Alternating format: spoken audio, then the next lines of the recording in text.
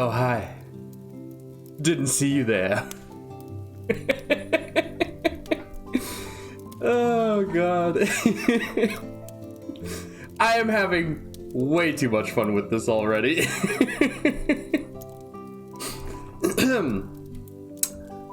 Happy Valentine's Day, everyone. You're not gonna be my Valentine, Catwire? Oh, that's okay. That's okay. The rest of chat will be my Valentine. How's it going, everyone? Good morning. I hope you're all doing well. We have a very special stream planned today. I'm trying so hard to straight face this. Woo! Time for Thomas to leave? What do you mean? What are you talking about? Anywho, happy Valentine's Day, everybody! Yes, we're gonna be playing some interesting games today. Biggie suggested KFC dating sim, and I figured that actually dating sims could be fun. So I looked into it just a little bit, and I found that there are quite a few fun-looking dating sim games. Honestly, I'm just gonna roll with it. I'm gonna have a good time.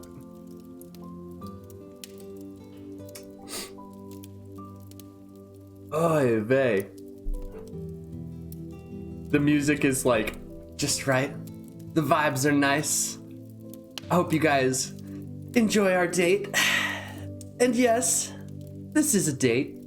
So now, anybody that didn't have a Valentine's, congrats. I'm your Valentine. And what an awesome one I am. Yes. I had so much fun setting this up last night. I was just like, I'm gonna turn it on and everybody's gonna be like, what the fuck? And I'm gonna have like, yes, this is gonna be good. Well, hello there, Zelda, and welcome to our date. Happy Valentine's Day, chat. I'm not on, I mean, like, a little bit, but let's be honest, I'm a fire type. I'll be okay. Am I late? Nope, you're right on time.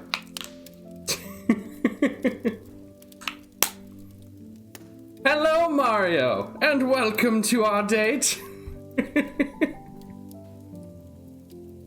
How small are you? Oh, it's a big fire. It's a big fire. Yeah. See, I got the table right here too. I'm about, I'm bigger than the table. Yes, we all share this date. I am the Valentine that you all needed. It's not a fireplace, he set his house on fire. You know what? I can neither confirm nor deny that suspicion. Who's gonna pay the check? Me, of course. Obviously.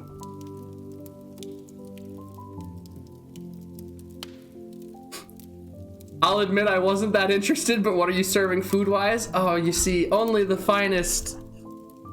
Whatever the fuck this is. Got some cheese and some crackers here. A little bit of wine. Can't pay the check. Hey, what's up, Subwitch? How you doing today? On the finest on the McValue menu? Ew. No McDonald's. This is a special occasion. After all. What's up, Ishmik? Good morning, all. Yes, yes. What a beautiful Valentine's Day we shall have. So, Dino Nuggies? I actually had chicken nuggets for like the first time in years last night. Honestly, not that great. However, they were nostalgic. Stubbed my toe so hard on the corner that I smashed in half. Oof. Ow. Don't do that. This should cover the check. Thank you so much for your pennies. Much appreciated, Subwitch. Spending Valentine's Day in bed in Lucky Stream. Wouldn't have it any other way. True. Same. Ah, yes. And what a beautiful day it shall be. So the first question that I have is what game do you guys want to play first? I'm gonna find a list of dating sims. We build Love Heart. I think I want to play a dating sim game today, just because I think it'll be funny. What game do I want to play first? Well, this is a group project, chat. This is our date.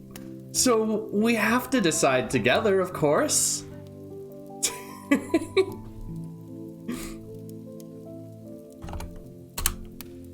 Play Dream Daddy?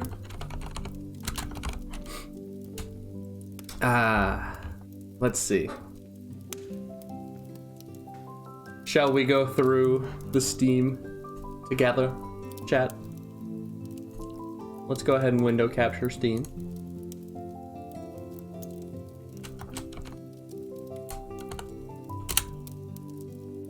Oh wow, it just worked. Nice. Beautiful. We'll just put this right here. I don't know why it's not actually capturing anything. That's kind of odd. Maybe I have to adjust the hook rate. I don't know.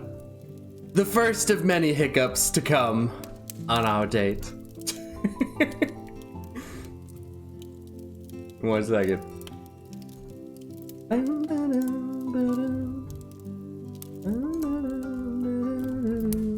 Perfect. Okay. Is there a way to like zoom in?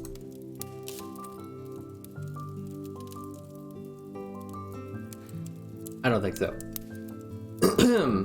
So. Oh, who bonked me? No! No! I can't be bonked! Ah! Wait, what? Oh, okay. I saw I saw this in the dating games section, and I was just like, wait, I don't have any dating games in my library. Why the fuck is this? And then I realized it was Persona 4.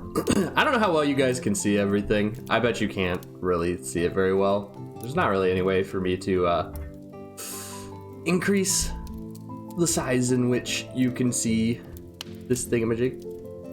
But that's okay. So, we can pick something off of here, or we can just go for the tried and true, the KFC dating sim. If there's any specific ones that you guys think might be interesting,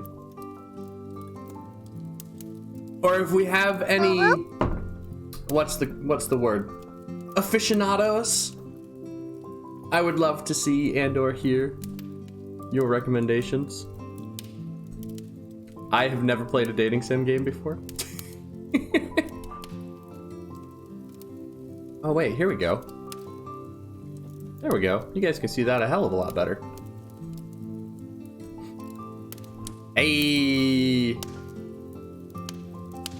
The only dating sim I know is that one ghost one. Ooh. Well, let's sort by user reviews. We got Doki Doki. We got Sucker for Love. Mirror Project X costumes. We gotta make sure there's no nudity. It's my only stipulation. We have to have a wholesome date. Rewrite is a good one. Ooh. Now, if there's one person I trust with dating sim game advice, it is Slew.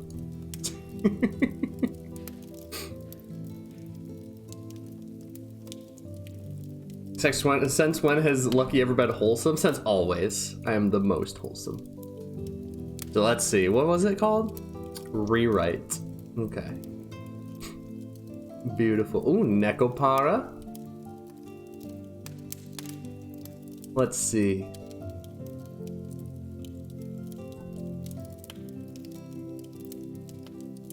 Okay, I gotta be careful with clicking on stuff, evidently. Hey, thank you so much for the tier 1 Subwitch. Welcome back to the Cool Kids Club. I hope you enjoy those emotes. You get to spam them all over Discord and Twitch. So spread them everywhere. And spread the good word. Bring more people for me to date on this very special day. Speed dating for ghosts. That could be fun. So let's look up the one that Slew was talking about. Rewrite. Let's see. What was it? I must leave this date early. Got groceries to buy. Have a good time. All right, we'll see you later, dude. Thanks for stopping by. I hope you enjoyed. Speed dating for ghosts could be a good one. This one's a little too expensive for me to throw up there right now. Unless you were talking about this one, but this doesn't look very good. So I'm gonna go out on a limb here and say you were probably talking about this one. Because this one looks like anime waifus, and I know that's like right up your alley. Yeah, I don't know if I want to spend $50 on a meme.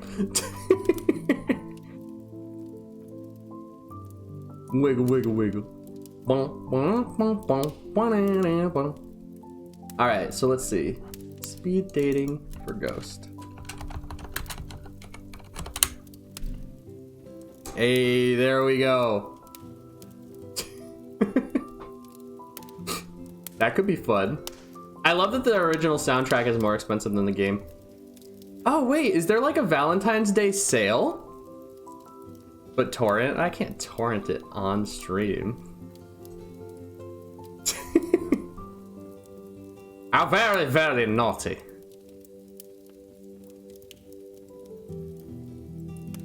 We'll keep this one open. This is a good idea.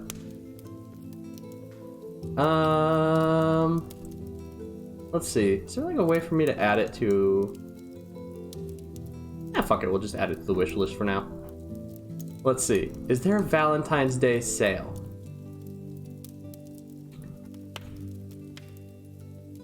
Because if there's a Valentine's Day sale, then there's most likely a whole bunch of, like, good dating sim games. No? Really? I'm surprised. I've seen so many random dating sims on sale, I just assumed. I've heard that Doki Doki Literature Club is really good, too.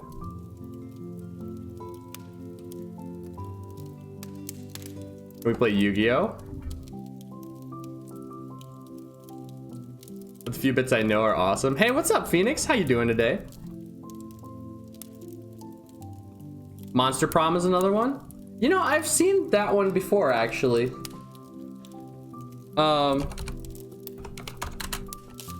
My roommates play it all the time, and they love it.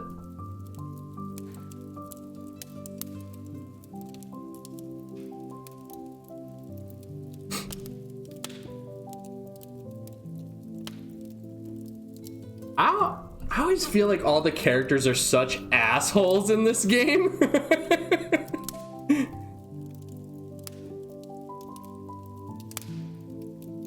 Just nervous more than ever? Hey man, it's only weird if you make it weird. So just don't make it weird. Best advice I can give you.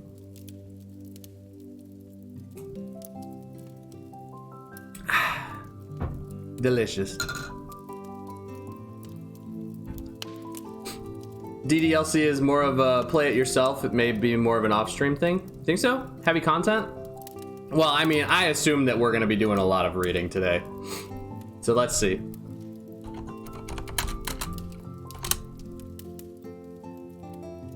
We could do Dream Daddies.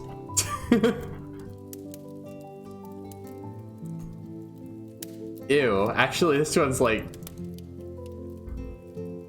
This one might be a little too spicy. I don't know. What is kitten slash puppy therapy? We do a few minutes of, you know, watching a cute vid of sorts. They mean the game can get dark? Yeah, I know. I've heard that it has some pretty rough stuff in it, but that's okay. Like, I'm gonna try to find one that just looks like fun, because if it's terrible, that's okay. So let's see.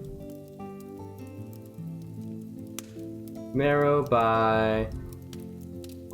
let's do anime tag. And then... I've worked... you know what? Here, hold. So this is the fear in me. I'm afraid that some of these games are gonna have some spicy content. So I gotta make sure that they don't before we play them. What is Crush Crush?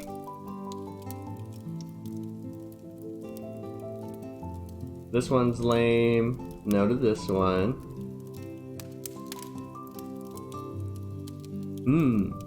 You have Diamond and Pearl now? Nice. That's a really good idle dating game. Ah, but there's nudity in it. Satch. Gotta keep it Twitch safe. You have a long title one? Okay. There's one that's literally just called Dating Simulator. That's funny. It looks like Grand Theft Auto 4.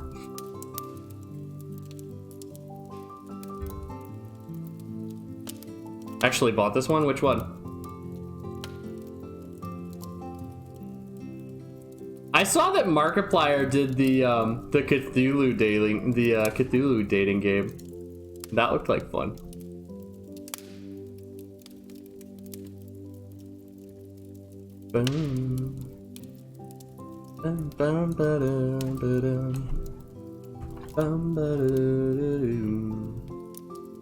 Let's see. We could just go for... No, we can't. We can't just go for Nekopara.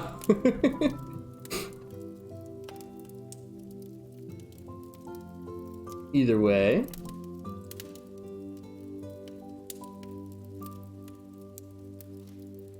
Ah, I see that Big B owns this one. It only has nudity if you are 18 patch? Okay. Wait, Nekopara?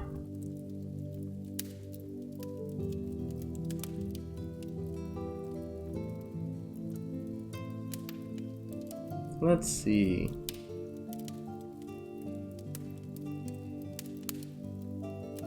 I love that the Catboy one is free.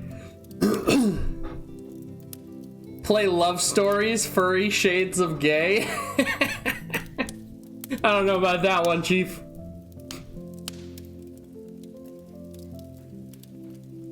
Nekopara Volume 0. These ones could actually, like, be fun. Let's see.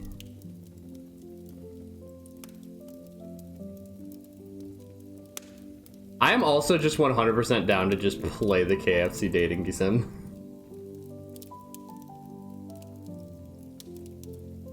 Hey, what's up, Sashimi? Wait, I totally said your name wrong. I'm so sorry. Allow me a second try. I can't fuck up on our date. Sashai's simping. Hello. Didn't see you there. Welcome. How about Love Stories 2? Sex in the Furry Titty? What the fuck, Swizz? Are these real? Are you just making these up? I feel like you're just making these up.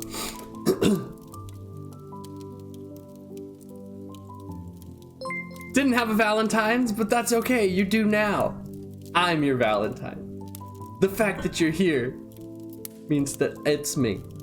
Yep, it's me. 100% real? Oh my god, Swiss, why do you know these? Where did you find these? How did you find these?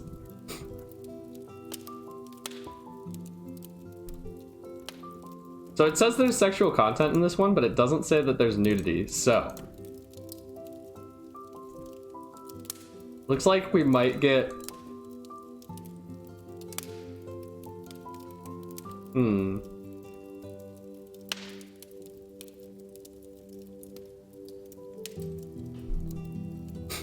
Steam has everything? Yeah, Steam has like actual porn games. But like, we're not gonna play those.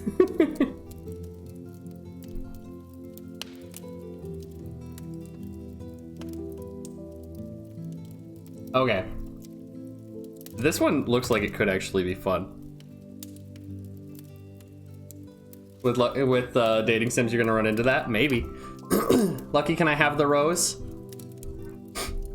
Only after dinner. Play friendship with benefits? That's a game we've all played. Actually, hold up. I gotta add this one to the wish list real quick so that I can come back to this one, because this one looks like it might be a good idea. So I was like letting everybody see. Oh, here we go. This one doesn't have any mature tags. And it's cute. Steals the cheese and crap. You don't have to steal them, Isla. They're there for you. Take them. They're all yours. Oh my god. Oh yeah.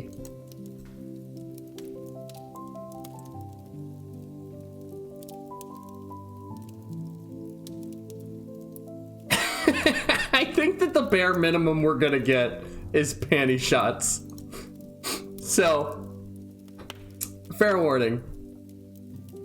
Finally, grown-up juice. Actually, wine is really not all it's cracked up to be. It kind of tastes bad, if we're being completely honest.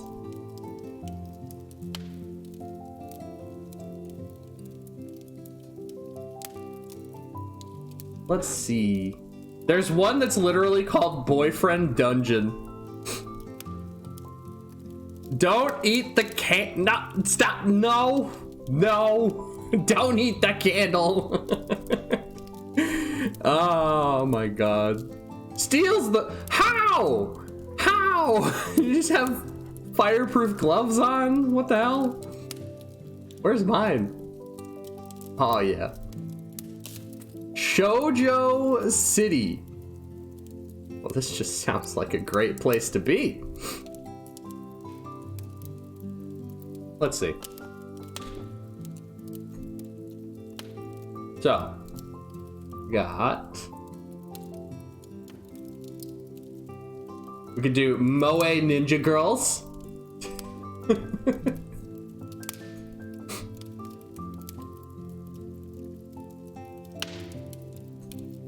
One sounds like fun.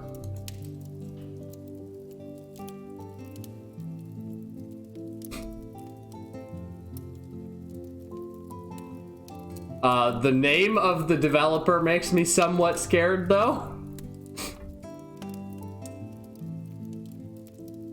We'll just throw it up there on the wish list. And then I'm gonna get a few together, and then we'll all decide what we want to do today. Let's see. Vampire Slave. Yeah, that one seems like we're not gonna go there. What the fuck, dude? These people are having entirely too much fun with this shit.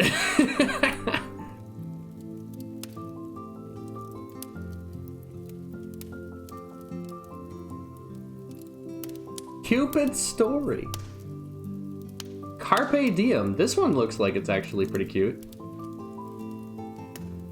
Perfect. Okay. Let's see. And what was the one that Slew suggested? Let's go ahead and grab that one real quick. No. This isn't it. What was it? Oh boy, let's see. It was...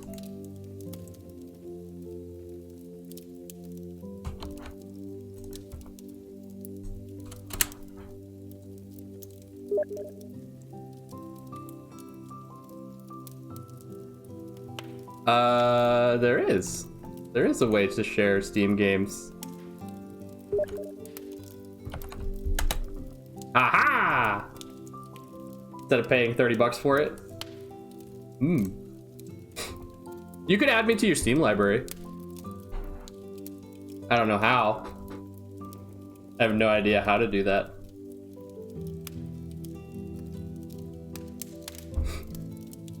I hear Steam, so I checked mine. Yeah, Slew was messaging me. Be right back. I'm gonna grab some food. That isn't cheese.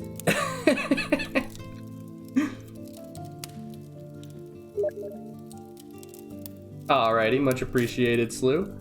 So, while he does that, let's take a look at what we've come up with.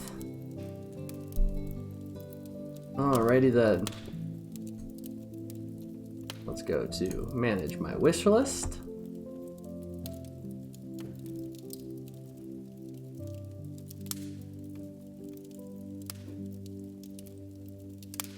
Okay. Here we go. This is what we got so far. Get out of my way. So far we've found Carpe Diem, which looks kind of interesting. Got nice blue hair girl. I wonder if there's other characters. Probably not. That's okay. We have Tricolor Love Story.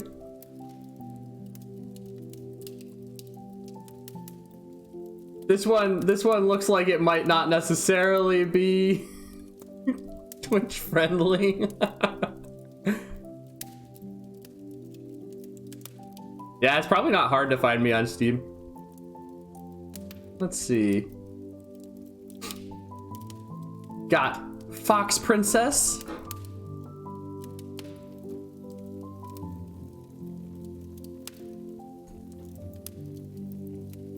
This one looks like it's gonna be like a Kudere story. Oh my god. Oh my god. But we got this nice lady. Can I romance her instead? The other one seems kind of lame. And then we have, of course, speed dating for ghosts.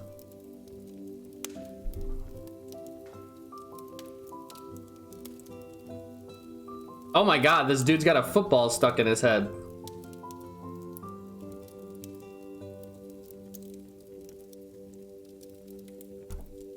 Alright, see you later, Phoenix. Thanks for stopping by, buddy. Back with soup and bread? Hell yeah! I rob banks, don't judge. Alright. I still feel the blade. What the fuck, dude? Learning to spook 'em takes time. Is Jam something that interests you? What the fuck? She was like a little old granny. What on earth? It's like, they're all people that had weird lives, it looks like.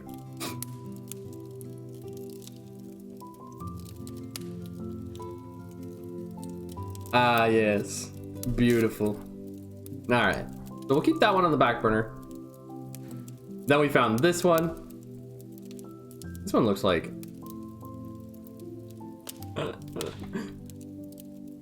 I mean, it's got tickle bitty waifus.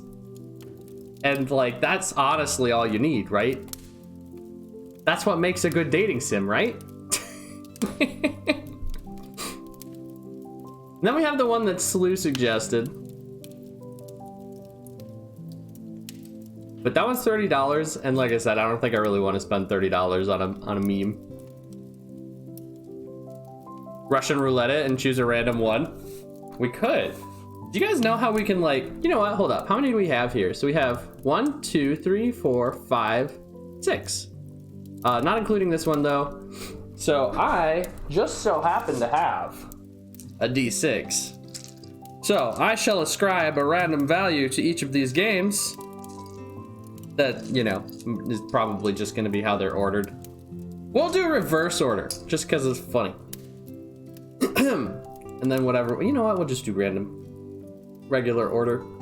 That way it's just whatever we land on and I don't have to do math. See, I'm aromantic, so that makes recommending dating simulators difficult.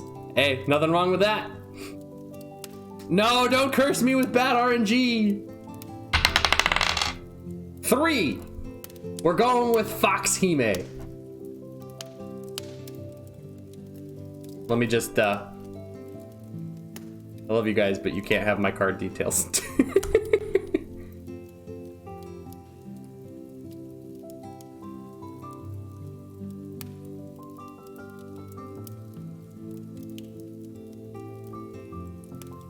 I believe it was... Let's see, what were the 3 funny numbers on the back? Damn it, I always fuck it up. I got a new debit card not too long ago because, like, I had some technical difficulties receiving my new card, and I think it got sent to my old address. Can't wait to, like, have this on my library forever. Alrighty. So anywho, my old debit card got, or my quote-unquote new debit card got sent to my old address. And I was just like, well, there's no way I'm getting that. So I just went up and had it deactivated. Got a new card.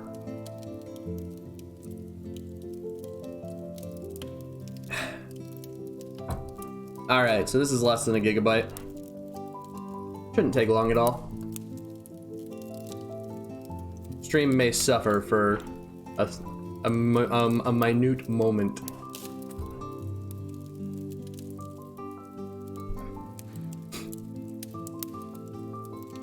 Let's see. How fast can I download an entire gigabyte of data? And 60%, 75%, 76, 96, done.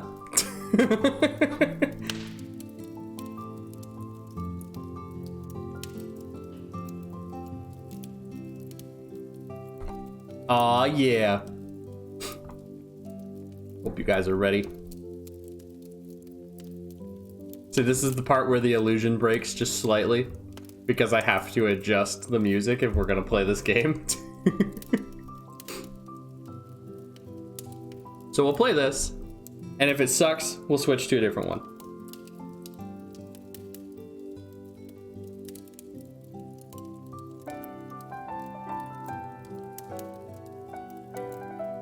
Pay no attention to the fireplace.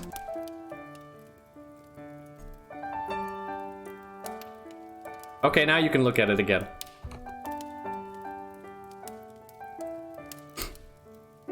Ah, yes, it's beautiful. Let me turn the music down. I don't know what this means. We're gonna go do 30%. 30%. 30%. Beautiful. Full screen that bitch. At least 1080p, please. Is there a better resolution actually? No, there is not. Beautiful. Okay.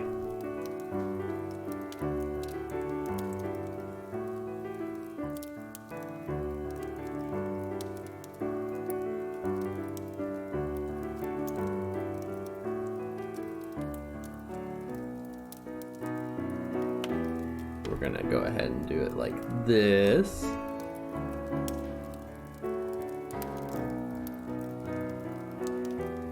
Ah, yes. It actually looks so beautiful outside right now. Are you making small talk?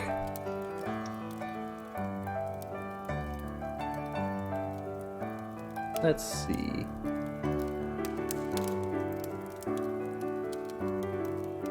Beautiful.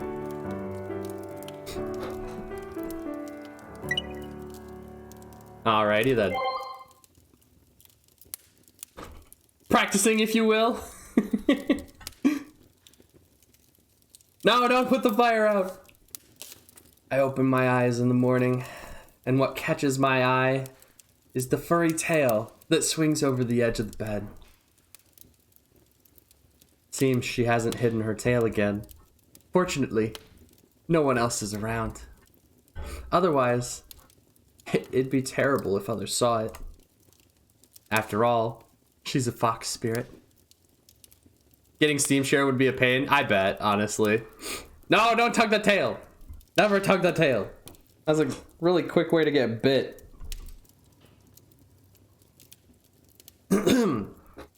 I get up and have a mischievous idea after seeing it while getting dressed. I reach out to touch the flapping tail. However, as soon as I touch the tail, it withdraws into the curtain. What do you think you're doing? Followed by a rebuke from the owner of the tail.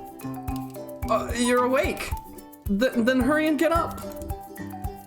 Why is she so careless if she's awake? Isn't she worried about frightening others? Do you have to be so loud? The owner of the tail opened the curtain and leaned out, her face so close to mine, as if we were going to geese. I just saw your tail swaying. I couldn't resist. The owner of the tail is Mori, a fox spirit who lives with me. Don't do that again. Really. So childish. Okay, I won't do it again, but you need to hurry. My first class is this morning in the linear... Wait. My first class this morning is linear algebra, and the teacher is so strict he almost always checks the attendance in every class, so I don't want to be late. What's the time now? Almost 8:30. Really? Mori looks around and glances at the alarm clock. What? It's already 8:30? If you could spare the time to touch my tail, you should wake me up. Turn around. Okay, fine, Lady Mori. Damn it.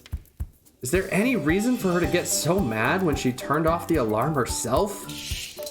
Mori closes the curtain and I turn away at the same time. There's a rustling sound of clothes and the bed squeaking from behind the curtain, which must be getting changed. Hey, what's up, Foxclaw? Happy Valentine's Day. Then, followed by the sounds of her getting out of bed and climbing softly down the wooden ladder. I'm done. You changed your clothes really quickly this time. Really? I think I was around the same pace as before.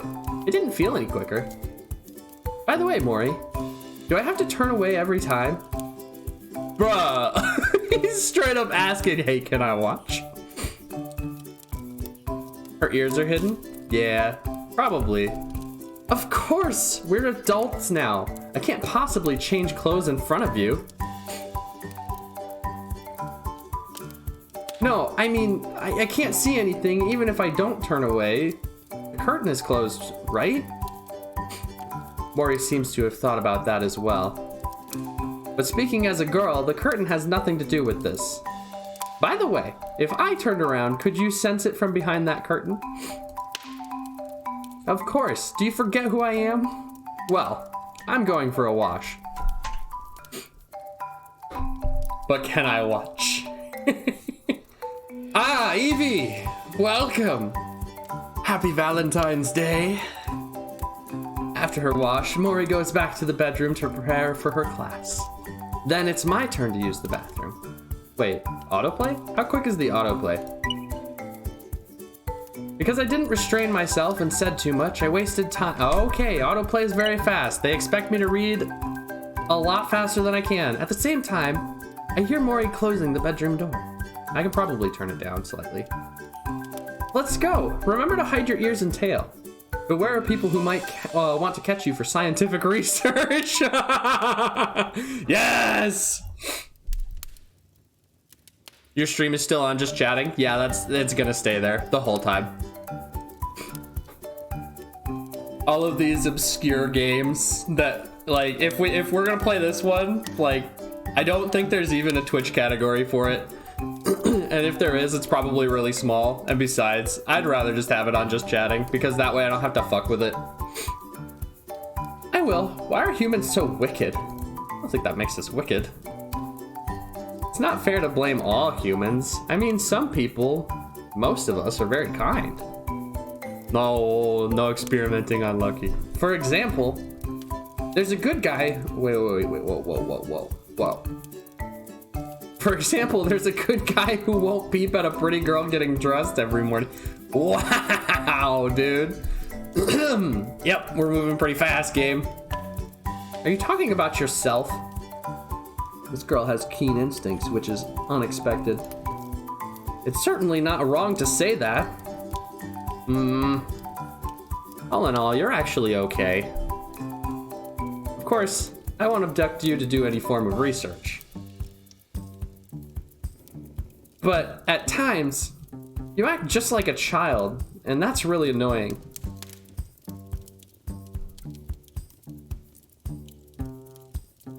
Bro, that's just human decency, right? Isn't it good to retain some of the innocence a child would have? Come on, you'll never find a girlfriend if you keep acting like this. Mori suddenly said seriously. Since you've said that, I will find a girlfriend and I'll show her to you. Don't cry and say you're all lonely then. Don't be so arrogant until you really find one. We kept arguing with each other and walked out of our residence, an old bookstore that permitted us to work here. It's a sunny day, which is hot as hell. Schoolgirls walking along the street are already holding up their umbrellas. Achievement unlocked. The beginning. All the credits you need. Don't copyright strike me, Twitch, please. Hell yeah! I don't know what any of that says. My kanji's out of practice. Achievement unlocked, friend zone? No! Ah, well, there's the first one. Sorry, can't do anything about it. Wait, I know what I must do. We hide the decency. We hide the indecency.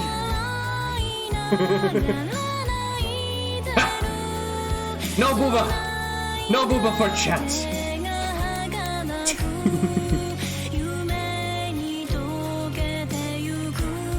None.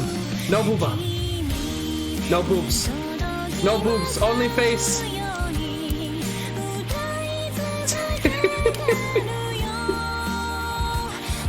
No boobs.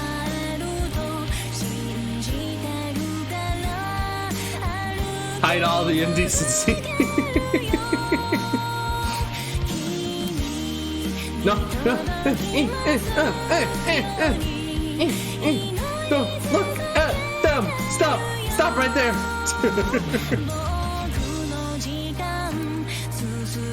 That one's okay. That one's okay.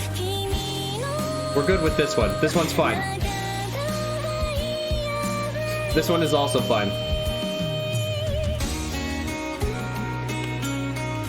Their eyes are super pretty.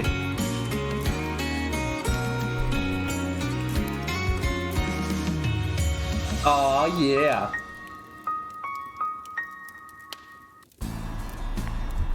It's so hot. Mori, wouldn't it be better to shade under an umbrella? Why? I'm not afraid of the sun. But that'll look more similar to a human girl, see? They're all holding umbrellas. I guess you got a point. Then she took out a sea blue umbrella from her satchel. Let me hold it. Why, thank you. Then she passes the handle to me. I take it, open it, and tilt the umbrella slightly towards her. Why? Hold your own damn wait, no. This is a dating sim. I have to be romantic. Yes. Allow me to hold that for you. Maybe I know the reason why I don't have a girlfriend. You know what? Shut up, game. That was directed.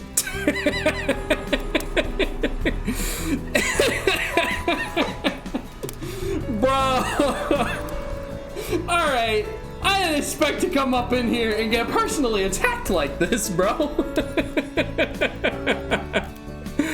Oh, don't clip that. No. Oh god. Why? You see, we always go to the university together. Others must have thought you're my girlfriend, so how would other girls dare approach me? Best day for this, right? Mori stops and looks at me scornfully. I can think of another reason why you don't have a girlfriend. God damn! I really did come here to get personally attacked. Why? Putting the blame on a weak girl like me. Do you even think that you can find a girlfriend? See, you have nothing to say. Does it make sense? You're being irrational. You aren't weak.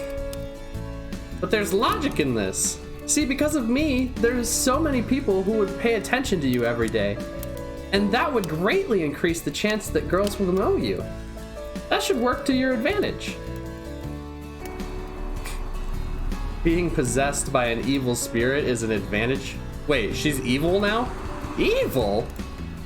Mori stops again and begins to take something from her satchel. Soon, she's holding up a notebook and starts to bluster. She taps my hand that's holding the umbrella like a dragonfly, skimming over the water. Screw you! Don't you dare call me an evil spirit again. Oh no, please spare me, Great Fox. What the fuck is going on? Anime noises.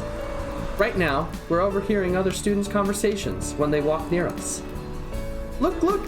That couple started flirting with each other so early in the morning. He even called her some kind of great one. That's really too much. Mori is a fox spirit from the... Wait. From the Fane? What the fuck's a Fane? Mori is a fox spirit from the Fane in our town. If I have to say something about her, she can be considered a goddess. My mom said I had cried excessively after I was born, and I seemed to cry without end. Although crying is normal for a baby, none would cry as severely as I did. When I grew up, I asked Mom, since I cried so severely back then, how did I get cured? That was really a problem. Mom laughed after hearing my question. We went to many hospitals and saw many doctors, and all of them said you were fine. It was so frustrating. Later, we came across a festival parade on the way to the hospital, and you cried and cried and cried, but you still wanted to see the procession. So I held you up and made a wish to the fox effigy at the head of the procession. I wished for the fox spirit of the shrine to guard you as you grow up. And you immediately stopped crying when the procession had passed. It's that amazing, huh? Of course, the fox spirit had answered a lot of prayers. See, she's been with you since. Indeed, that is the case. The fox spirit has manifested itself as Mori, who has been at my side for as long as I can remember. She's also different from humans, occasionally revealing her fox tails and ears. We are indeed dating our spirit guide. So when will Mori leave and stop protecting me? Happy Valentine's Day, Freedom Saints! I see you made it to our date. So when will she leave and stop protecting me? What? Evie, what? Happy Valentine's Day, Evie! When Yen-chan is old enough. But when am I old enough? At that moment, my mom just smiled and became quiet. But somehow, I kept wondering, when would Mori leave me? We arrive at the school canteen. I'd like a deluxe sandwich today. Go ahead, I'm not stopping you. But Mori swiped her debit card at the machine. It displayed a string of red zeros. The manager paid your salary a few days ago. You've already spent it all? Girls are different from boys. They spend their money on things which cost more.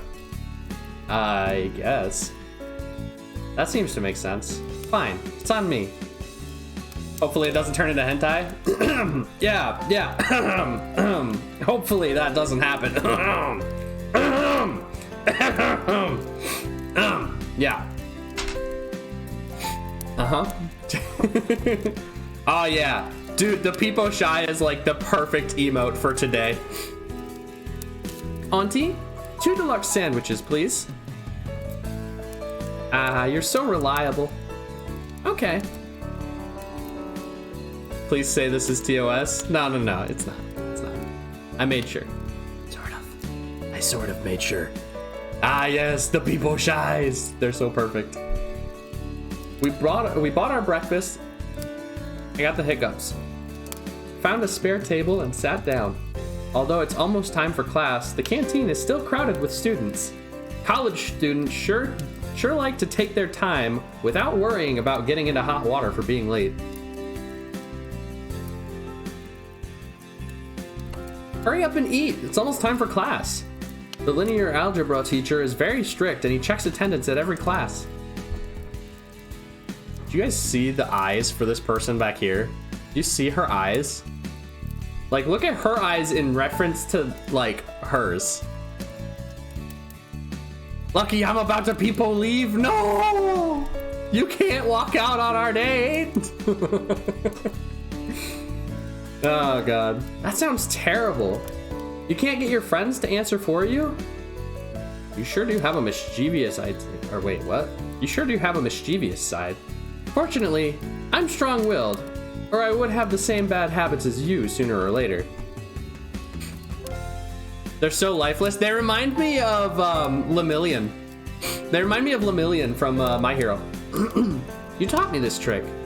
Mori raised her head and stared at me. Really? I don't remember that. I said you're reliable just now.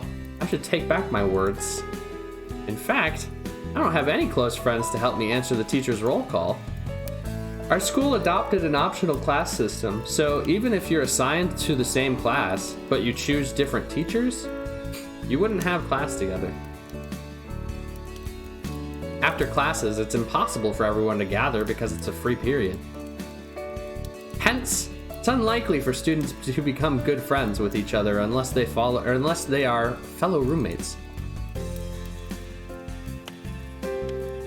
No, Catwire, don't curse me with bad RNG.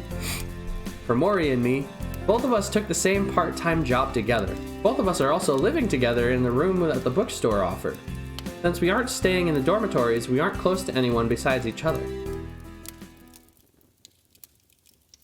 It's not difficult to draw attention. When I reach the classroom, the teacher has already become his lecture. He's already become his lecture. I'm not fixing it. I sneak in through the back door and quickly take a seat next to the wall in the last. Then, I open my book and try to pay attention in class. But soon, I begin to feel sleepy. The teacher is just like a chanting old monk, honestly. And I can't stand it. Other people are talking about unrelated things in a low voice, and no one's really listening. Poor teacher. Well, what's the relation between A and whatever the fuck this is? Suddenly, I hear the teacher's question when I'm about to doze off. What if I answer this question loudly? Linear independence! The words already came out from my mouth before I could sort out my thoughts. And the class immediately became quiet before they burst into laughter. It's really embarrassing. I start to blush. Seems I'm still not used to attention by others. Yes, at this time, A and whatever the fuck this is are linearly independent. But because the teacher didn't expect anyone to answer him, he also paused for a while, and then continued with the lecture. anime noises. When I regain my senses, I notice there's a girl seated in the... Wait. Who the fuck are you? Is this a triangle? I look at her and around the whole classroom. Then I look back at her. Did you do that on purpose? This girl is still laughing. I can't fucking talk, dude. Bro. We're currently relying on my weakest attribute, which is my ability to speak. Ah, yes. The girl is still laughing while covering her face. No, you should have noticed that I was dozing off. But dozing off doesn't mean falling asleep. You were still conscious. And you must have given your answer after using your brain to think it through. Surprisingly, I'm convinced by her and am at a loss for words. But that's too much of an exaggeration. You wanted that attention from others so badly? Of course not. I tried it because I thought it would be fun. How in the world are you so... Wait, what? Reading is hard. Wait, whoa, dude, did it just randomly pop that one up? How did it know? Right. She's looking me over again. Right. I'm not eye-catching at all. Even for my answer right now. Everyone would just laugh it off and forget it in no time. That's right. After all, you're not among their circle of friends. But you aren't the reason you're at... wait, what? What do you mean, I'm not the reason I'm eye-catching? Or is it because I'm sitting next to such a cute girl like you? Ah.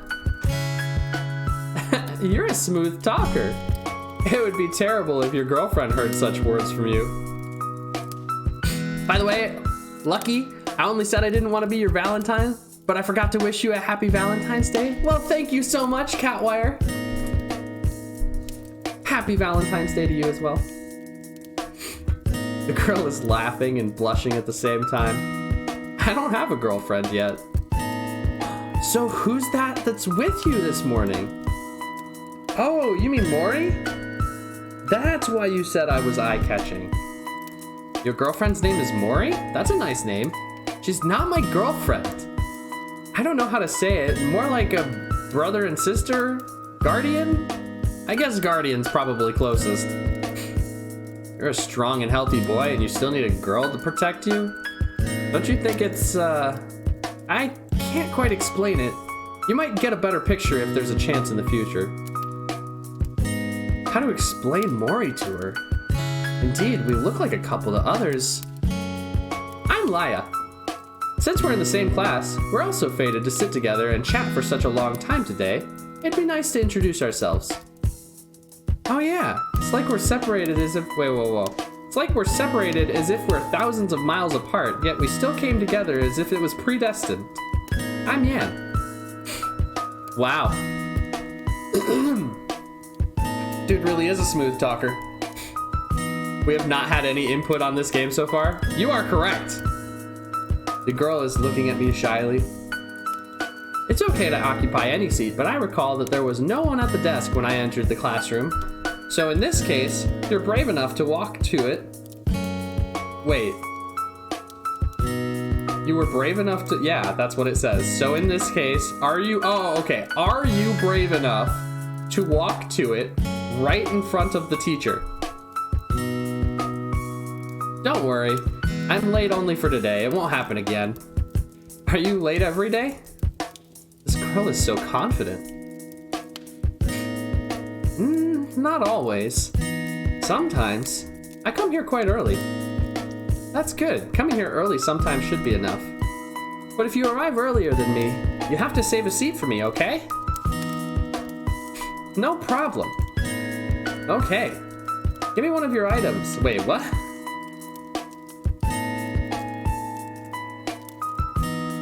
What the fuck? Yeah. Give me your backpack. so that I can save a seat for you tomorrow. Is that necessary? No, of course not. I also give you one of my things. Okay, but I don't need yours. You can just sit beside me. The desk next to me will always be reserved for you. Laya looked at me in the eyes for a while, smiled, and took out a book called whatever the fuck that word is of human. Treatise? I'm just gonna say treatise. It looks like it's just treatise spelled wrong. Sussy items? No, nothing sussy. Nothing sus here. Anywho, she took out a book from her satchel and then she plonked it on the desk. From now on, you can use this to occupy a seat, so I can immediately find the seat you've reserved for me.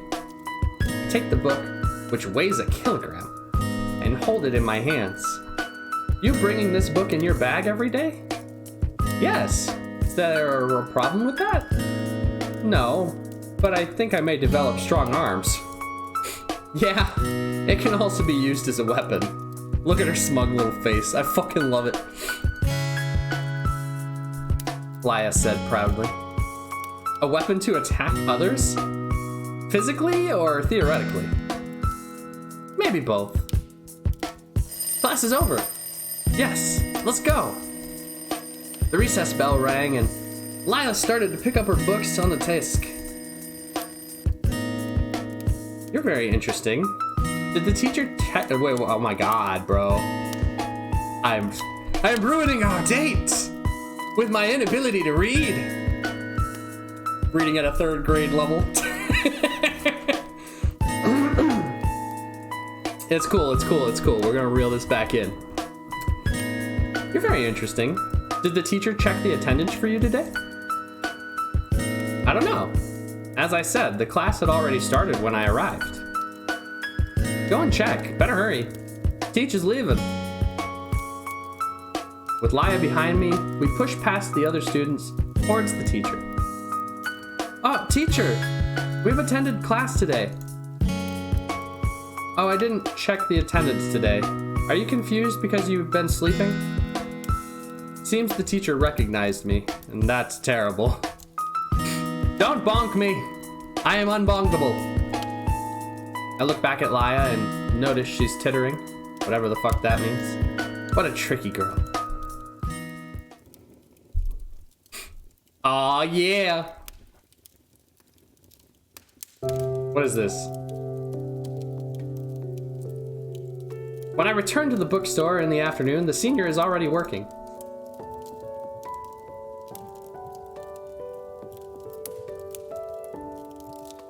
No, I am unbonkable, don't bonk me. The manager has assigned these tasks to you and Mori this month. I've already told Mori hers. The manager also wanted me to inform you that he hoped you can do a great job like last month. Physics? Who needs physics? The senior looks like a gentle and refined girl, although there aren't many opportunities to talk with her. Whenever I see her work, she's very earnest and efficient. What a reliable senior. Did I just see jiggle physics? Maybe. We don't talk about those. The manager is always searching for all types of old books throughout the year. He's hardly at the store, so he left almost all of the regular daily work to the senior. This feels more like a light novel and less like a game. As for Mori and I, our jobs require us to transcribe the old books he found, and the transcripts look similar to handwritten and ancient books in an antiquarian bookstore. The printing techniques are so advanced nowadays. Why is our manager still clinging to handwritten books? Does anyone ever buy them? Usually some customers would come in and browse, although there are fewer people who would buy this type of book. Some still occasionally buy them. Anyway, handwritten books have their own advantages in which those cheap printed versions can never match. I don't care too much about these. Some customers have also praised this beautiful handwriting in our shop's books. Mori probably wrote them. You're too modest. No, really, I'm going upstairs. Hold up. Oh, not really. Not really. I'm going upstairs first if there's nothing else. Okay, go ahead. Our bedroom is in the bookstore's second floor, which used to be the utility room.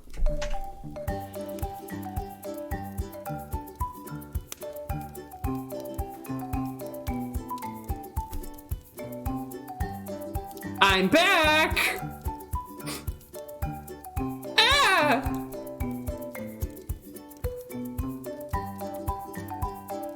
Yan-chan? Yeah? What? Seen enough? Enough? Why are you still standing here? Do you want me to poke your eyes out? No. Get out right now! Okay.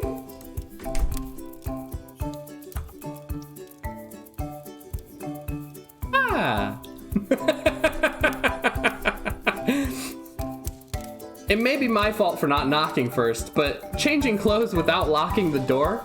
How careless can she get? Okay, you can come in. After a while, Mori had finished changing. Sorry, I didn't mean to. Okay, I know you didn't mean it. Mori is so understanding. Remember to knock on the door. If there's someone else inside, you might end up in the hospital. I will. Such a stupid guy. Just get some rest. And accompany me to the supermarket later. I need to buy something. Snacks? I like snacks. I also have other things I'll need to buy in addition to snacks. Okay, I don't have optional classes tonight. Do you want to go to a bigger supermarket further away? The prices for items there are cheaper. Good idea. I dropped the heavy backpack on my bed. I heard from our senior just now that she already told you about your work for this month. How is it? Still okay. It's not too much. I can finish that in about 20 days. Mori pointed to our desk. I turned around to see 3 books that are a little bit tattered. Nevertheless, it's still unfair. I have 4 books. No point in complaining to me either. I can help you if you really can't manage them. She still has no money, I bet. Bro, I totally forgot about that. You're right. I'll find another way if I really can't finish. Then we'll go to the supermarket at 5 o'clock and have dinner outside. Okay, sounds good. But we still have plenty of time before 5 o'clock. Then we'll work for a while. I walked to the desk. Seems I'll have to work hard to finish it. What the fuck was that? Did you guys see that? They just like jiggled her shirt. What the fuck? Small question, does this game have actual gameplay? Considering we haven't seen it yet, I'm gonna go out on a limb here and say probably not. So is this the extent of it? I'll start too. Mori sits next to me. We start on transcribing these ancient books, and for a while, there's silence, except for the scratching sound of pens. No complex technique is needed for this job. Although the pages in the books are tattered, the contents are mostly legible. Occasionally, there are some parts that are damaged, but we can guess its meaning after a quick analysis. Just now, the senior said some customers praised the beautiful handwriting in our store books. Usually, we would write quietly and hardly say anything to each other. But today, I just wanted to chat with Mori. But I couldn't think of anything better for conversation. So I mentioned what the senior had told me. Really? Did you ask her whether any books were sold today? Mori doesn't stop writing, even though she's talking to me. Right now, she has a different aura around her. She's sitting on the wooden chair, demurely, and her gentle face from the side reminds me of a clear sky at dawn. I think these customers must be referring to the books you transcribed. They aren't necessarily mine. There are many handwritten books that were here before me. I've seen these books on the shelves, and none of them are better than yours.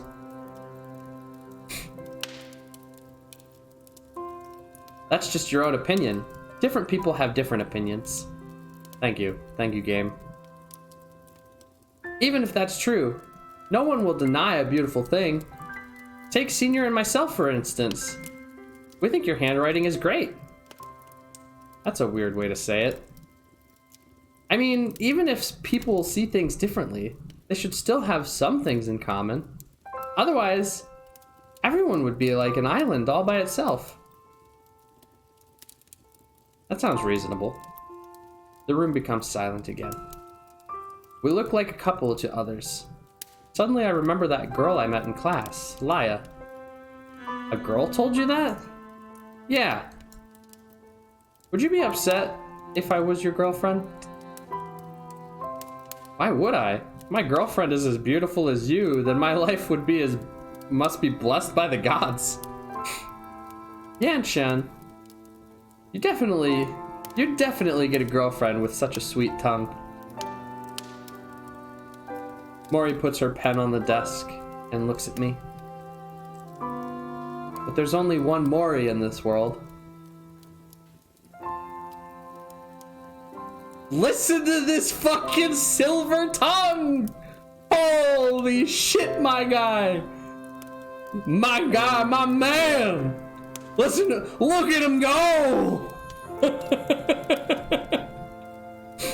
But there's only one of you in the world. I wouldn't have it any other way. Main character does indeed have flowers for brains. Can confirm. A random fact, you say? Well, did you know that hot water freezes faster than cold water?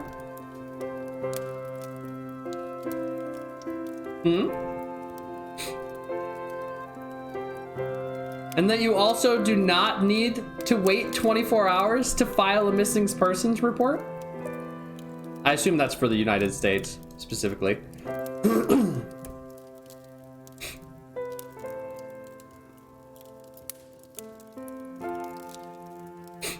So, like, apparently there's this very widely held belief that you have to wait 24 hours before you can file a missing persons report.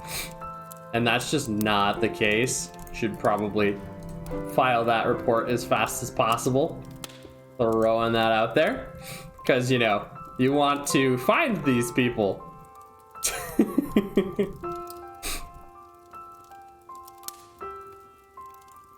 Has a can of expired Spam as a brain? Nah. He's doing great. He's doing great. Anywho. I'm a fox spirit. I'm your guardian spirit. Suddenly, Mori has a serious expression on her face. I know. I put my pen down and I turn to look at her. I get it, Lady Fox. Don't make such a scary face. Really? You're a child who can't seem to grow up. Oh, whoa, indeed! No, my parents thought I was missing once when I was 17. The police told them they had to wait 24 to 48 hours before I could be declared missing. I think it might be different with children, specifically. I don't know why, but I'm fairly certain that with adults it doesn't matter. And don't you live in Canada, Big B?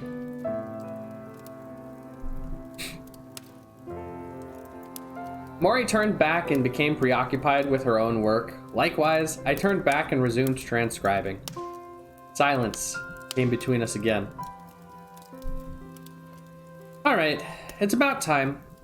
Let's get ready to go to the supermarket. Okay. In fact, there isn't much to do in particular to prepare. I take my public transport card and wallet from the drawer, and that's all I need. Don't forget your public transport card. Already got it. Then let's go. How about going to the restaurant in front of the supermarket to have dinner first? And then we can take our time to go shopping. Okay, we can do that. From the bookstore to the supermarket, we'll need to catch a train and change to another train. The total time taken will be about an hour. At least we have no other plans for the evening. The subway station is a short distance to the right of the bookstore, and the station is named after our school. The train runs at a more frequent intervals over this period when people normally finish work. And we only waited for a short while before boarding a train. Welcome back, Cal. Mankind is so good at being lazy. Why are you suddenly criticizing all of mankind? They didn't name the subway station well and just copied it from our school's name. Many roads in this city are also named after other places. Too little thought put into it. I don't think it's such a bad thing. It's easy to remember, and it's convenient for people when they gotta go out. Yeah, you have a point. The train starts to move, and the attractive faces smiling on the advertising posters begin to flash past the windows. Soon, Mori becomes sleepy and leans against my shoulder. Oh yeah, boys, let's go! We in! We in, boys! Take a nap. I'm here. I need to turn down the sound effects. Do 15. 15 feels about right.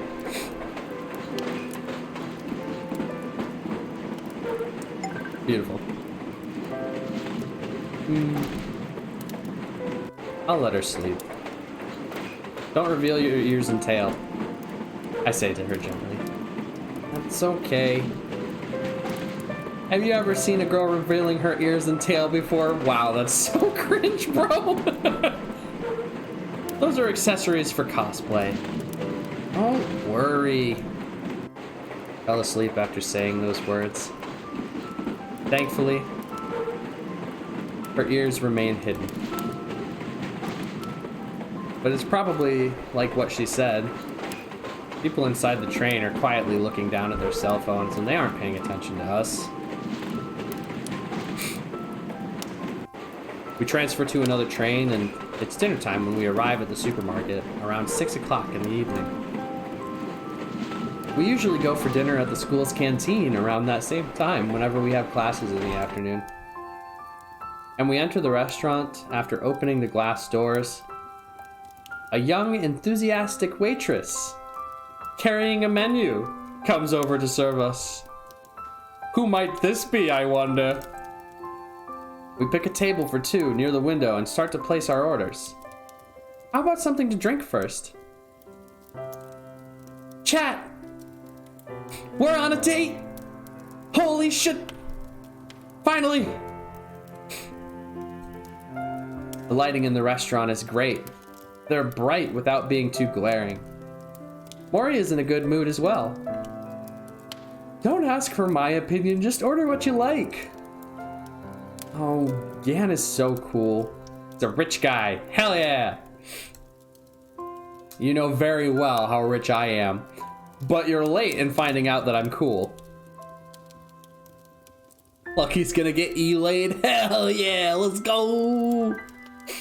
Not too far from a baby making sim? Yeah! I finally say some flattering words to you, yet you don't appreciate it. How well can a date with your girlfriend go by acting like that? We aren't dating now. We are eating in a restaurant face to face. What does it look like to others? Well, when you put it that way. Give me a cherry soda while you're there? Hell yeah, I got you. I got you, fam. Oh, I'm just kidding. Mori giggled while saying it. I'll take a glass of Frappuccino and an omelet. And I'd like a ramen set meal. For the drink, make it a cola. After writing down our orders, the waitress leaves us with an awkward smile. After a short while, she brings us our drinks. Yan-chan? That just sounds weird. Yeah, get friend-zoned, loser! How about you try getting a girlfriend? Based on what you just said, others have the impression that I already have one. You mean us? Of course I mean us. I nod and look at her seriously. Besides, other girls can't catch my eye when I see a beauty like Mori every day. This motherfucker, I swear to God. Bro. In fact, I'm not close to anyone other than you as well. That sounds like a lie. Fellow classmates. Removed from friend zone.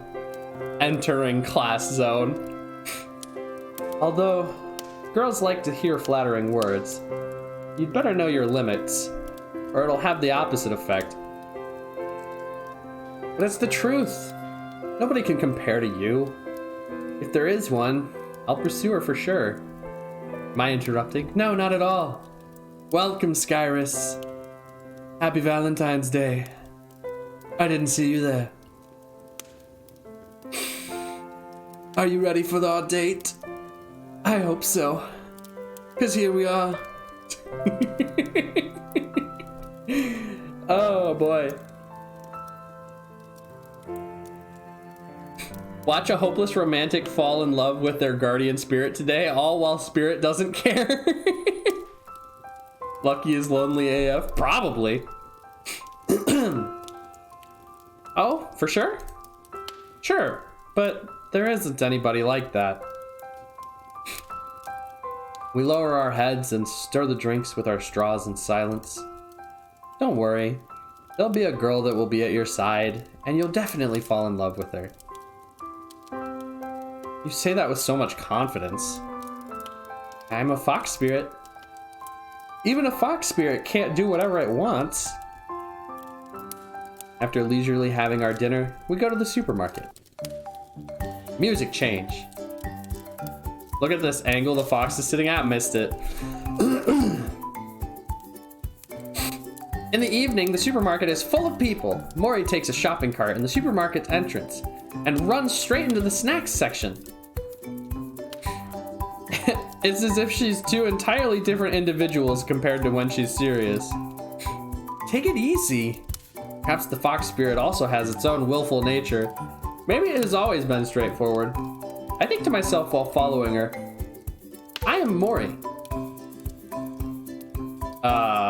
Yes you are. Mori suddenly stops and looks back at me with a smile. What are you thinking? I should be the one asking you. You ran so quickly. What if you hit someone? Relax, I won't, see? Mori pushes the cart and runs again. However, her statement is soon proved wrong. At the corner of the shelf, the two shopping carts slam together loudly. We must protect your modesty, chat. We must protect. Must protect. Here, I got you. I'll give you a little bit.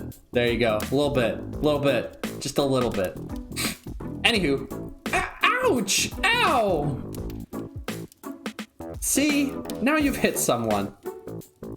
I rush over and there's a familiar looking girl sitting in front of the store shelves against the wall. How much force did it take to knock someone down? Too much. No, it's okay. It's all right.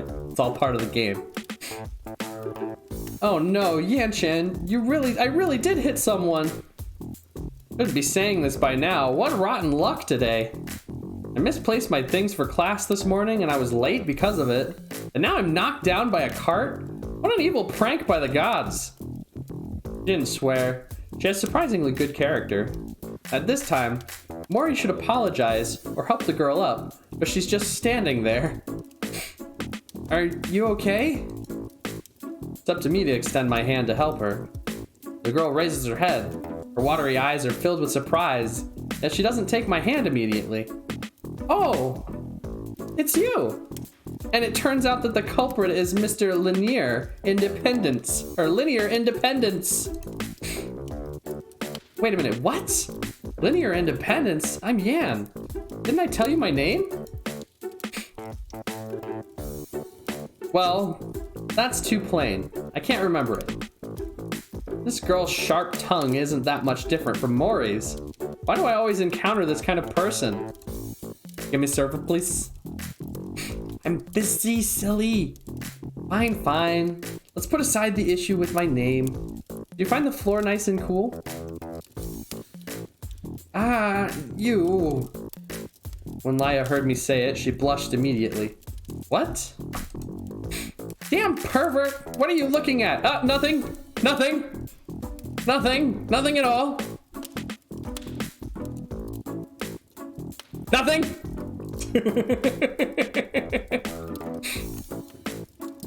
Not only did she blush, but she also became angry. What am I looking at? Isn't that obvious? I'm looking at you.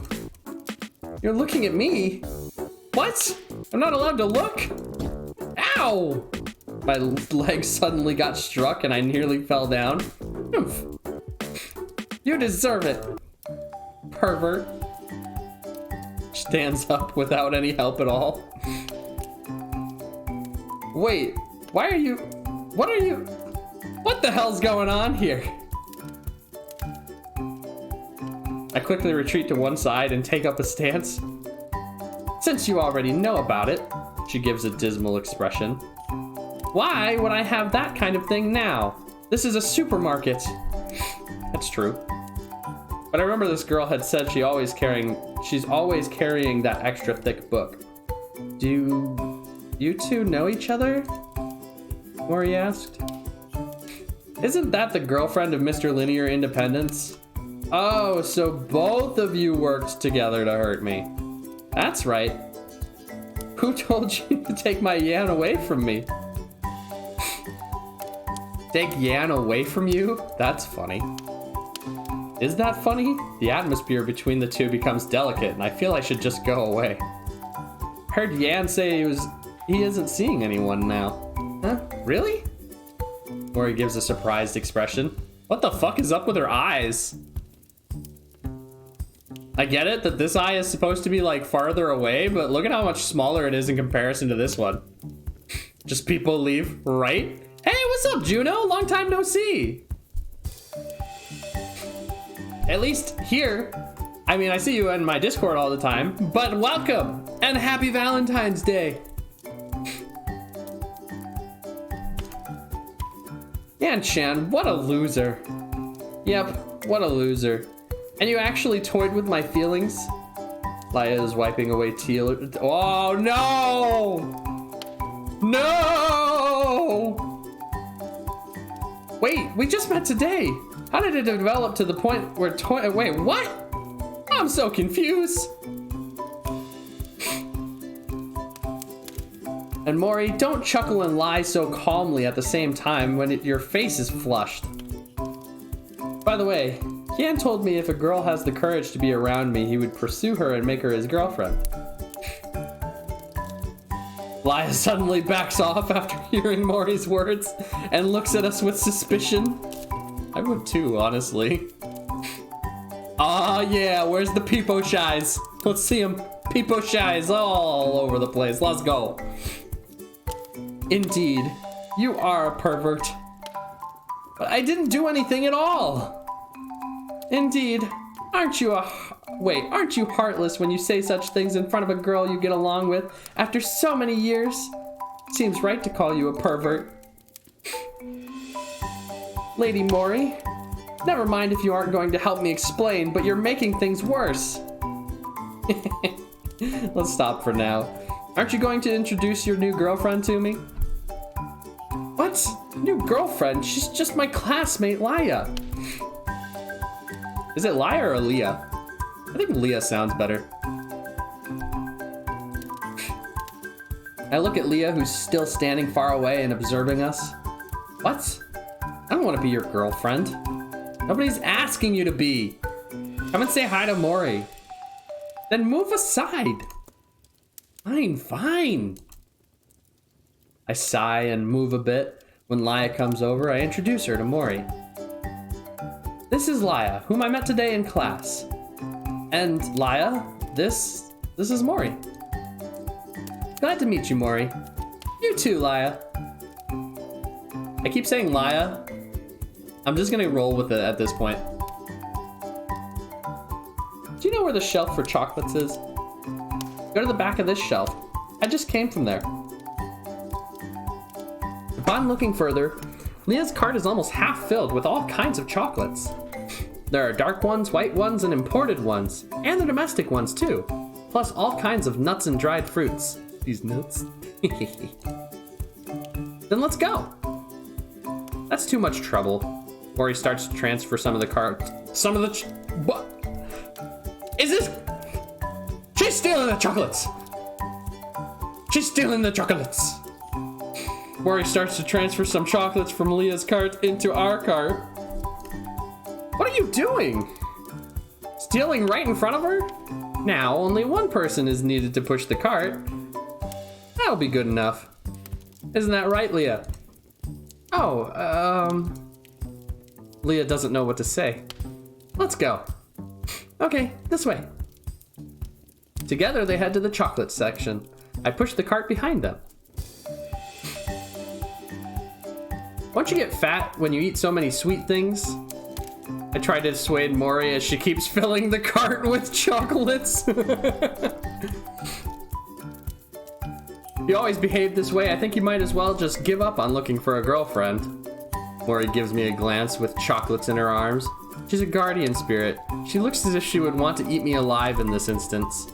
I think it would be a pity if you get Leah to be your girlfriend. Don't worry, I won't let Mr. Linear Independence pursue me that easily. Unless some spirits are messing with fate. You're always talking about spirits. Do you believe in them? Hey, what's up, Gabriel? How you doing today? Happy Valentine's Day. What are you talking about? How could those things exist? That's why I won't fall in love with you. You should stop dreaming. What the fuck, dude? You're so mean.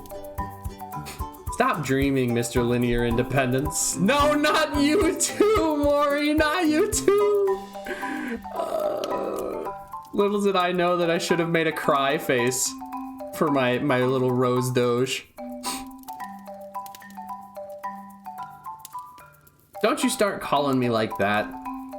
Lyle, what's the story behind Yan getting the nickname of Mr. Linear Independence? Ah, well, you see, in today's linear algebra class, after their shopping spree, where items got swept up like a whirlwind, they left the chocolate section and moved towards the area for daily necessities on the second floor. Sometimes I can't understand how the friendship among girls can be formed so easily. Why are you following us? Do you intend to go to the daily necessities area with us? Am I not allowed? I hope those two start dating. The two girls? Absolutely yes. Of course not. What are you thinking? Just wait here. Leah suddenly blushed and then left with Mori. Give my Mori back to me. I should be the one shopping with Mori today, damn it. In the end, I could only wait around and guard the shopping cart.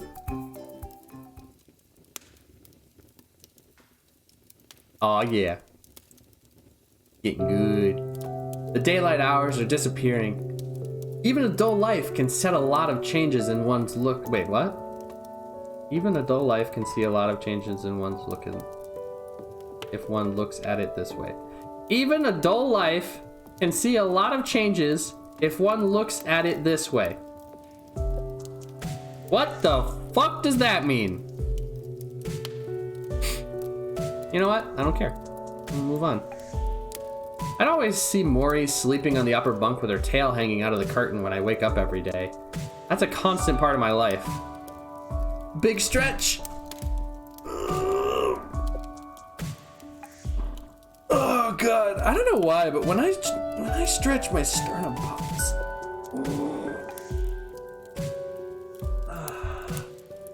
I hope everybody's comfy.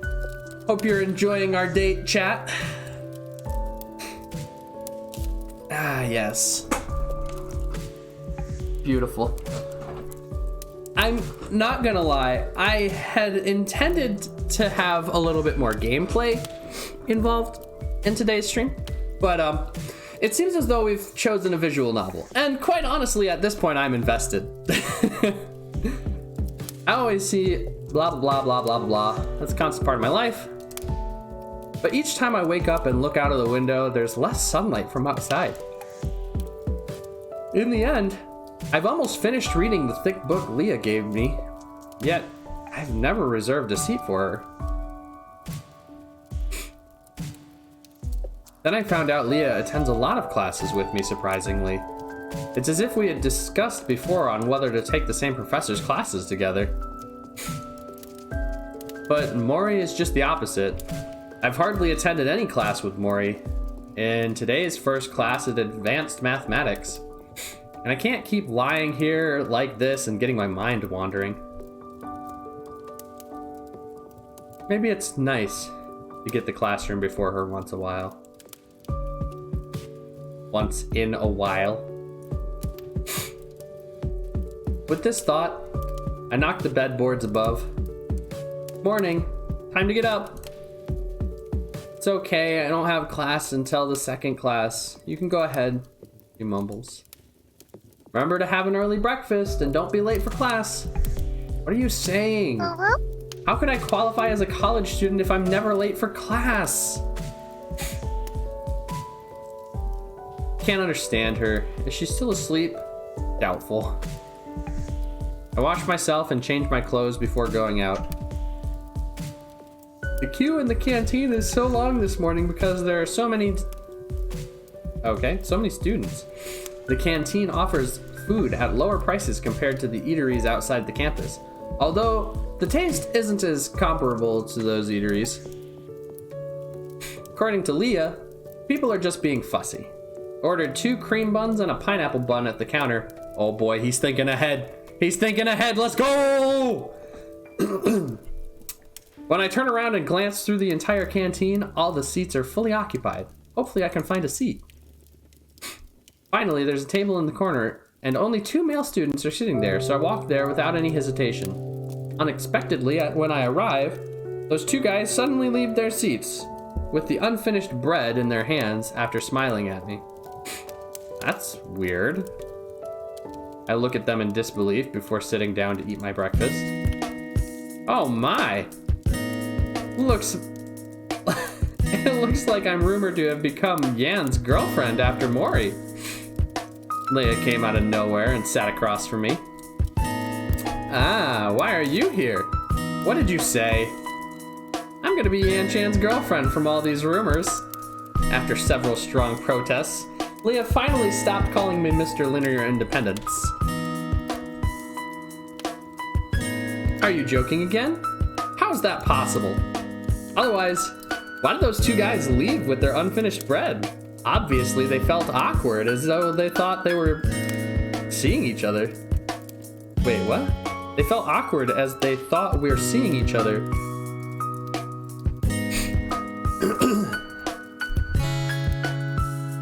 I look at Leah in stunned silence. It feels bad to drive those 2 innocent guys away before they could finish their food. Wait, what? Why are we adding that as a quote? You're having such a hearty breakfast. Be careful with your digestion. Don't worry, I can eat a lot. How about you? Why did you come here to have such an early breakfast? Are there any days where I don't come early if there's class? Normally you'd always wait for a girl to reserve a seat for you, and then you sit there when there's no sense of shame, yes? I never took that seat with no shame. My eyes are always filled with gratitude whenever I passed you. You didn't see that? Oh, I really didn't see that. How did your eyes look at the same... Wait, what? How did your eyes look at that time? Show them to me. So I close my eyes and I try to imagine the person before me as my savior. And I'm surprised to devote myself to her. Or supposed to devote myself to her. Then I open my eyes, place all my emotions into them, and stare at Leah without blinking. Stop, stop, stop. Your eyes are like boys who have never been in a relationship. And then they suddenly see a girl they like. Can't see anything except for a horny desire. I'll lose my appetite if you keep looking at me like that. As expected, it isn't easy to express my gratitude to a girl with such a sharp tongue. How is that a horny desire? I have girls around me. But Mori isn't your girlfriend. Really? What a girl. But since I've been keeping the seat for you, all those in the same class have thought you're my boyfriend now. Hey, what's up, Storm? Long time no see, buddy. How you been? Absolutely, I'll be your Valentine. Welcome. Welcome. Happy Valentine's Day. This is indeed a date.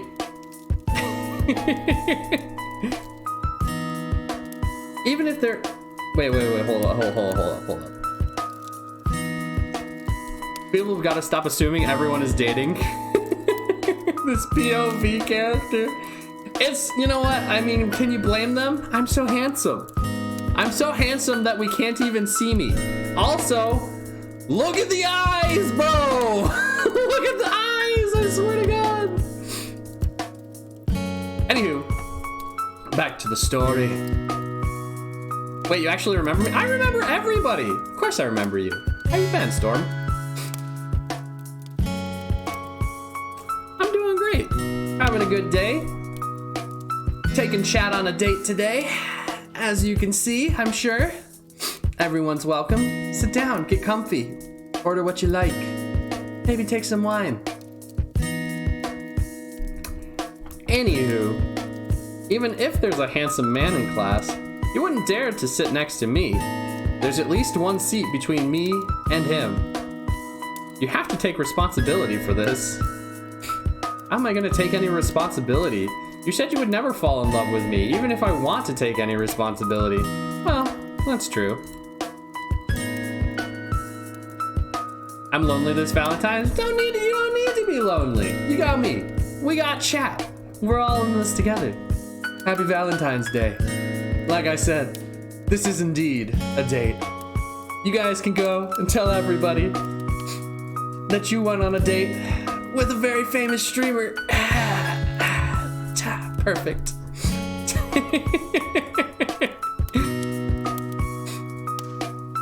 We got up and went to the classroom when Leah finished her breakfast. We spent too much time during breakfast. Seems it's impossible to sit at the front row today. No, please don't sacrifice me. If you sacrifice me, who is chat gonna date? Girls really do eat slow. The seats are almost entirely occupied. I glanced at the classroom through an opening, and the professor is already there, and there are only 2 available seats in the last row. Leah passes me, and I grab her hand without thinking. The professor's already here. Let's enter from the back door. Yes, let's enter from the back door.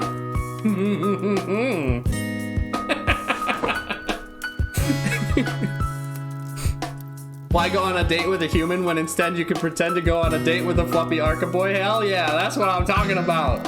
Look at me, I even brought you a rose. Oh, you like those? Well, great, huh? I love them. Leah's standing there. She's looking at my hand. What's wrong? Your hand. Leah suddenly whispers while blushing. Ah! I quickly release her hand, my face red with embarrassment. Sorry.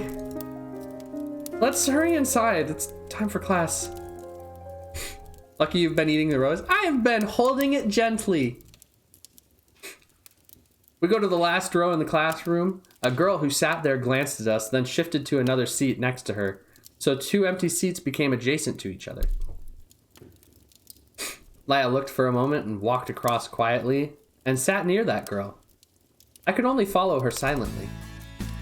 Taking this advanced mathematics class very seriously, both Leah and I are listening to the professor attentively. Although the professor is very old, he still has some humor. Leah suddenly starts to chat with me near the end of class. I've heard you were working in that old bookstore and I live there and also live there. Is that true? Hey, what's up, Error? How you doing, dude? Yeah? Why? Nothing. I think an old bookstore may have many interesting books. Oh, speaking of books, I take out the Treatise of Human... how do you even pronounce that? How do you pronounce that? Hold on. I need to look it up.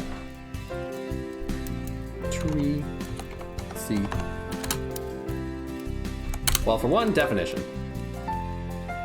A written work dealing formally and systematically with a subject. Treatise. Treatise. Treatise.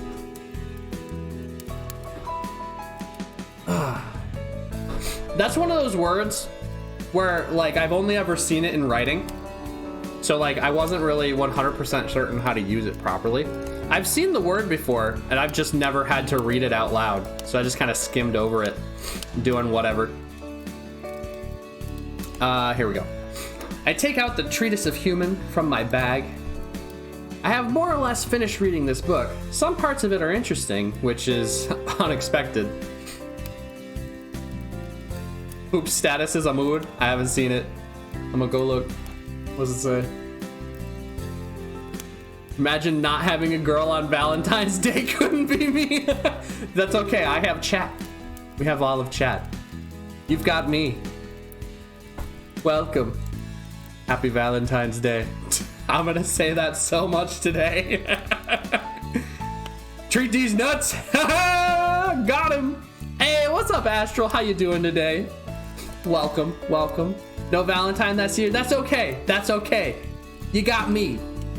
I'll be your Valentine. Tell me, where are the interesting parts? Leah's eyes are glowing with pleasure after hearing that.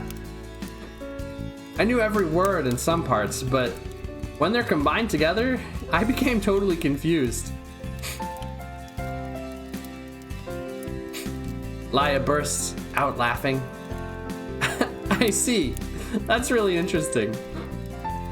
Don't tell me you understood all of it. Of course, it's my weapon.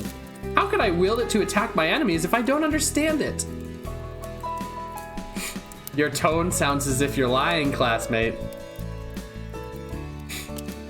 Actually, there are many...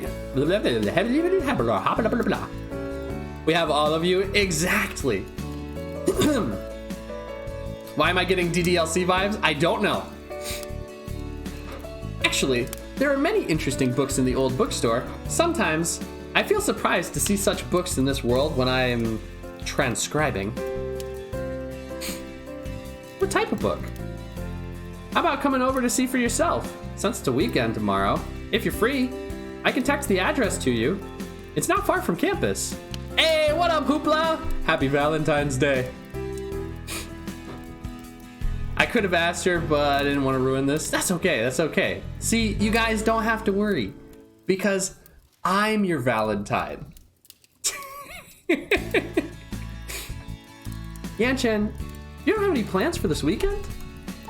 Not really. Mori and I have to stay in the store and, you know, transcribe some old books. Okay, I'll contact you when I reach the bookstore. We parted ways after leaving the classroom. Leo went back to the dormitory and I returned to the bookstore to do some work. This is my weapon. Insert Danganronpa theme here. Actually, Mori and I have lived in the dormitory when we entered college. Not long afterwards, Mori told me one day that maybe both of us should live together outside of campus. I want to live with you. That was at dusk. Mori approached me when I came out of the classroom after finishing my art appreciation course. But the university dormitory wouldn't allow it. Then we can live outside. Kentar! Happy Valentine's Day. Mwah. Then we can live outside. We don't have that much of a budget. We can find a job which provides accommodation. That'll solve the problem. Even if we find a job like that, people from outside won't let us live together. But there may be some exceptions. Not everyone will follow normal behavior, and we happen to be examples of that. And that was the case. When we found that old bookstore and said Mori and I wanted to live together, the manager immediately said yes.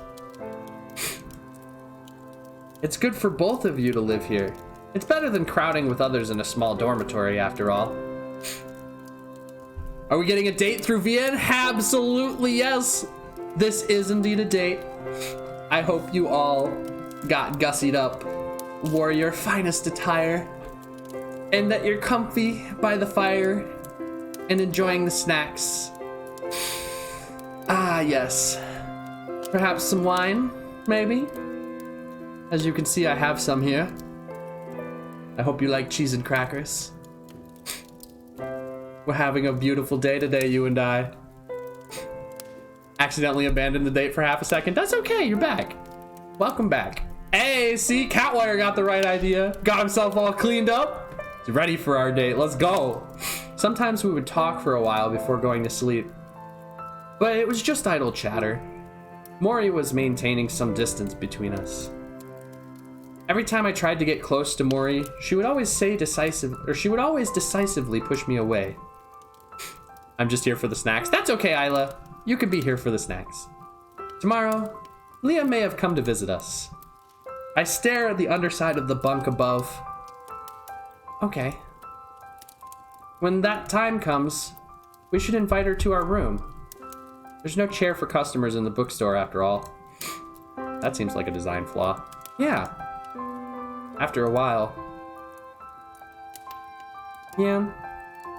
Are you worried about, you know, Leah seeing us live together? No, I might just explain it to her. Why? We've never invited others to our home before. Oh, I don't really have too many friends to invite home. I close my eyes and think for a while. But actually, I'm not too sure either. We fall asleep as drowsiness sets in while we're talking. It's nearly noon when I get up. It's a weekend, so I didn't set an alarm. I didn't know exactly when Leah would turn up. I thought that if she had arrived, the phone ringing would wake me up.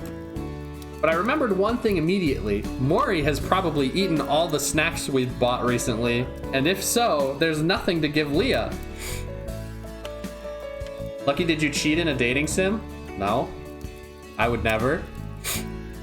Unless you're talking about The Witcher 3, and in that case, oh my god, yes. I am the biggest gigolo that Witcher 3 has ever seen.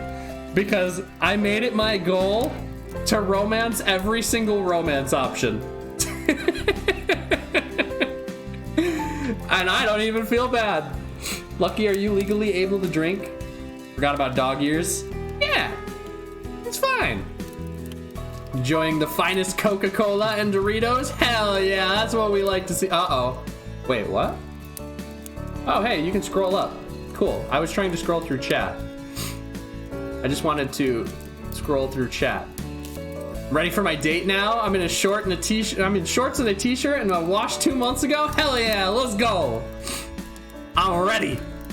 We're all ready. Check memes. All right, I'll check it out real quick. Just quickly.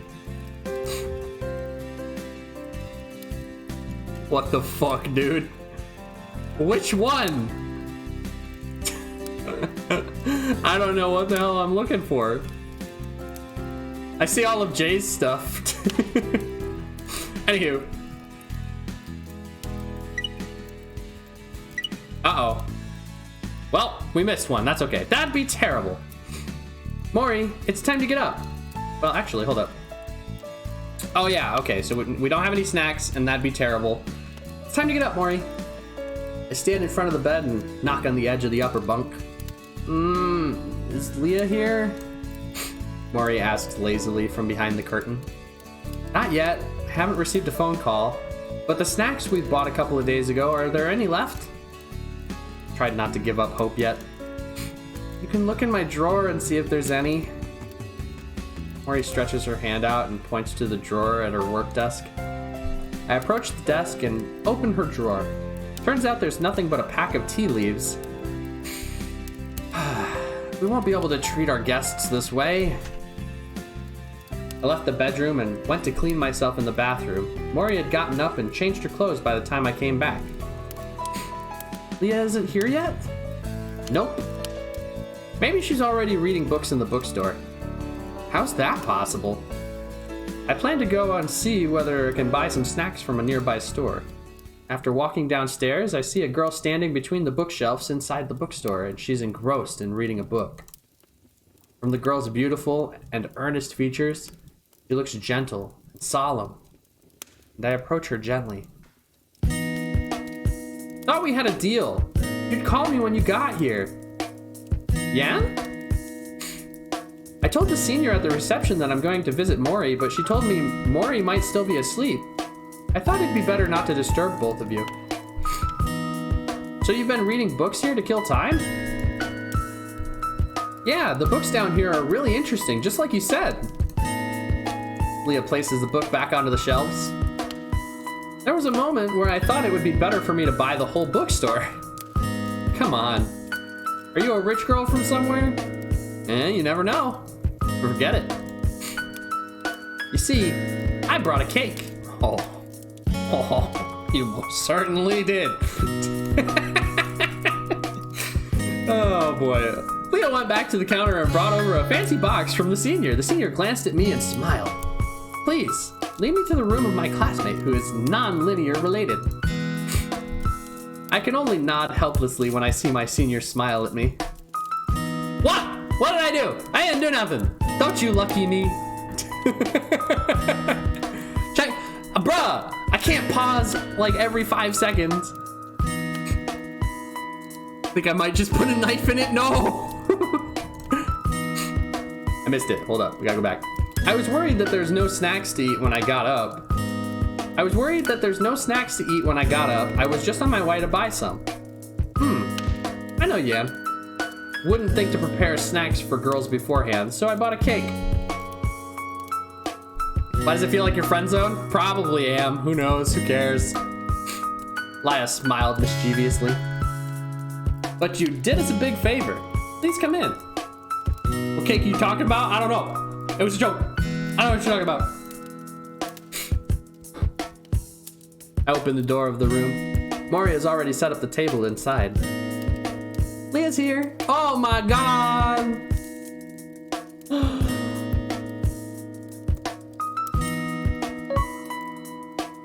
There you go, guys. I'm gonna just screen cap that. It's so cute. There we go. It's beautiful. All right, we got it. We got it, boys. It smells delicious. Yeah, wow. Furry ears. Is this for cosplaying? Leah's a bit surprised when she said it and touched Mori's ears. It's warm when I touched it. It's like they're real. Then Leah found Mori's tail. Oh my god, what kind of things did you force Mori to do? I never thought you'd have such strange habits. I didn't do anything. I didn't know how to explain it. Mori suddenly revealed the truth about a fox spirit in front of Leah. Leah, Yan always bullies me. How did he bully my lovely Mori? Tell me, I'll teach him a lesson. Just now, before you arrived, he looked at my drawer and he stole my snacks. I get it. He's terrible, isn't he? All of my snacks have been eaten by him. Wait a minute. There aren't any snacks then? Don't quibble. It's a criminal offense for you to peep into a girl's drawer. You also secretly ate the snacks inside. That'll get you a death sentence. I don't know. You know what? I don't know what kind of kinky stuff is going on here, but I'm about to find out. A death sentence? Your laws are so tough. There aren't any snacks for this weekend? Don't panic, I brought over cake. Wow, Mori loves Leah the most. That one hurt me. That one hurt me. All right, that one was Krungo. That one ascended cringe. I'm not saying that one, bro. Leah touches Mori's ears again while talking at the same time. As punishment, we shall forbid you from eating this cake. What the wow, really? Oh. Mori gets the cake, and I become a thief who stole snacks. It's beyond reason. I'll see whatever cake is delicious or not. Leah glances at the glances at the bunk after handing a slice of cake to Mori, and suddenly feels awkward when her eyes fall on the curtain of the other bunk. I'm gonna make instant coffee. Won't do to just eat cake alone. I know, no cake for me, bro. Like Valentine's Day, like all over again. Wait.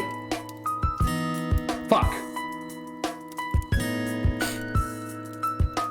A girl in my old school called Leah that I had a crush on? Huh. Small world. You had me at coffee. Nice. Welcome back, Skyrus. Only half a cake is left when I come back. Mori really loves to eat sweet stuff, but doesn't get fat. What's your secret? Secret? No secret. I just eat it like this. Your words make me feel... Coffee's here. I pass the cups to them. This is where Yan-chan sleeps and studies? Yeah, I usually sit there to transcribe books. I sit there. Mori points to the nearby chair. I'd also like to sit next to lovely Mori. Wow. Leah smooths Mori's tail. Her tail is moving, and Mori is really lovely. I'd also like to sit next to Leah, who brought the cake. Aren't you two already sitting next to each other? Really? Looks like I'll need to consider the idea of buying this place, then throw Yan out. Why do things turn out like this when these two get together? Come on, I invited you here to recommend books for you to read, not to mock me. I'm okay with whatever books, but I can really see how weird you are. Wow. You know, I was joking earlier, but now I really want these two to date rather than the POV. Hell yeah. How did you make a lovely girl cosplay into such a vivid fox? It really, really makes people envious. Aren't you indicating that you're more dangerous by saying that? Originally, I just invited her here to come for the books. But this is the result. A boy inviting a girl to come over only to read books on a weekend? Only a nerd would do that. Wow, that was mean and hurtful. I like it.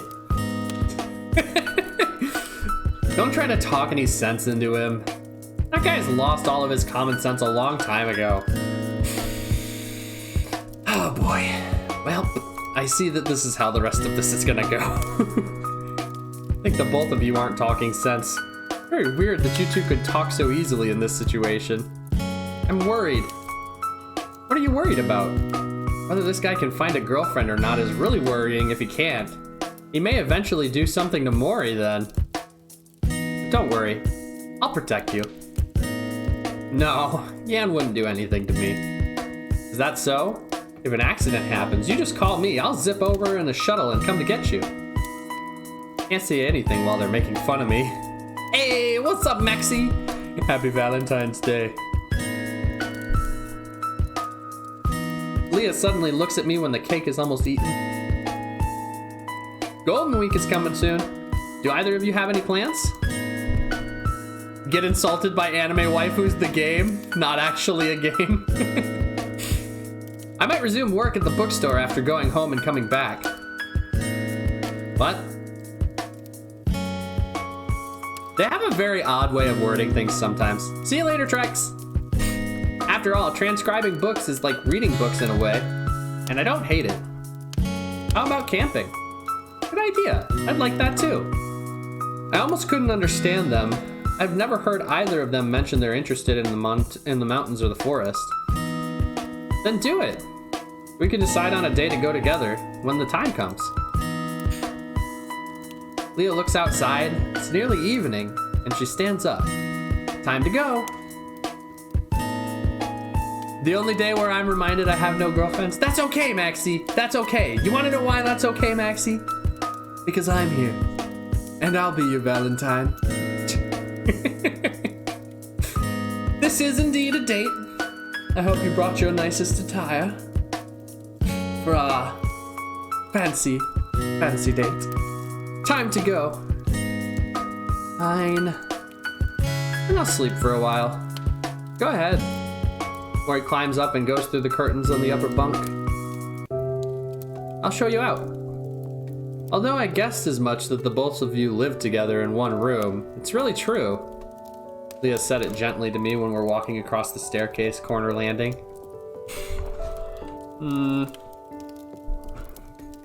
Both of you are living together in one room at such a young age, and you still say Mori isn't your girlfriend? You mean to say she's more than just a girlfriend to you? Nothing happens between us. I stare at Leah and feel nervous. Did that arise from the desire to protect Mori's image or to prevent Leah from misunderstanding me? I'm not sure. There are so many uncertainties. We always feel lost when we look at our hearts. I also believe there's nothing between you. Maybe it's really like what Mori said. Your common sense has been lost.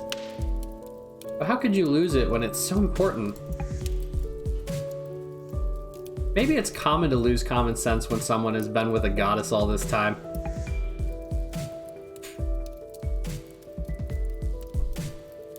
I have a girlfriend, so she's my Valentine, but Lucky is my second Valentine? Hell yeah! Hey, what's up, Anna? I'm still just gonna call you Anna. What's up, Anna? How you doing today? Happy Valentine's Day. I hope you brought chocolates. I think this also applies to you, Leah. We keep walking downstairs while talking. Other people will keep away when they saw Mori with me. I can guess why. I used to joke with Mori that girls with common sense wouldn't dare come close to us. Yet, Leah, you're here with us now, so... Then, it's as Mori said. You really will pursue a girl who would dare to go near both of you and be your girlfriend. What the fuck? No, I mean that you're a person with no common sense. I smile as my face becomes red. Right. Maybe common sense isn't that important, and experience also isn't necessarily that reliable. Maybe I should abandon on the book... maybe I should abandon the book... Treatise? I forgot how to say it again. Hold. Give me a moment. Treatise. Of human. Treatise of human. And turn to another book. No need to see me off from here. See you Monday. Okay. See you Monday. I actually don't like chocolate, and maybe that's why. I sincerely doubt that has anything to do with it, buddy. The last class is advanced mathematics before the holidays. Classmates are doing their best in the exam after the professor distributed the test papers. After all, an attractive summer holiday will arrive after this class is concluded. During the exam, my seat is a bit far from Leah. Her seat is quite far from the passage. From my seat, I can only see Leah's face at one side, and she's holding her pen absent-mindedly. Is this girl okay with the exam? The exam, which lasted 90 minutes, passed quickly.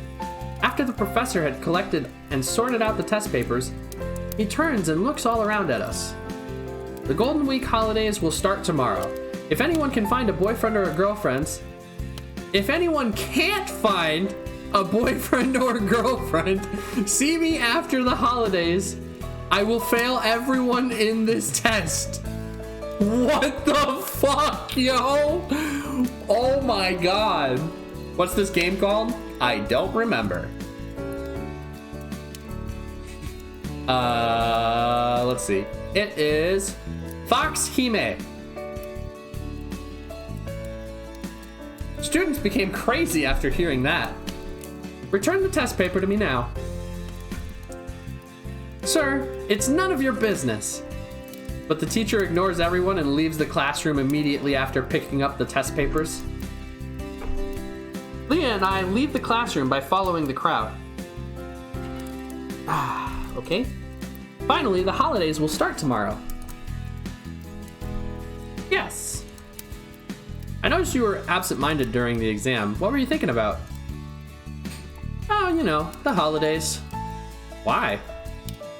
Well, teacher said he's gonna fail me if I can't find a boyfriend, and that's a very serious matter. Teacher only told us after the exam. Besides, that advanced mathematics teacher is definitely kidding. It's easy for you to say. Wait, what? Hold on. No. It's easy if you're willing to find a boyfriend. Easy for you if you're willing to find a boyfriend. I mean, honestly, a face like this, hell yeah. It's really buff Arcanine. I have just posted Arcanine memes. Why? What in the world is wrong with that teacher? Can they even do that? No, they can't. In America. I don't know about Japan. Who don't know? My posture is perfect. I'm beautiful. I'm postured perfectly. You know what? Fine. I'll stand up. I'll adjust. Probably good for everybody to take a standing break for a moment anyways. I mean, we've been sitting for 2.5 hours. And slow reduce stretch at the perfect time. Oh my goodness. Big stretches. Gotta limber up for Valentine's Day. Yeah. Perfect. Beautiful. My butt hurts. This chair hurts my butt. Ugh. Here we go. Alrighty then. In other words, if I express my love to you, you'll accept me? Am I right? Leah stopped out of the blue and said it seriously while staring at my eyes. Impossible. That sort of thing won't happen. You said you wouldn't fall in love with me, let alone express such feelings. No, don't bonk me! I'm not bonkable right now! No! I'm so unbonkable. Anywho, let alone express such feelings. If something's impossible, nothing can be done. You're right. Looks like I gave you a fright. Leah continues walking while laughing cheerfully. Then we'll go hiking tomorrow. But I still hear her voice. Back in Japan, the age of... Well, that's... Yeah. Don't they have, like, incremental laws or something, though? Like, the age of consent is 13, but they can only, like, consent to people in their age group. Like... If I'm not mistaken, the way that it's set up, it's actually somewhat intuitive because, like, you're only allowed to be with people that are in your age group. So, like, here in the States, if you're 18, you just kind of do whatever. Whereas in Japan, it's not like that. Anywho, Mori is already back when I return to our room at the bookstore. You're back. Yeah. Tomorrow's the first day of our holiday. Yeah, we're going for our hike tomorrow. By the way, why would you agree to Leia's impromptu suggestion? Because hiking isn't bad. You want to go to the seaside and see Leah in her swimwear. Oh, hell yeah! Mori's got... You know what? Mori's got my back! Let's go, baby! Let's go! Mori is smiling shyly. Or slyly. Why did you mention swimwear suddenly? I mean, we've viewed lots of hills at home. Nothing new for us if we go camping. Not necessarily. We've been living in the mountains, but Leah will be with us this time. I think it'll be different. Beach episode incoming, let's go! We in, boys, let's go! You're right. Now, I'm asking you if there's any places you'd like to go. After all, the holiday period is hard to come by. I'd only like to go hiking. Mori stared at me and smiled. Maybe I didn't know Mori well. It might also be possible that I'd never understood her. As a guardian spirit, she's been with me since I was born. And she's grown up from a little girl like normal girls. You did indeed hear beach episode. Let's go! Let's go! Sometimes I'd wonder whether it's really necessary for a guardian spirit. I'm not muted. Evie, don't say that shit. This is the work assignment for summer holidays. I just got it from the senior. Mori is pointing at the books on the table. Ah, so many. I look at a large pile of thick books on the table. Accursed store owner. Are you thinking of exploiting us during the holidays? Ah yes, Derp gets his pats. Hell yeah. It's our task, both of us. No books on Mori's table when I look there. I breathe a huge sigh of relief. That's better. What a fright. Mori laughed. Romance, something I'm not into. That's okay. Because you can stay. For me. And our date. Our date doesn't have to be romantic if you don't want it to be.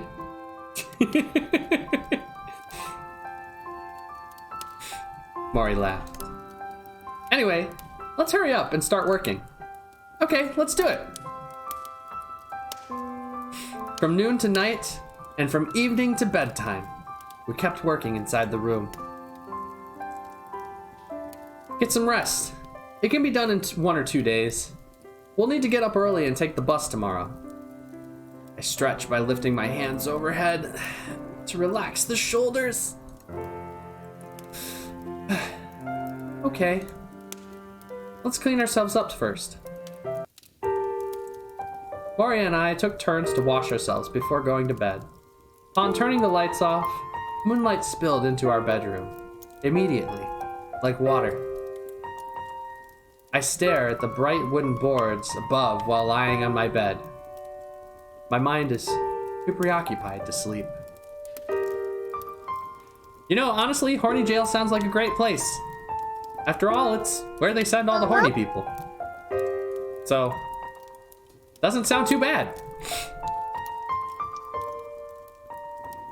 We can visit your mother after we finish the camping trip. Oh yeah, that's a great idea. I miss her. It's been a long time. Liquid Moonlight, isn't that an alcoholic drink? I'm not sure. I don't know. Not that long. It's only been 4 months. I've never left her for so long before. Previously, my mother told me that you'll leave me when I grow up. But when? I'm a university student, and I'm taller than Mom at this point. I mean, I'm an adult according to the law by now. I don't know either. Mori spoke in a low voice. Why is this game so quotable? Because it's cute? Then it's up to you. You can decide it by yourself, right? Not really. Do you want me to leave? No. Actually, I've always been afraid of the day when it happens. I suddenly remember the time I'd asked my mother, tearfully, when I found myself growing rapidly taller in middle school. Am I growing up? Is Mori leaving? My mom caressed my head with a smile. Really, Yen? You're only growing taller by a head. As a middle school student, you'd still cry like a kid. Have you seen any adult that would cry like you? Exactly. Don't you find it embarrassing? I'm still here. I suddenly felt reassured and happy when I noticed Mori was smiling there at one side. Since then, I've never really cried in front of my mom. Nevertheless, I kept worrying if Mori would suddenly leave me. So I'd always ask that question discreetly, ever since. I haven't grown up yet, right? And Mori would always answer with a smile. Why would you keep asking the same question? It's almost the same as that one you asked when you were a little boy. Any idea how to stop me from growing up? No. Growing up is unstoppable. Even for a guardian spirit. You just can't do it. No. Although, I attended school together with Mori when I was in high school, and I knew that growing up was unstoppable, but still asked her that question sometimes. You won't just leave me without a word, would you? Remember to say goodbye to me if you want to leave. Okay. Every time I asked her that question, Mori would give me a positive answer quietly. Then, I gradually stopped asking such questions. Now I'm a university student and Mori's still here. I gradually got the impression that Mother lied to me about Mori leaving to frighten me. Like all mothers, they would coin several lies to scare their kids. If so, it would be very good. That's why I think often. Mori, how would you consider a person to have grown up?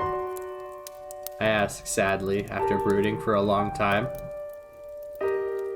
Hard to say.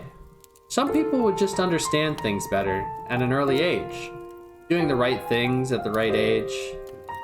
When some people like Yanchan would still cry in front of their mom like a little kid in high school age. Oh, would you just forget about that already? Mori burst into laughter softly.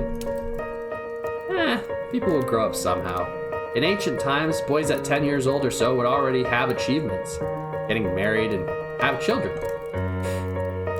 Mori said it slowly. But no matter what happens, people would always grow up. Right? Right. Eventually, you'll leave me? Mori was silent for a while.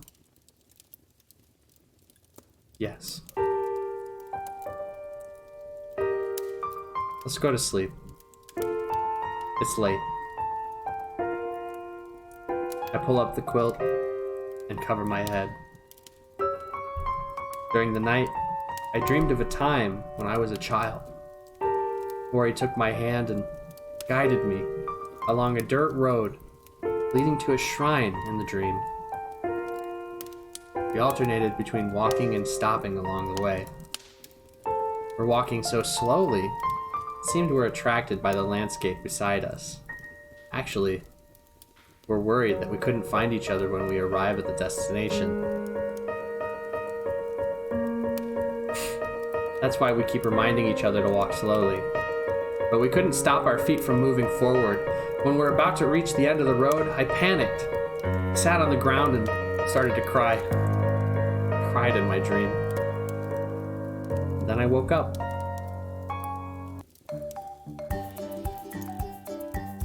Well, no more sad. Sad is gone.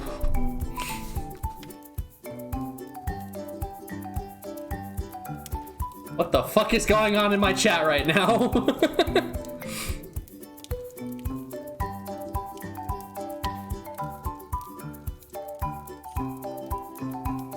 I like to put /J behind jokes because I can't read tone well. That's actually a really good idea, honestly. Ah, yes. Yeah, that's, I mean, like, sometimes jokes are tough, especially through a text medium, because you can't really convey feeling very well without the usage of, like, emojis and stuff. And, like, even with emojis, like, the way that people interpret them is so different, you know? Especially across, you know, age groups. Because, I mean, it's been proven time and time again that millennials and Gen Z and Gen X all use emotes in a different way, you know, where, you know, people from the older generations tend to take them literally. Gen Z tend to use them, you know, somewhat sarcastically. Stuff like that. I was reading an article about it one time. I thought it was really interesting just to see the cultural differences just between like a couple of generations, you know?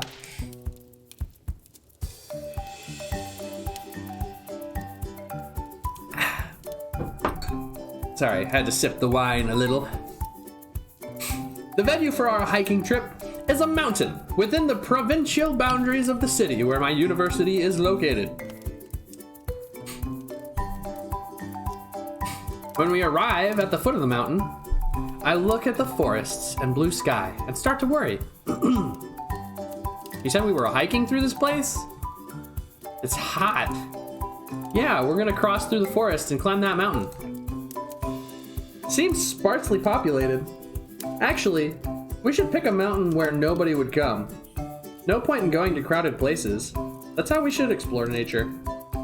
Leah wipes away the sweat on her forehead. Girl, you looking fine! Sheesh! What's up, Spookles? Happy Valentine's Day. No need to push yourself, Leah. Ori is comforting Leah with her smile. You're so gentle.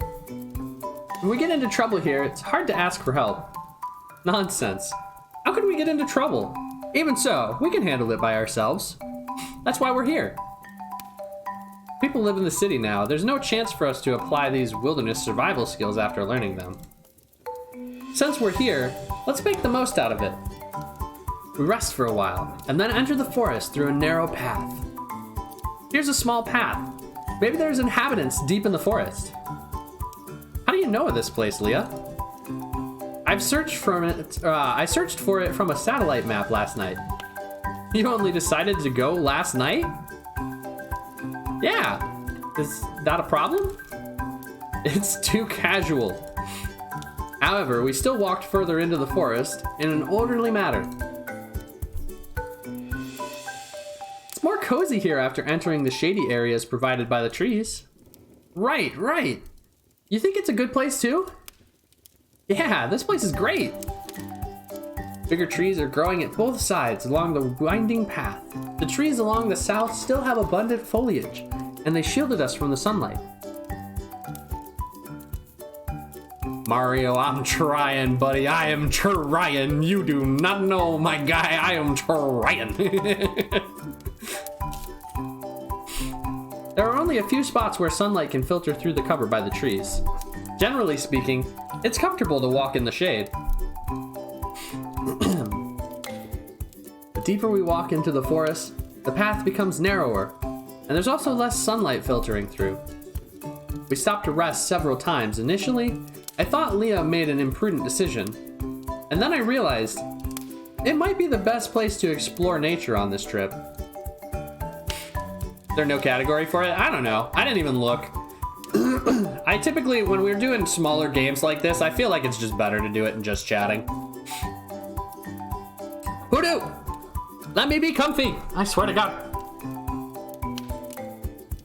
It's Valentine's Day. Can't you cut me some slack?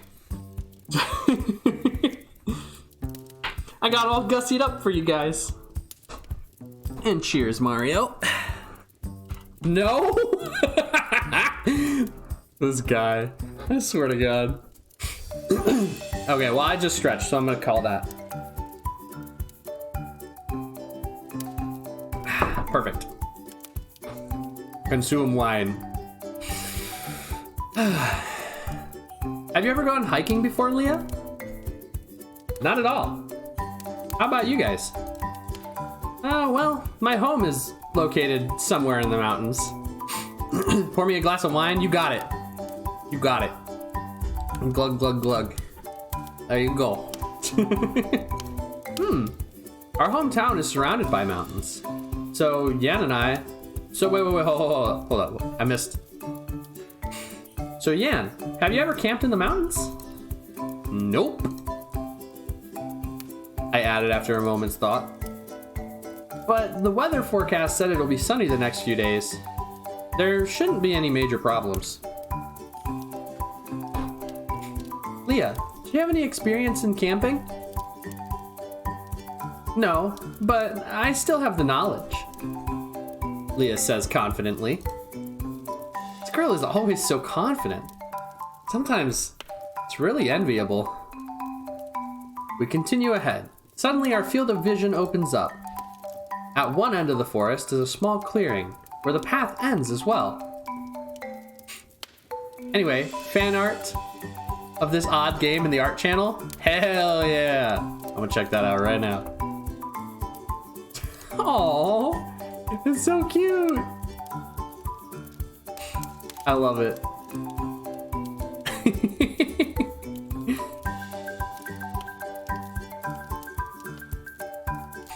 Thank you, Isla. Leah runs forward excitedly and screams. This is the place! Let's spend the night here and get some rest. We'll set out again tomorrow. I walk into the clearing and look in the distance. The sun is gradually descending and the sky has a brilliant orange hue. It's so beautiful. Nearby, Leah is in a trance. She's standing there and looking at the sky. Exactly. We're probably seeing the exact same world through our eyes right now. Yan. I recover from my trance when Mori suddenly tugs at my clothes from beside me. It's beautiful, all right, but we'd better set up the tents before it gets dark. We need to set up the tents? Of course we have to set up the tents, otherwise how are we going to spend the night since the dew is so heavy overnight? I squat down and unzip the knapsacks to get the tents. Leah suddenly becomes embarrassed. I didn't bring one. Huh? I stop releasing the zipper. I haven't brought a tent. How could anyone talk confidently about having camping knowledge without bringing a tent to spend the night? Oh, don't worry. We brought a tent for 2 people. Mori suddenly walked to Leah and comforted her. Oh, well, it's all right in that case. Leah suddenly became happy again. Such a capricious girl. What about me? Is Yan-chan thinking about spending the night together with both of us? Mori suddenly blushes while saying it. Thinking like that? Indeed, such a pervert. Stop that! I am not! Just a doge with a dream. And I refuse to be referred to as anything less. Give me more grown-up juice. Go for it! You're the one causing all the trouble, I sigh. These 2 girls always come together in such an unexpected way. Can you sleep under that big tree? Leah looked around and pointed at the big tree nearby. Fine. So irritating. I set up a hammock, alone, in silence. Leah, let's look around to see if we can find some water. You're right, I'm all sweaty. Be a good place to bathe. Those 2 girls are planning something behind my back again. Then take your phones, don't go too far, and come back before it's too dark to see the path. We know. But it wasn't long before they came back happily after leaving. You wouldn't believe it, there's a hot springs. Nice, beautiful girls and a hot spring. Bro, this man is living my dream! I hate it! Bro, where's mine?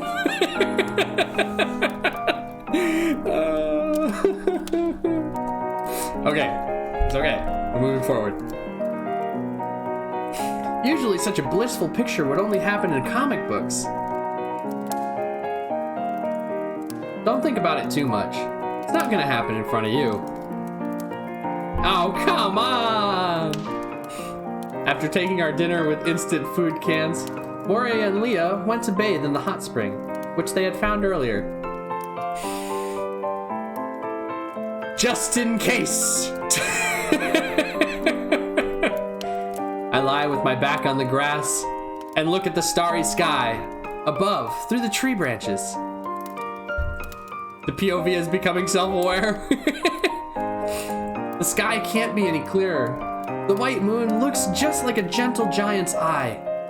Really, good weather. Oh, okay, it's wholesome. It's wholesome, it's fine. It's fine, it's wholesome.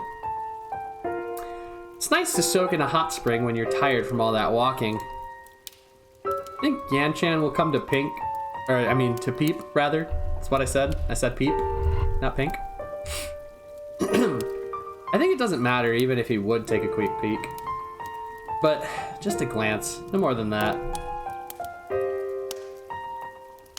Then would you like him to look at you?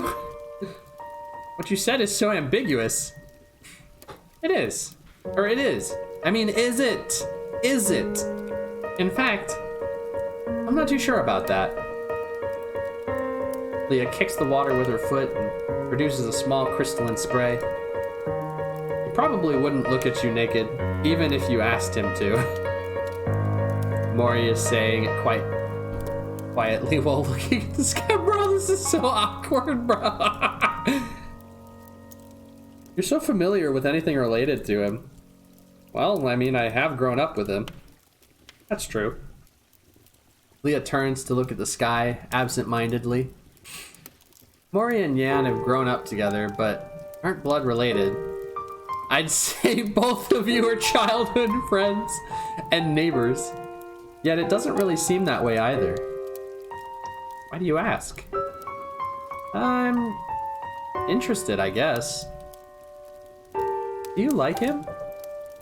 I mean, certainly. He's been cute from the time he was very small. I see. How small is very small? Shortly after he was born. I passed by his house that time. Yan was crying in his mother's arms. You know, just like a kitten. Aren't both of you the same age?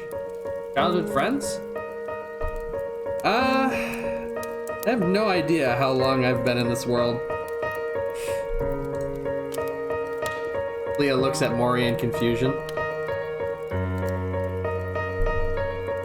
Oh my god, I didn't even realize that she's got her ears out. It seems she has noticed something and a startled expression appeared on her face. Do you understand now? Leah raised her hand to touch the ears on Mori's head. They're the same as what I felt that last time. Unbelievable! They appear out of nowhere! Are you really a guardian spirit? Mm-hmm. Damn. Yan's a lucky guy to have such a beautiful guardian spirit who likes him.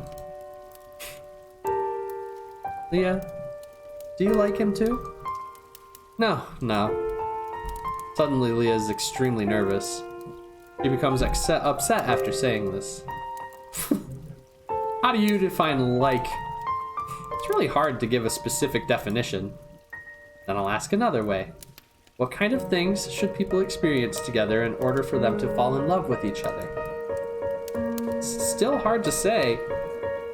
See, some people are just attracted to another person at first sight. And some people will live with others for an entire lifetime, yet they wouldn't know about love they wouldn't know about the love the other person feels until the moment of death. What you say is too vague for me to learn from it. You're only looking at things from an overly complicated way. But to tell you the truth, I'm really happy when I'm together with Mori and you. Or I mean Yan and you. What the fuck? Leah turns and looks at the sky. Thinking back, I'm really lucky I was late for no reason that morning. Ah, you meant that. Or you meant that. Sorry. There's a reason, and it's because of me. Ah. So, in the supermarket, you bumped into me on purpose. Mori smiles at Leah in acknowledgement. So, everything is because of you? Leah looks down at the surface of the water. How'd you do all of this? After I leave, please, help to take care of him, Leah. Mori looks back at the sky. When will you return? Leah looks at Mori in puzzlement. No idea. I might not return. If so, Yan will be really sad. He'll definitely get over it eventually as time goes by. No! Maury, please don't people leave. No. So much Sag. She's not gonna people leave. She's not. She's not. She's gonna stay with us forever. We're gonna have cute foxy girlfriend forever. Lucky can't shrimp anymore? No, I will continue to shrimp. She's not gonna leave. No, I refuse. If I do what you've asked, then am I chosen by the spirits? Someone is poking my face with a finger, so I open my eyes blearily. Maury is looking at me with a smile. What's up, Maury? It's daybreak. You should get up. Where's Leah? She's gone fishing. Maury points to the area in the forest. There's a river over there. X-Lucky one shrimp. No! Please, she can't people leave. No! Please. I stand up and look around. There's a crude... What? She made a stone? There's a crude stove. There's a crude stove.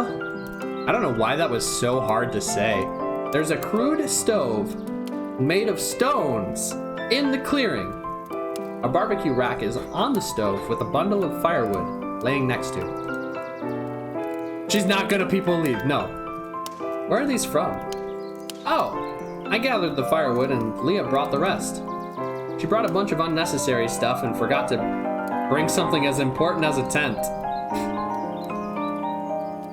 Does she want to have a barbecue in the wild so much? How far is that river from here? You want to go there? Yeah, I have no idea whether she could do it all alone. I'd like to go check on her. It's in that direction and it'll take about 20 minutes to walk there. Got it. Okay. I'm going. Is it still alright for you to be here alone? I'll stay here to look after the place. Who knows if she caught a big fish and is wondering how to bring it back. She can't, I guess we think she can't fish alone. Perhaps she's caught a river monster and is struggling. And I must go save my fair maiden from her struggles. Maybe she'll people arrive. I hope so. She's gonna leave and then they're gonna have... Wait, what?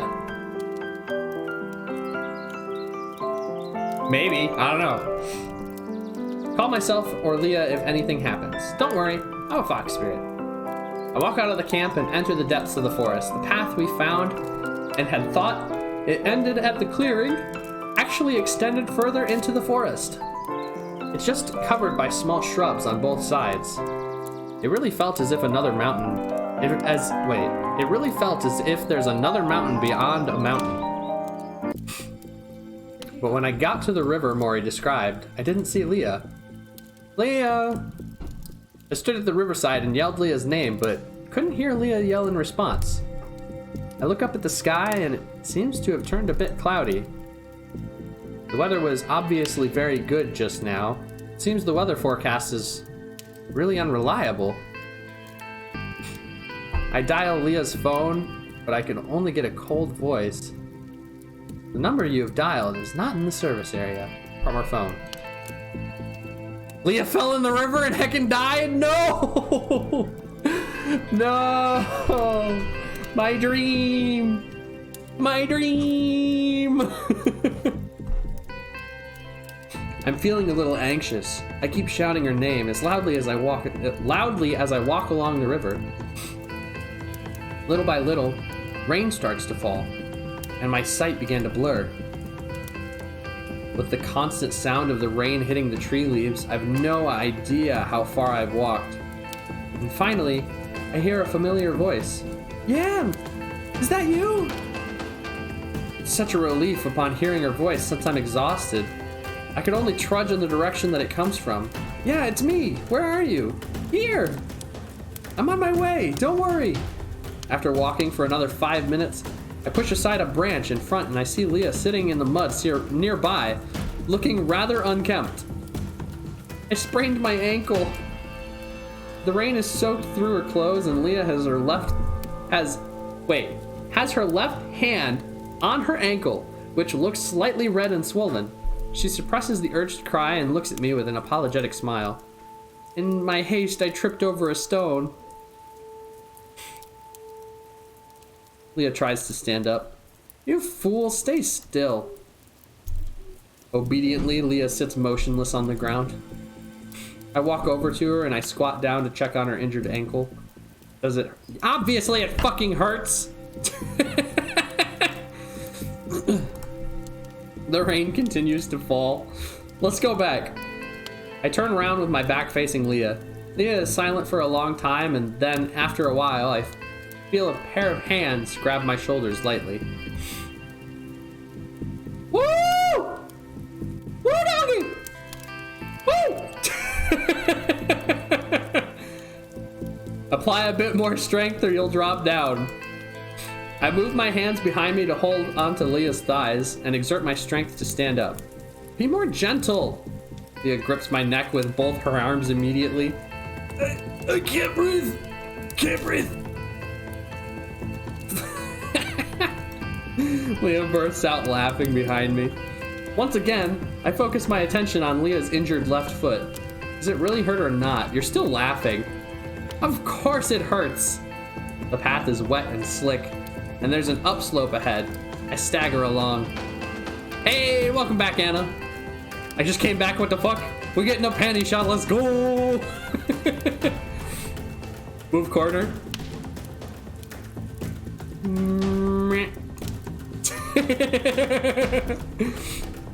I'm too heavy? Leah asked worriedly.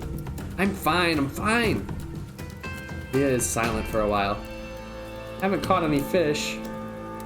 The camping trip ended in a failure. We'll go back when the rain stops. All because of me. Doesn't matter. We can plan a new one and come up here next time. You're really gentle, Yan. Leah's voice is a little choked up. I'm guessing she might start crying soon. Are you this gentle to all the girls? How about Mori? The only girls I know are Leah and Mori. The rain is still falling heavily, without any signs of stopping. Suddenly, I feel something soft pressing on my back, and my back gradually becomes warmer. Oh yeah! Leah's body temperature slowly passes to me through her soaked clothes, and she's leaning her hand on my shoulder. Or her head on my shoulder, rather. Yan, what kind of things do you think two people should experience together before they fall in love with one another? Leah's gentle voice reaches my ears. So close. How does it feel to fall in love? You're thinking of something complicated again. No. Do you like Mori? Mori grew up with me. She's my guardian spirit. I feel a little depressed when uttering those words. I see. You do like her. I thought about it for a while. I like Mori too. Mori really is a popular girl. It's so enviable. Truly. Leah smiled. Tired? Not really. How about resting for a while? We'll arrive there soon. It's just in front of us. Sorry for making you worry about me. Leah leaned on my shoulder and stopped talking. Maybe she's tired. When I entered the clearing where we set up camp, I saw the double tent standing alone, being washed by the rain. On taking a closer look, we didn't see Mori inside. Her cell phone is the only item she left behind. I turned on the phone, only to find one message.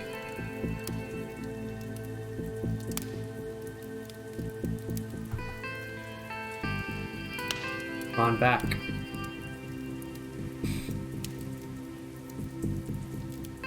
No!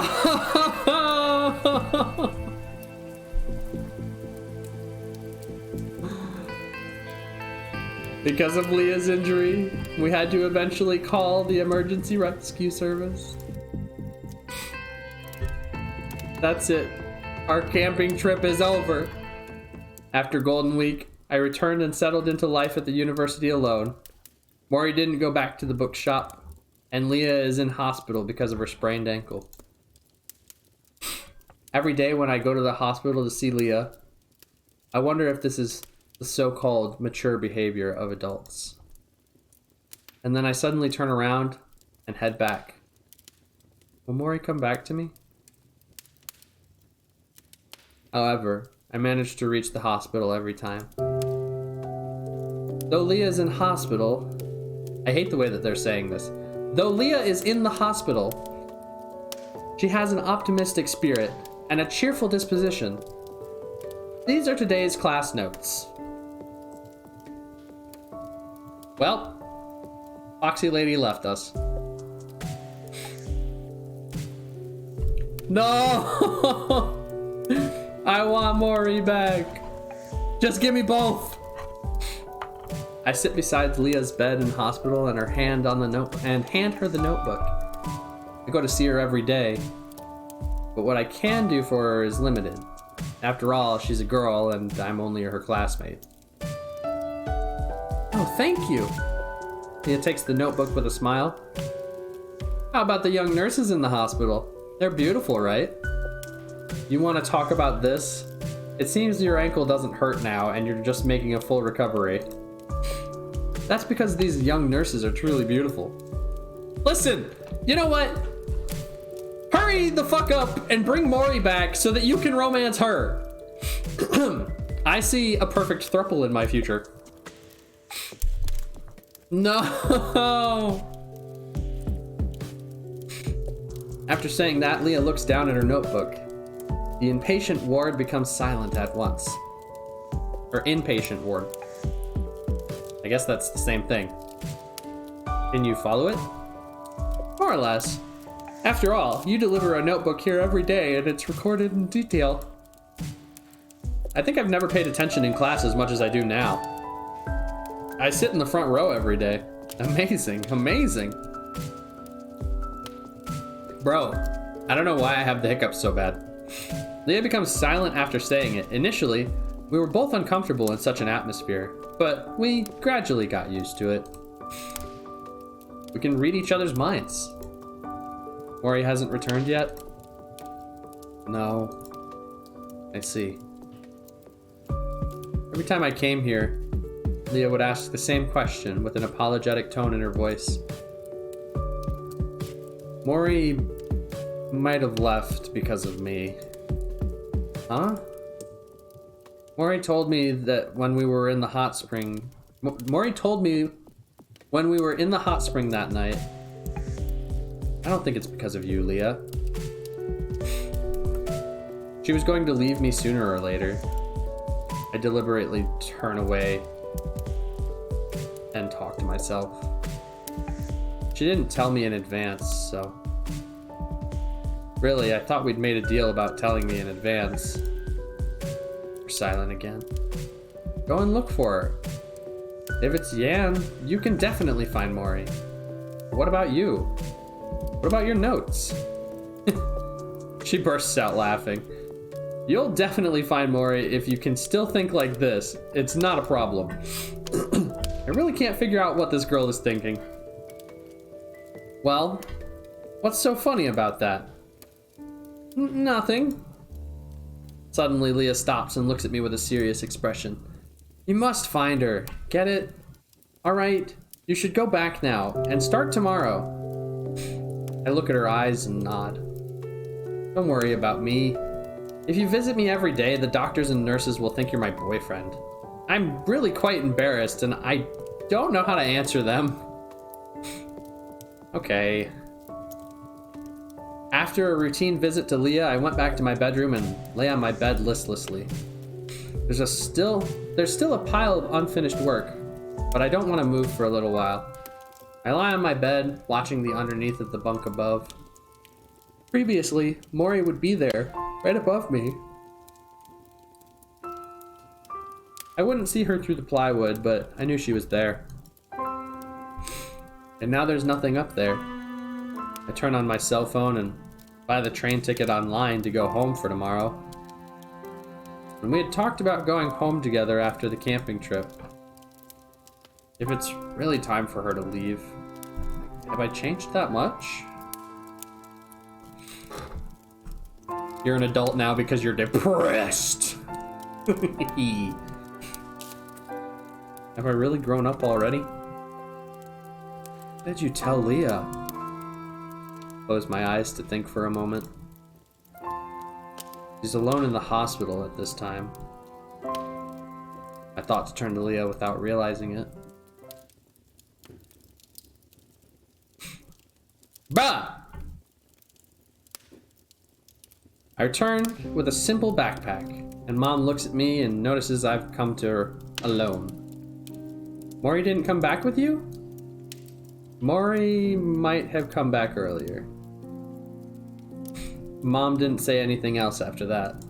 I'm going out. You just got here. Where are you going this time? I'm gonna go to the shrine on the mountain. I walk out of the house after saying that. Remember to come back early. Mom's voice comes from behind. The shrine is deep in the woods near my home. As I walk slowly along the muddy road in the forest, the air is getting colder because the sun is less intense. The faint sunlight filters through the leaves above my head, forming several clusters. It feels as though I've entered a dream.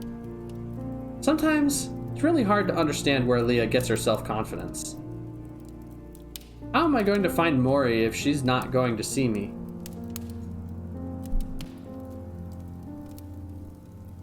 Once again, I'm convinced of this when I searched the entire shrine and couldn't find any signs of Maury anywhere. But it's really unbelievable that I was motivated by Leah's casual remark at the hospital. Reused art, Pog. Yeah, I was just thinking that actually. I think this is the same thing too. At last, I gave up on looking for Maury. I sit at the stone steps at the shrine's courtyard, and I start to daydream. I lean back against the stone pillars, which are carved into something like a fox. The evening sun is shining on my body, which feels warm and comfortable. It feels like I'll fall asleep at any time once I stop paying attention. I wake up without knowing how much time has passed, and an incredible sight is before me. A girl is sweeping the autumn leaves that have scattered on the shrine's courtyard. The fox ears on her head are twitching, and her tail is swaying in the same as when I woke up every morning. She's wearing a gorgeous priestess robes with the sunset behind her, and she's smiling at me. It doesn't seem real. Maury? I stand up and stagger towards her. You've woken up. Maury's smiling at me. Why did you leave so suddenly? Because you don't need me anymore. Whether I need you or not should be determined by me. I know that well. I know that as well because I'm a deity. Okay, yep, we get it. You're a goddess. And a cute one. So stay with me! Stay with me, please! Please! I stayed still and allowed the time to pass slowly. We didn't say anything to each other. We just looked at one another quietly.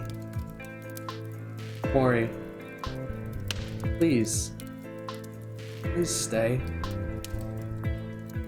I know my voice is choking. I try to hold back, but I fail. Maury, please don't leave me. I can't see Maury's features clearly as the light from the sun passes through my tears. Can't really make out the face of the girl who grew up with me. I can only sense her coming slowly, slowly closer to me, stroking my hair. Those fond memories, how wonderful they were. It's the same feeling as the time the procession was passing me when I was a child. That girl was stroking my hair back then. Can you please stay with me? Really? You're so stubborn. Alright, Evie, that's enough. You're just making chat hard to read.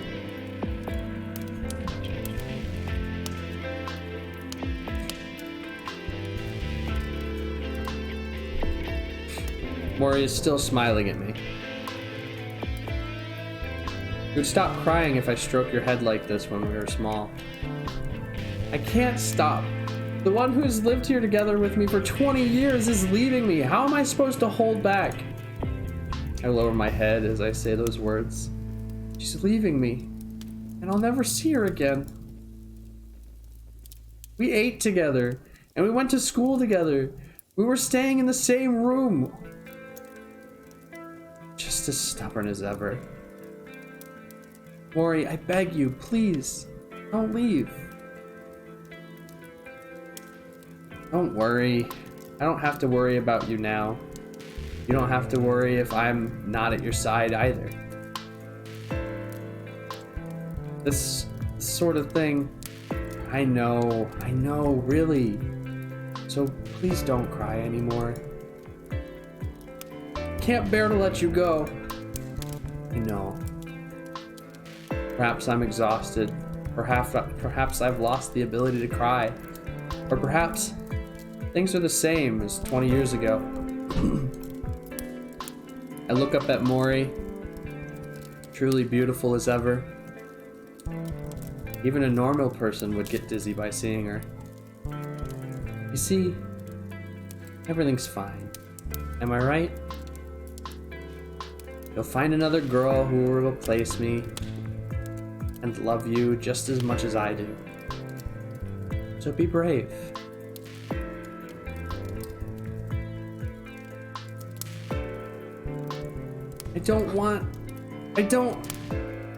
No. It's already nighttime when I open my eyes again. The cool autumn breeze blows on my cheeks. I stagger to my feet and turn on my phone to check the time. It's already 9 p.m. There were 2 missed calls, both from my mom. I call back. Yeah, I'm coming back right now, Mom. Alright, come on home. I stayed at home for nearly a week. On the day before I went back to the university, I received a message from Leah. Doctor said I'll be able to leave the hospital tomorrow. Great, I'll pick you up at the hospital tomorrow if I can get there in time. Her reply came shortly. I can manage alone. Oh no! Bro, are you fucking kidding me? Bro, I didn't sign up for this. Am I about to be lonely on Valentine's? Bro, fuck this game. I don't play the KFC dating sim. Fuck this game. I'm about to be heartbroken. This game sucks. I'm so mad. Dating simulator where you date 0 people, right? Bro, fuck this. This is so cringe. What does the rose taste like? Honestly, it's getting a little soggy at this point, but you know what? I'm committed to the bit. Committed.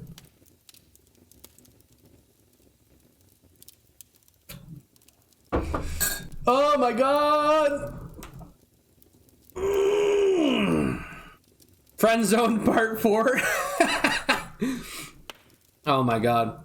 In the end, I didn't get to Leia before she was discharged from the hospital. I go back to the 2nd floor of the bookstore and get a message from her. Okay. I'll be in class tomorrow. I lie in bed and look up at the planks on the bed above after I read the text message. Nothing around me has changed except for your absence.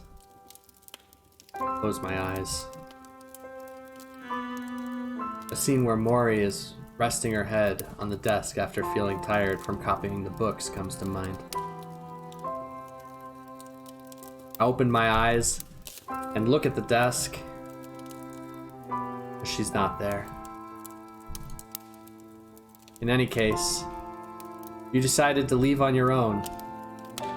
That's all. Freedom Saints says Honey Pop only is lucky one Angie.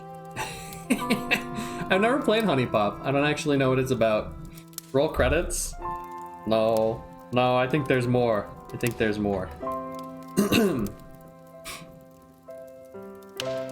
have no other choice but to accept it.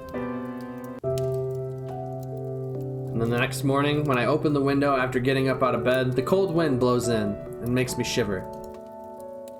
Did the weather forecast mention that the cold winds are coming?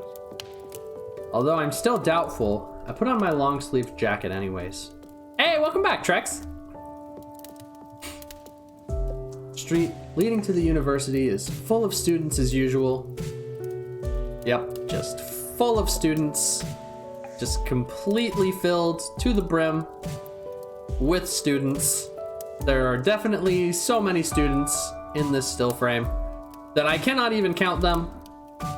So many students, in fact, that they line up so perfectly as to look like a scenic road.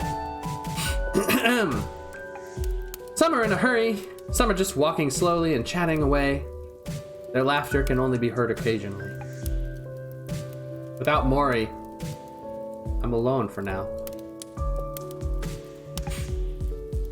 After a quick breakfast in the canteen, I go to the classroom for my advanced mathematics lesson.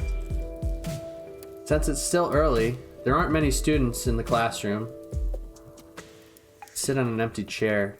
I take the book out of my bag and I put it on the table next to me. Not nice to do that, it's against the rules. Only then do I realize it isn't good behavior. The classroom is gradually being filled with students, and the teacher has arrived, but Leah still hasn't gotten here.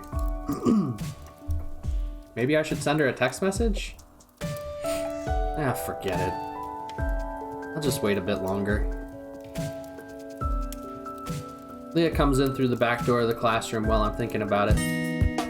Hey! We got one back! Let's go! Hey! You're really early. Do you arrive on time every time? It's called an accurate calculation. Well, the lecture is starting. Pay attention. No!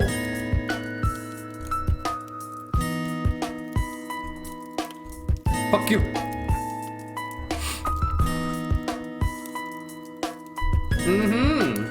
Leia began to listen to the teacher intently. I'd better keep quiet. I can only move my chin to write down the notes mechanically. Only move my chin to write down the notes mechanically. Wait, what? I don't get that. How about going to the amusement park this weekend? Fabulous, why not? Deal.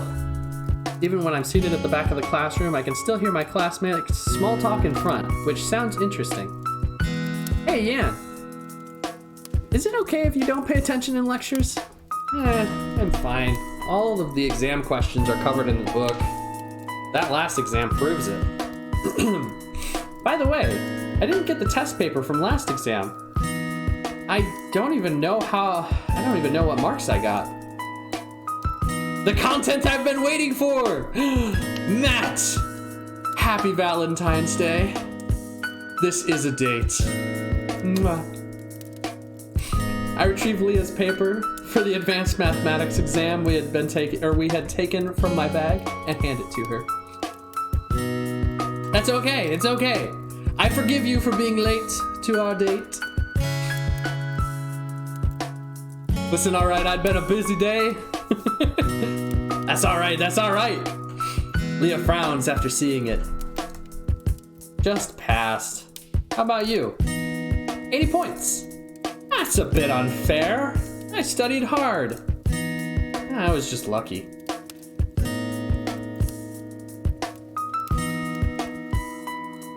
I was just lucky.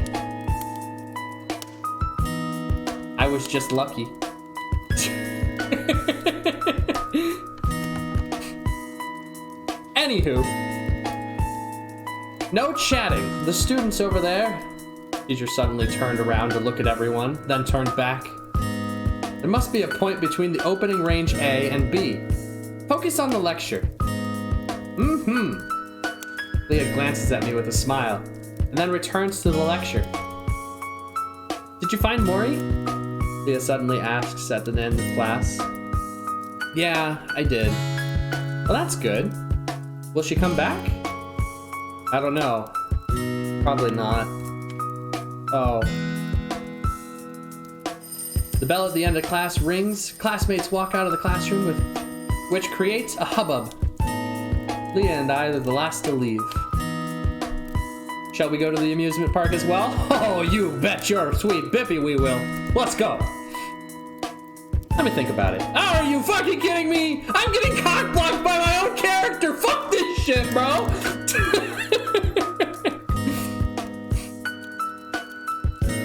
If you'd like to go after you've made up your mind, we can go anytime.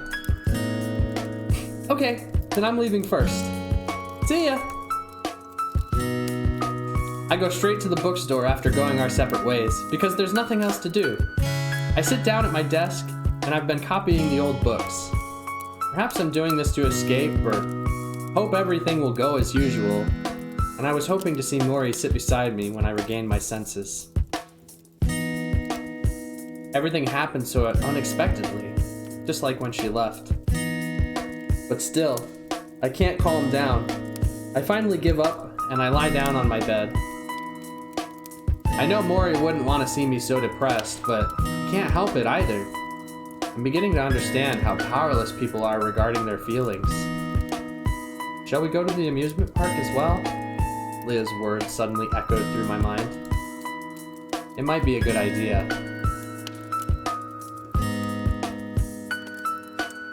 Leah will worry about me if things carry on like this. It's Sunday. After washing up, I make a phone call to Leah. I'd like to go to the amusement park. Are you free? Yeah, we'll meet there. Okay. I go to the amusement park after taking a quick lunch. I can see the Ferris wheel in the distance when I'm at the amusement park's front gate. Since it's a weekend, the park is full of tourists moving around. Leah hasn't arrived yet. I can only hang around and watch the crowds of people coming and going. If only Mori is here with us. An unrealistic desire came to mind. Because it's too unrealistic. Can't help feeling sad. Yan-chan! Leah appears while I'm having these fanciful thoughts. Did you run here? She's panting slightly. Just a bit. Take it easy. I'm not in a hurry. Does your ankle still hurt? Not anymore. Good. Let's go. Leah, did you have anything particular in mind?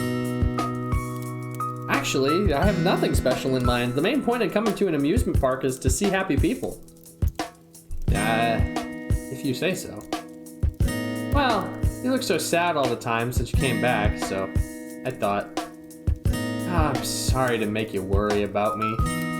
No, I would disagree. I would disagree strongly on that point, Isla. I would say that the main point of going to an amusement park is to be amused. And yeah, that's just not gonna happen. That's just not gonna happen, Cal. I'm sorry.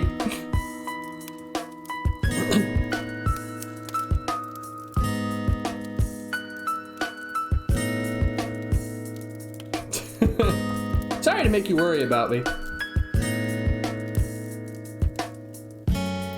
Do you feel any better? Slightly.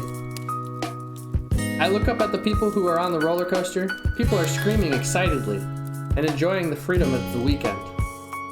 People's lives are wonderful, but they also have moments of sadness. Yan-chan, you sure do like Mori a lot. Yeah. How much do you like her? Like a lover? Well, we've never been lovers. That's true. Leah became silent for a moment and looked at the Ferris wheel in the distance. The Ferris wheel is moving slowly, not as intense as the roller coaster.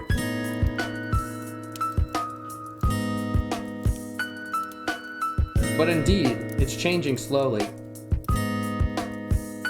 What do you think has changed in my life such that Mori would leave me? Oh, it's hard to say. But even if we can't express it clearly, things are changing all the time. It's hard to tell what others are thinking. Previously, I thought that I would never... She stopped mid-sentence. It's rather boring for us to stand here, too. Let's walk around, Leah. You're sure you have no particular ride you want to try? None for now. We just strolled around. Finally, we arrived at the base of the Ferris wheel. The sun is going down. The sunset is lighting up the whole sky. It's beautiful.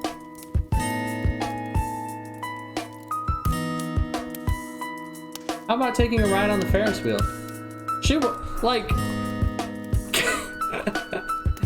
Good idea. Leah smiled at me. Yeah, so I don't actually know, Spookles. I think that, I'm pretty sure she's coming back at some point. I think that's, like, the whole point of the story. I mean, the Fox Girl has to come back, right? What? We sit in the Ferris wheel, and there's a jolt, and the Ferris wheel begins to rise slowly. Leah is staring at the city, and this fuck, bro. Alright, Leah is staring at the city and the sky that has a golden hue. The sun is shining on her face. I inadvertently stare at her. When did she become so beautiful? Did she look like this when I first met her? When I first saw Mori was a little girl of my height. So fun to play with her ears and tail. The books she carried with her were so heavy. She was always there with me when I was sleeping, when I was having lessons. If I like Yan-chan, will he like me? Leah suddenly turned to me and asked with a smile, did I hallucinate for a moment just now? If I like you as much as Mori likes you, do you think you might like me as much as you liked her? Leah is smiling at me again. Will you miss me like you miss her? If I leave as well? I don't know. I don't want to lose you. It's very upsetting if I lose. Leah turns to look out the window again. The Ferris wheel is slowly rising. Slowly rising. The sunset in the horizon is expanding. The great city has become a maze of small boxes. We've almost reached the highest point. Yan-chan, I love you. I momentarily was at a loss for words. Do you feel troubled if I love you? Leah, you're the only one I have now. Then, do you love me? I'm not sure. I don't want to be alone, but... Can I? That's a sly answer. If so, I can't decide on whether to leave you. Oh, don't leave me. Not like Mori. Suddenly, I'm at a loss. But I don't know how to keep staying with you. Mori is your guardian spirit, but... She turns to look at me, her eyes glimmering in the sunlight. They must be full of tears. Being a classmate should be enough. Leah is still smiling at me. Hold me for a while. Hey! Let's go! I hold her tightly in my arms, and she also embraces me! The feeling is totally different from carrying her. Much warmer, much softer. Also, much more tolerable. Peepo defenestration. What the fuck? Thank you, Mori. Thank you. Finn.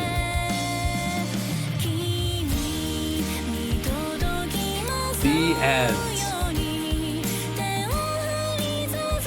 Let's go!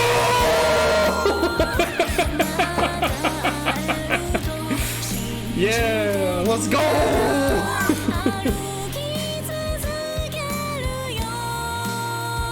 What a mixture of emotions!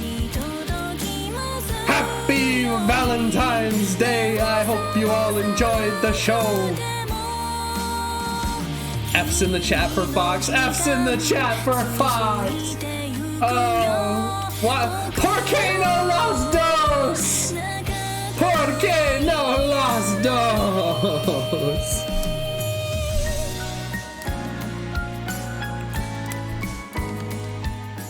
After graduation, I stayed and worked in the city where my university is located. Leah also became my wife! Holy shit, that progressed fast! What the fuck, bro? Okay, you know what? We had a child! Soon after our marriage, we took our kid, who was less than a year old, to visit my mother. Mom is standing outside and waiting for us. Welcome home. The procession is welcome to the... Wait. The procession to welcome the fox spirit for the festival is currently taking place. And they'll pass by downstairs soon. Our child suddenly burst out crying when he saw his grandmother. My mom. No shit. Maybe he was shy, or the drum beats from the procession were too loud. And he didn't calm down, no matter how Leah tried to coax him. Oh, he's just like you. The fox spirit is very good at coaxing children. Yan was calmed by a fox spirit back then, Leah. Why don't you, make a wish to the fox spirit? Fox, come back? Fox, come back? Fox? People arrive? Fox? People arrive? Leah looked at me, then looked down at our child in her arms. Yeah, let's make a wish. Ask her to protect our child until he grows up. And after that, Leah carried our child towards the window and allowed him to see the fox effigy in the procession. Shortly afterwards, our child actually smiled, and then he started to laugh. Maury? Our child burbled and made weird sounds. Leah is shocked, unable to speak for a while. Is that Maury? Is that Maury? The end! We get them both! Let's go, baby! Woo! Alright. Thoughts. Not exactly as much of a game as I thought it would be. There was much more clicking and a lot less gaming. But you know what? It was a cute story. We got to see some butts. I like butts. Butts are nice. A fox princess, and it wasn't even about a love story with the fox. You know what's more of a game? What? How long is KFC dating sim? If it's like an hour or so, then we'll play that one. This was an emotional roller coaster, but not a game. 3 out of 10 game-wise, 8 out of 10 story-wise. Hey, you know what? That rounds out to like a 6 or a 7. Not bad, not bad. Alrighty. I hope you guys enjoyed. This is so good. It's my kind of shit right here. Let's go! I get a 6.9 out of 10. Hell yeah. HD remake when? Hell yeah. Honestly, I had fun with it. It was worth the $2. I mean, hell, it got me 3.5 hours of gameplay, so definitely worth it. So, I need to run to the restroom. And then, if you guys want, we can continue with KFC dating sim. And I feel like that one's probably going to be a lot more like memey. And it's going to be like more of a joke. But that's okay. I love it. I just saw the X Lucky Shrimp. Okay. You know what? It sounds like fun. So I'm going to run to the restroom. And I'll be right back. And then we'll start up KFC dating sim. And if it's super ridiculously long, or if I get tired of it, then we'll just finish it up. Like, I don't know, a different time, someday, sometime, eventually. Until then, enjoy the musical stylings of this game while I run to the restroom. BRB. Let me just pop up the BRB screen. I wish it was on the other side for once, but it's okay. I gotta fix up my emotes in the corner. Anywho, be right back.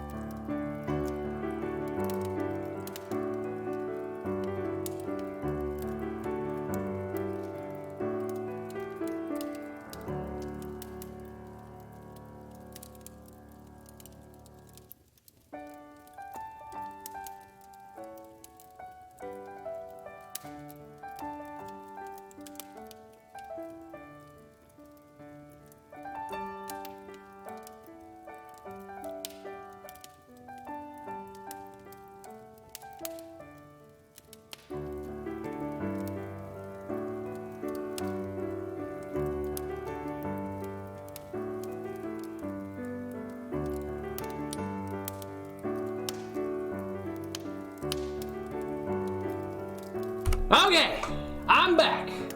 Hope you guys didn't miss me too much. Now, where were we?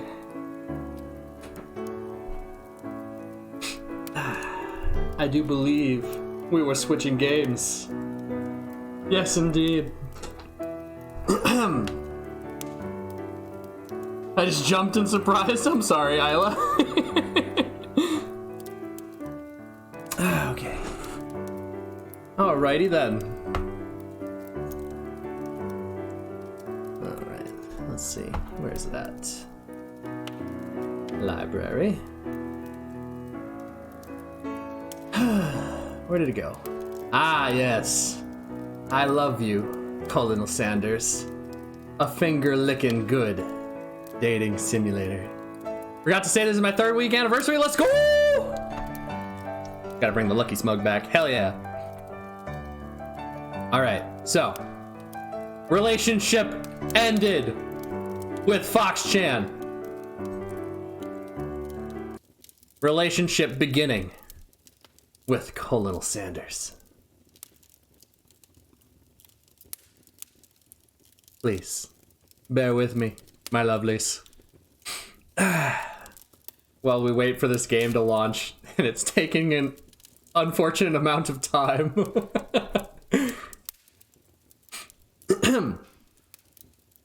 Ah, yes. Let's go ahead and... Ow! Fuck! Damn. God darn! What is this? Here we go. There we are. Beautiful.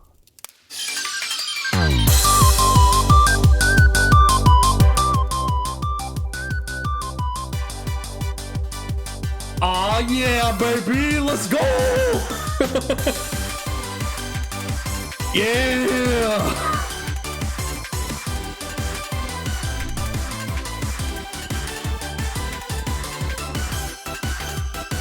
I hope you guys are ready. Let's go.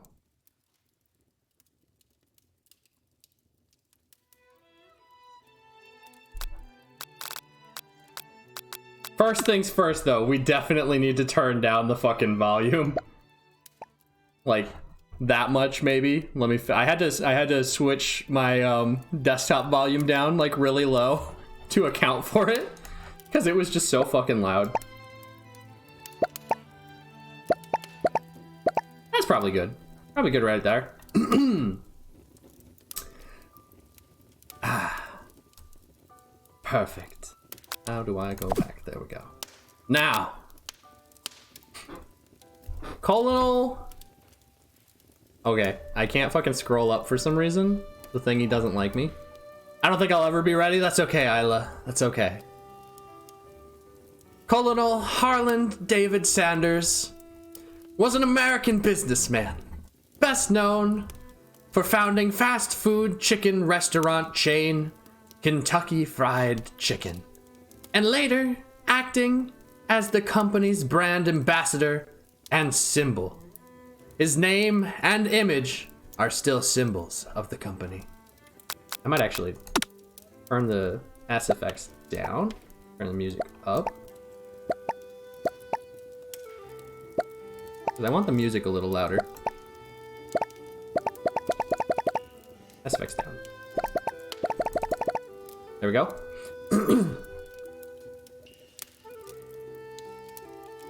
But we have heard that the music can get loud as fuck, so I'm just gonna assume that this is where we're gonna be. Ah, yes. Chat. What shall we name our beautiful dating profile? I think probably the obvious. The Rock. Sans.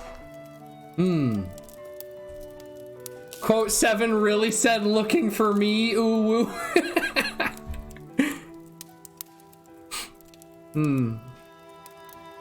Perfect. Poo-poo man? No, it needs to be romantic. Beautiful, eloquent even. Quote 7. Honestly, that's not a bad idea. Jean-Pierre Polnareff. Not a bad idea. So, do we play from the? Are we romancing Colonel Sanders? Is that the actual idea of this game? Because if we're romancing Colonel Sanders, then I'm just gonna go with Lucy. We are romancing Colonel Sanders? Okay. Lucy. Shall we begin?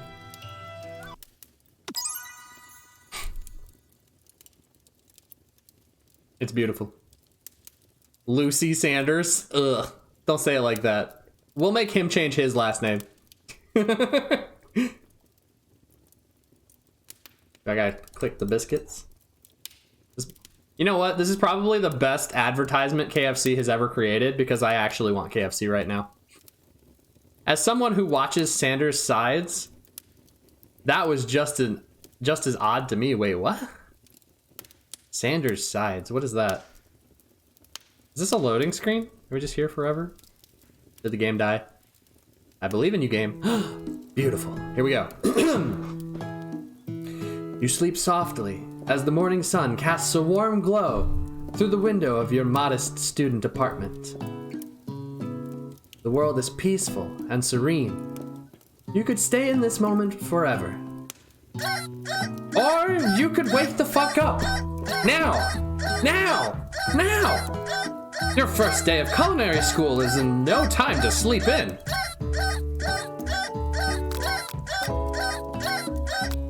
I mean, let's be honest. I'm fucking ready for the day. Smack that clock. Up and at 'em. Lying in bed, you stare at the ceiling, thinking about everything that awaits you in the prestigious University of Cooking School, Academy for Learning. Your mind begins to wander. Who will be there? What will you cook? What should you wear? Time begins to fly by, and you find your imagination getting away from you. Let's daydream a little. It's here, finally! Your first day of culinary school. So many dishes to prepare. So many students to meet. Your mind is swimming with possibilities when you realize you're running late. You grab a biscuit and burst out the door in a hurry. Delicious. Just what you needed to wake up those taste buds. Yikes! You're in such a hurry, in fact, that you forgot to put on any deodorant before running out the door. You're sweating buckets as you rush to arrive on time. Uh-oh. Standing in the quad, you gaze upon the magnificent University of Cooking School Academy for Learning. Here comes your lifelong best friend forever, Miriam. She's the most adorable, awkward person you've ever met, and you absolutely love her for it. Good morning, Lucy. Are you excited for the first day of the rest of our lives? Actually, because I sure am. Excited, a little nervous, okay? Okay, a lot of nervous. What the? It's just... This morning I made breakfast for myself, but, well, when I ate it, I couldn't taste any love in the food. What if I'm no good? What if I fail? Classic Miriam. Raised by Master Chef parents, she's always held herself to a very high standard. Ever since we were little babies playing together, and you rescued me from that quicksand box, it's been clear to me that you are the most loving, caring person I know. You're going to do great. But with University of Cooking School, Academy for Learning's famous 3-day-only semesters, I'm afraid of being left behind and never catching up. A sweet girl, Miriam has always had a flair for the dramatic. This summer, she got so nervous about her first kiss that she chipped a tooth practicing on a mannequin. Wow, that is actually pretty crazy. I love her. The power, the poise, the positioning. Oh, you're gonna be fine. Remember last month when we saw that fortune teller and had our tarot cards read? Yeah, that lady with the mask who gave me nightmares. I've been trying to forget. I know she looked spooky, but she was so sweet, and she told you that you were destined for great things. Remember that card with the fancy-looking tower? And that other card featuring the handsome fellow in a red suit? I've been waiting for so long to meet that handsome fellow I could call my own. And I'm sure you will soon. In no time, we'll be graduating, and you'll be delighting the world with your heartfelt cooking in no time at all. As you talk Miriam up, you can feel her nerves begin to ease. You know what? Maybe everything will be okay. Hey, what's up, Neck? Happy Valentine's Day. This is a date. Maybe everything will be okay after all. And if not, at least I have these killer bangs. Can you believe I cut them myself? You can definitely believe it. I can't believe it. Before you can get another word out, you're rudely interrupted when someone smacks your books and custom-engraved measuring spoons out of your hand and onto the ground. Hey! It's Ashley? I'm just gonna call you Ashley, because saying whatever the fuck that is way too difficult. It's Ashley, your arch rival. She's totally evil, but you can't help but be fulfilled with jealousy. She can get anything she wants, and she knows it. Hello, Ashley. Oh, I didn't see you there, chicken shins. You leave Lucy's shins alone. They're perfectly normal shins. Ugh, can't stand Ashley. Even her name is annoying. You know for a fact that it's actually Ashley, but she had to add the extra layer. Oh my god. You had to add the extra letters to make herself feel better than everyone. Reading is hard, everyone. If anyone here knows what perfect shins look like, it's us. We're not going to let your really weird insults get to us. Across the quad, you see Ashley's best friend, Van the Man, has stopped to look at his own reflection in the mirror. His pants are so tight, you can see him casually working out his glutes while he styles his hair. No lie, they're rockin' glutes. I like butts, what can I say? Ahem! Van? You rang? You've never been sure what their arrangement is, but as long as you've known them, Ashley and Van have been just as close as you and Miriam, but substantially more devious. It is indeed a JoJo's reference. I can't believe that University of Cooking School Academy for Learning would ever allow people like you to attend as students.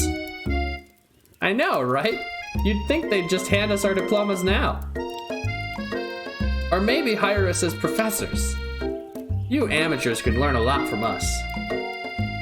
With the first day of school about to start, there's just no time to properly tell these two off, so you resist the urge.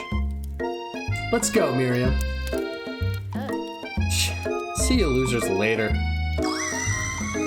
As you approach the door, you see a goofy-looking kid pushing hard against the window directly next to him. Did he just fart? Whoopsie. I think it's broken. You reach forward and easily pull the door open. That should do the trick. I love you. Well, no. I think you mean thank you? My name is Pop. I was named after my Pop. He's old. Can someone like this also be a student at the school? He must be one heck of a chef. Also, his name tag clearly says Bob, but I guess he's reading it upside down? Oh my god. Oh no, dude. Hi, Pop. I'm Lucy. So, are you gonna make me hold this door all day? No. And with that, the young man walks into the building ahead of you. Is it just me, or is he kind of cute? It's just you. I didn't even need to read it, bro. You You both shrug your shoulders before following him into the building. This is where I end my portion of the date. I must go for my walk. All right, see you later. I hope you enjoyed. Take a little something for the road. Would you like some wine? Drinking in public is frowned upon, but you know, they don't need to know. See you later, Cal. Happy Valentine's Day. You stand at the edge of the room, unsure where to sit. Other students wander in and keep themselves busy chit-chatting. A scruffy-looking pooch takes his place at the podium at the front of the class. Adorable. Now, quiet down, everyone. His name is Sprinkles! Oh my god, I love him! He's so cute. Who is this unreasonably cute pup, and why is he our culinary class? You must be Sprinkles, head instructor and CEO of UCS AL. Please, call me Professor Dog. I may be cute and awfully fluffy, but I still demand respect. What? A cute dog is our professor? This is the best school ever. I guess only a dog's nose is capable of picking up all the nuances of fine dining. Out of nowhere, wind begins to rush around you as a swirl of cherry blossom petals fill the air inside the classroom. I'm chilly. Someone close the window. And then, he walks in. You're immediately swept up in the aura of this new student and his remarkable goatee. Who knew anyone could be so handsome? Time stands still.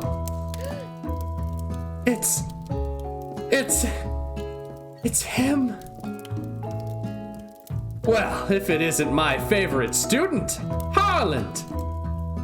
Colonel Sanders interrupts Sprinkles. Sorry, Professor Dog. Before he can finish his sentence.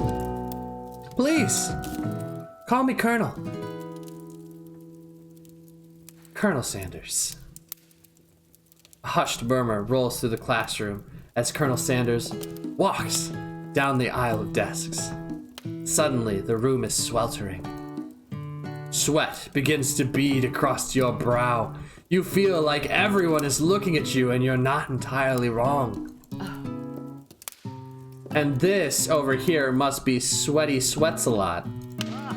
Maybe we should open that window back up before Faucet Pits melts into a puddle and evaporates entirely. Hold on just a second. Nobody talks to my friend like that. You two both know my name. We were in the same kindergarten class.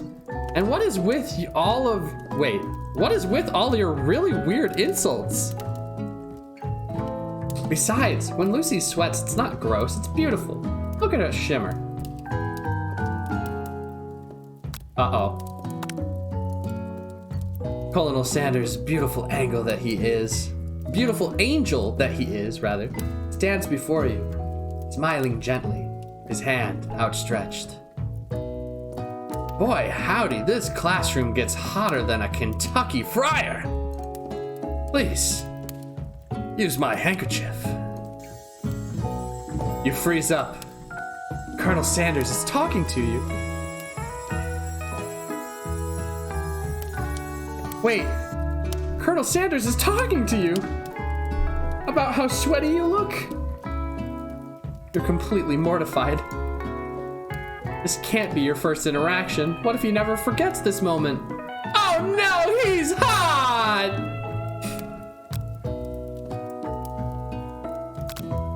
Take the handkerchief. You stretch out your hand and Colonel Sanders places a fine silk handkerchief in it. It's so beautiful. You hesitate to press it to your face. But when you do, the feeling is transcendent. It has his natural scent on it. It smells of the most delicious chicken you've ever smelled. Professor Dog steps in to settle the class down and set some ground rules. Welcome to University of Cooking School, Academy for Learning. The greatest culinary academy in the world. The birthplace of culinary legends past, present, and future. Many challenges await you. There will be tears. There will be blood. There might even be really adorable tiny food. And when all is said and done, there will be battle!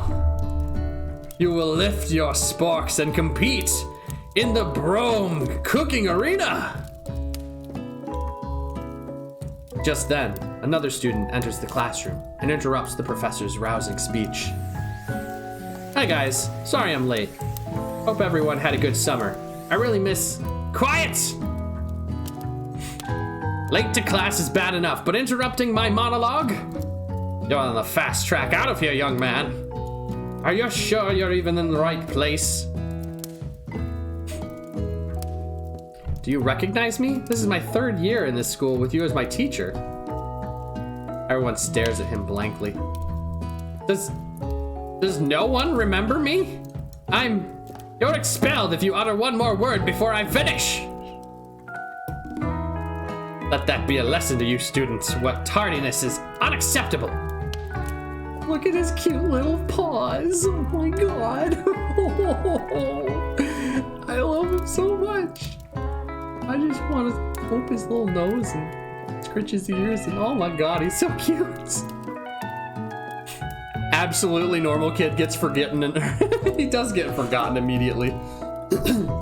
Even Clank made it here on time, rolling halfway across the town on his tiny wheels. Oh, he's crying. You turn to see the student Sprinkles is referencing, who appears to be some sort of industrial kitchen appliance. The class bursts into laughter. Oh, Clank, you rascal. Sprinkles walks in the classroom as everyone stands in silent obedience. When he gets to you, he lifts his nose into the air and takes a deep sniff. Your diet is lacking. Based on what I'm picking up here, you definitely need a multivitamin. You should be taking better care of yourself. Never had a talking dog as a teacher before, but Sprinkles' reputation for being smart but tough is well known. You decide to try and butter him up by giving him a treat from your pocket. But what kind? A chicken snack. You reach beneath your apron and return with a chicken snack in your hand. Sprinkles' eyes go wide as he locks onto it. His favorite. Well, well, well. I think there might be some competition for our star student. The furry professor immediately devours the snack, leaving your hands slick with a coating of warm doggy drool. You see the other students eyeing you jealously, but pay no mind to them. If they wanted to succeed in life, they should have learned the importance of carrying a range of dog treat flavors on them at all times. Settle down, young chefs, take your seats and prepare to have your minds opened to the amazing possibilities of culinary creation. As everyone rushes to claim their favorite seats, you're left standing at the front of the room. Only 2 options remain. Hey, Lucy, there's still a seat here. It seems that no one has claimed the seat next to me, if you're interested. Ooh, tough choice, tough choice. Chat, I'm gonna need some help here. Who do we sit next to? Friend. Do we sit next to Friend or do we sit next to Colonel Sanders? Friend. Okay, we sit by best friend. You move to take your seat by Miriam. I'm so glad to have you near me to support me through this class. Of course, you're my best friend. Who else would I sit by? Colonel Sanders? He has such a magnetic personality, and there's a seat open right next to him. If you had sat there, you might have gotten to know him a little better. I am okay with this. I'd never sacrifice our friendship. Besides, I'm sure I'll get a chance to talk to him later in the semester. I got 3 whole days. That's like a lifetime. So you say, but now that Miriam mentions it, that Colonel Sanders is just so darn dreamy. As soon as you've settled into your seat, the professor makes an announcement. Think fast! It's time for a pop quiz. Yay! A quiz about me! Shut up, Bob. This incredibly important and surprisingly short quiz will tell me if you're ready for a life at culinary school. Keep your knives sharp and your focus sharper. Here comes question 1. If a train is traveling to point B and if train A is traveling to point B and train B is traveling to point A, how important is it to wash your hands before cooking? That's right! Forest is to tree as chicken is to night vision goggles. That's wrong! Fuck! I really thought I had that one. What is the most efficient eating utensil ever created? Well, I'm really torn between the spork and the meat tenderizer. I feel like a meat tenderizer would make a good consuming instrument. Eating utensil, if you will. We'll go with the obvious choice. That's right! What food is best for a broken heart?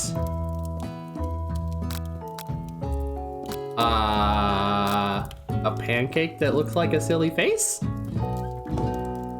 Is pork not real? That's wrong! Is Sprinkles a good boy? Yeah, you are the best boy. Your total score is 3 out of 5. Ow. I didn't. It's no perfect score, but at least it's not a complete and utter embarrassment. Catch Colonel Sanders eyeballing your answers. His reaction is hard to read. May I have your attention, students? I have an important announcement to make. Time for lunch.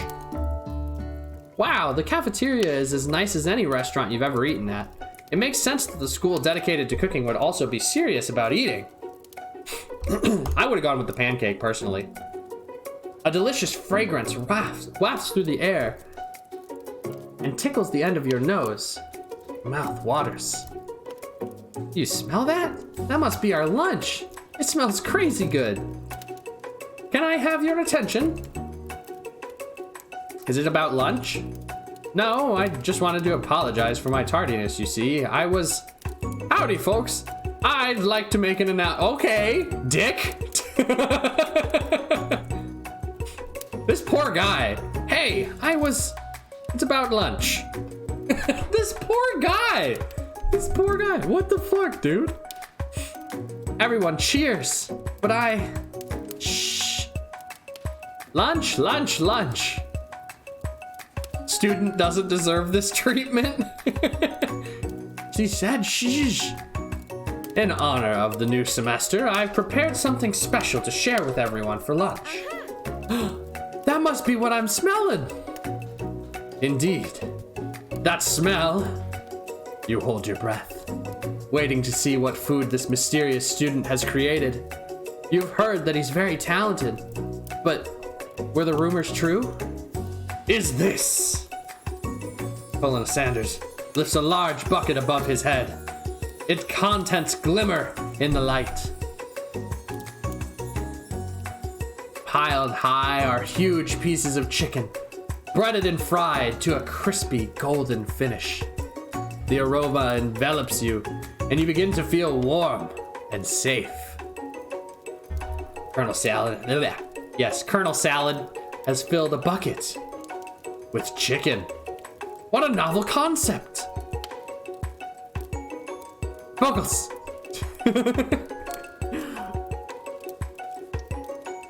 What the fuck, dude? I don't know if this really fits the theme of our date. Your stomach begins to grumble, as if to say, stop thinking and start eating. For years, I've developed a secret recipe for the perfect fried chicken. I think I'm just gonna skip the videos for today. I kinda wanna get through this. So you can go ahead and refund yourself and anybody else if they've redeemed something they're waiting on. By my calculation, nothing less than 11 herbs and spices are required to achieve the perfect balance of flavors. You look around and notice that every other student has a pen and paper and is scribbling notes as fast as they can. But that's all I'll say about that. What? You think we want your stupid secret recipe, dude? Shh. Nah, my dude, nah.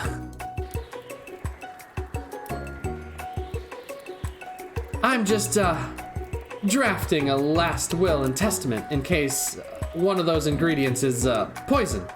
Got him! What the fuck, dude? I love that his hair is even a star. It's just like straight up a JoJo's reference, unapologetically. He looks around nervously to see if anyone else is laughing at his sick burn. You wait to see what zinger Ashley has prepared to follow up, but she suddenly takes a different approach. Yeah, and I was just like writing in my diary or whatever. Dear diary, today I smelled something truly beautiful. I knew at that moment that only the hands of a true gentleman could fry chicken so tender.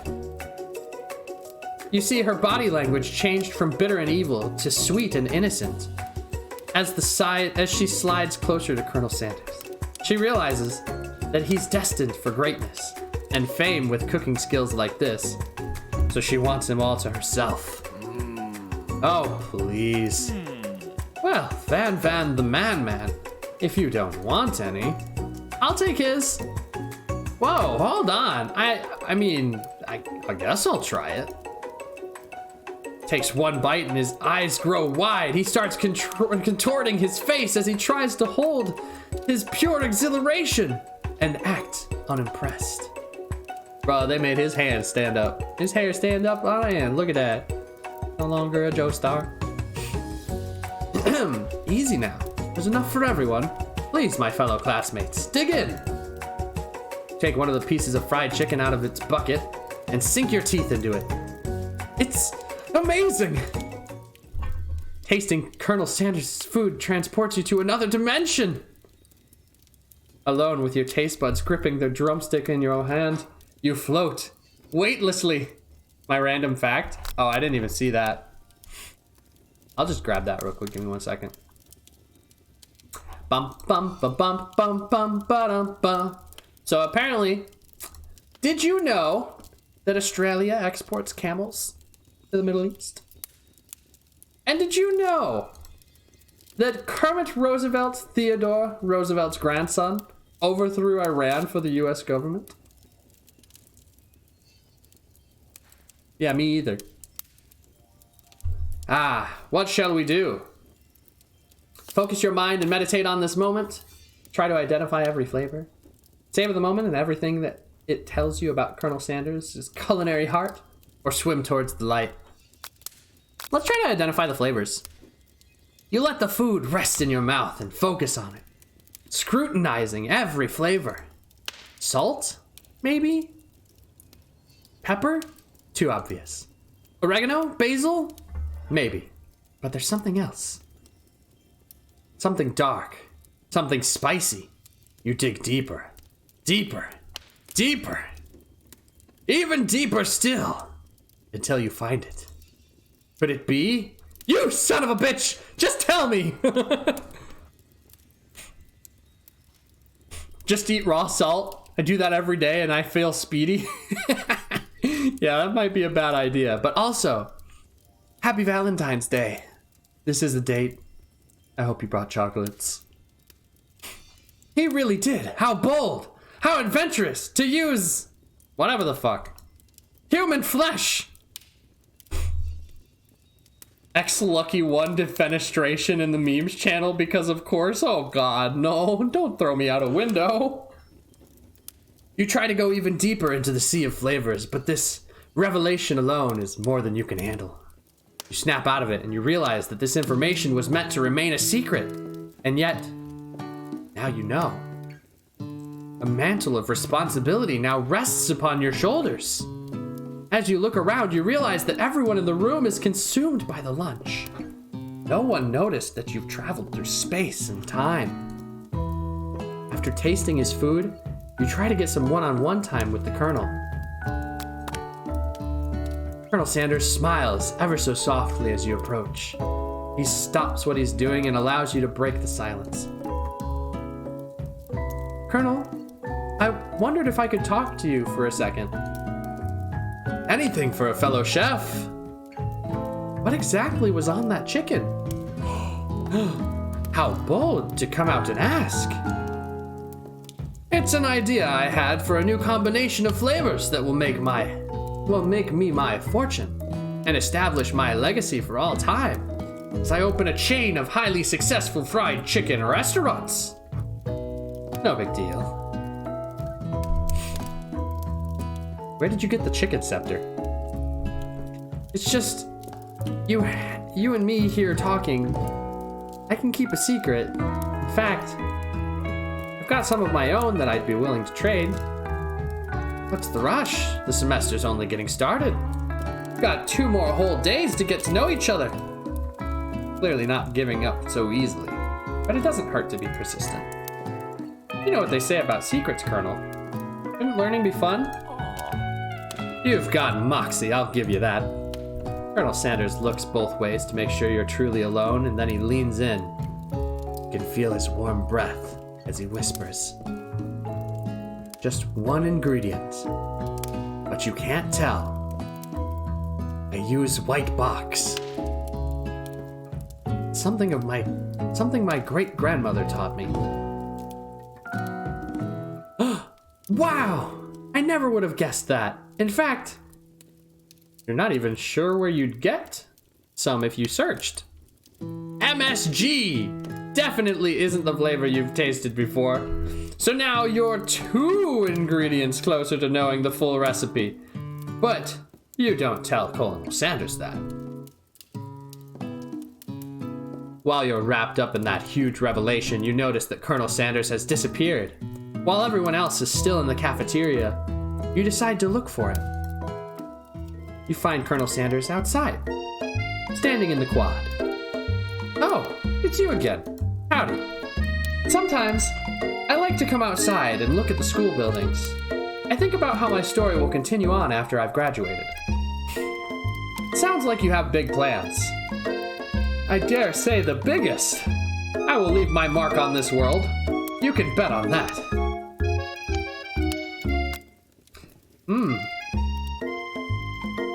Alone together for the first time, you figure now's the perfect moment to show your personality to him.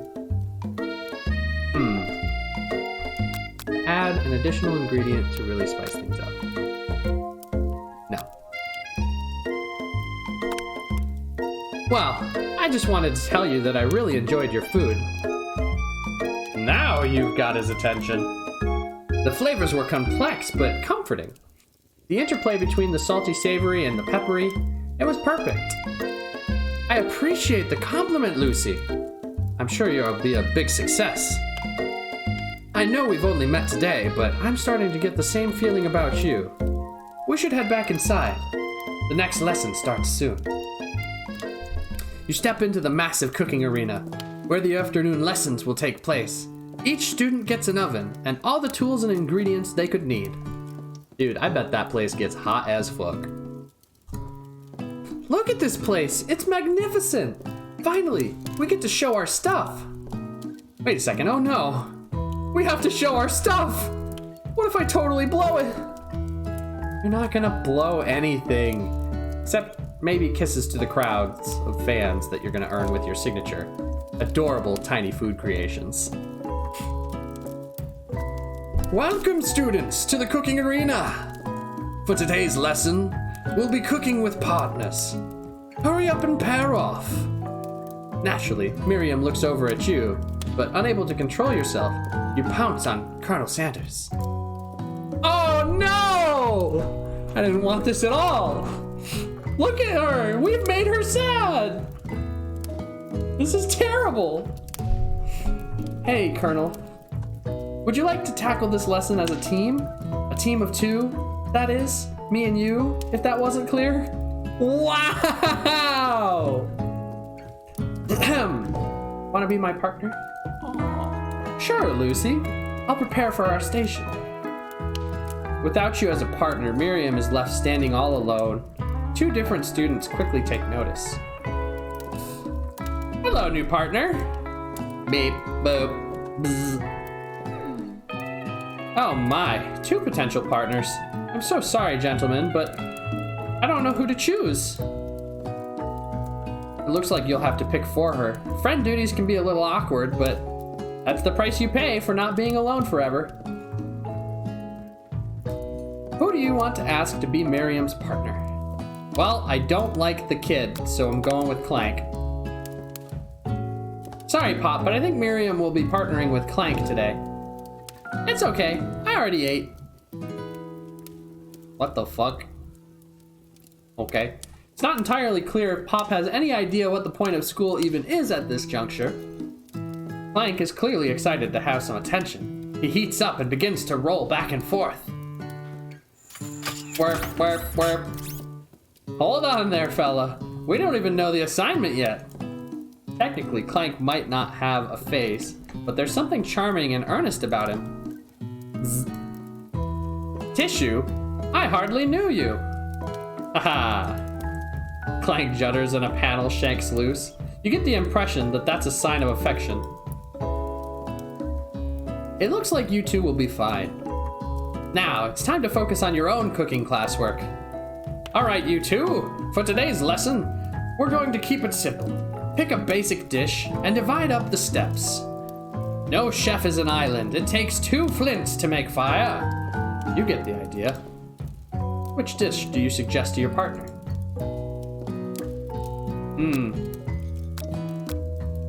Steak tartare seems easy enough. It's fancy, and you don't even need to cook it. Fuck it, mashed potatoes and gravy. I've always been something of a down-home chef. I was thinking we could make something warm, inviting, comforting. Maybe mashed potatoes? And gravy? Where's the blood? No blood yet, no blood yet. I couldn't imagine it one way without the other. Sanders casts a coy look at you, causing your whole face to go beet red. Embarrassed, you quickly turn away. I think it's funny that the game just forces you to go with Colonel Sanders the second time. Like, I mean, the first time you just get to choose whether or not you want to leave Miriam high and dry. The second time the game is just like, no, the name of the game is romancing Colonel Sanders, not romancing Miriam. I'll go get the potatoes. No, please, let me.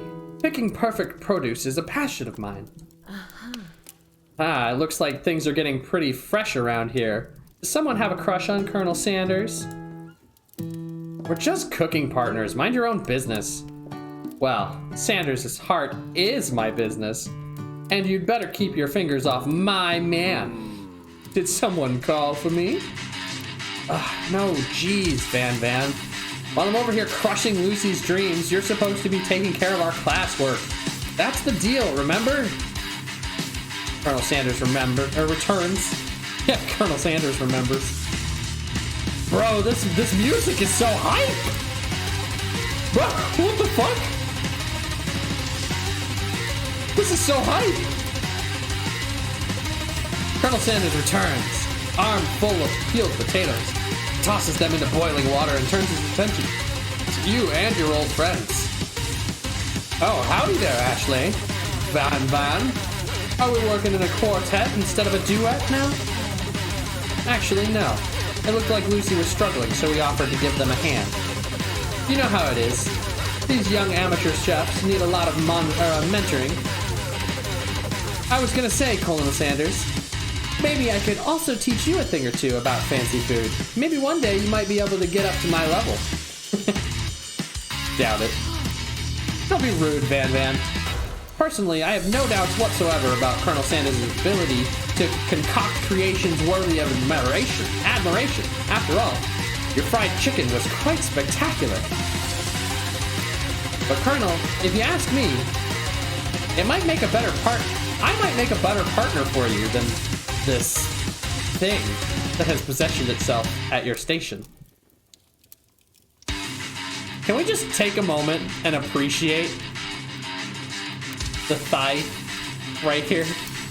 The little the little squish. It's a nice touch. It's a nice touch, all right?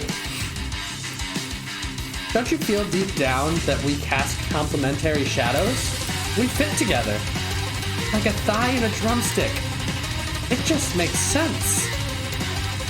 Nothing about this makes any sense. But one thing is clear. She's coming for Colonel if you don't watch out. Ashley is really good. Ashley is really going at you hard. You need to ask for some backup here before things get ugly.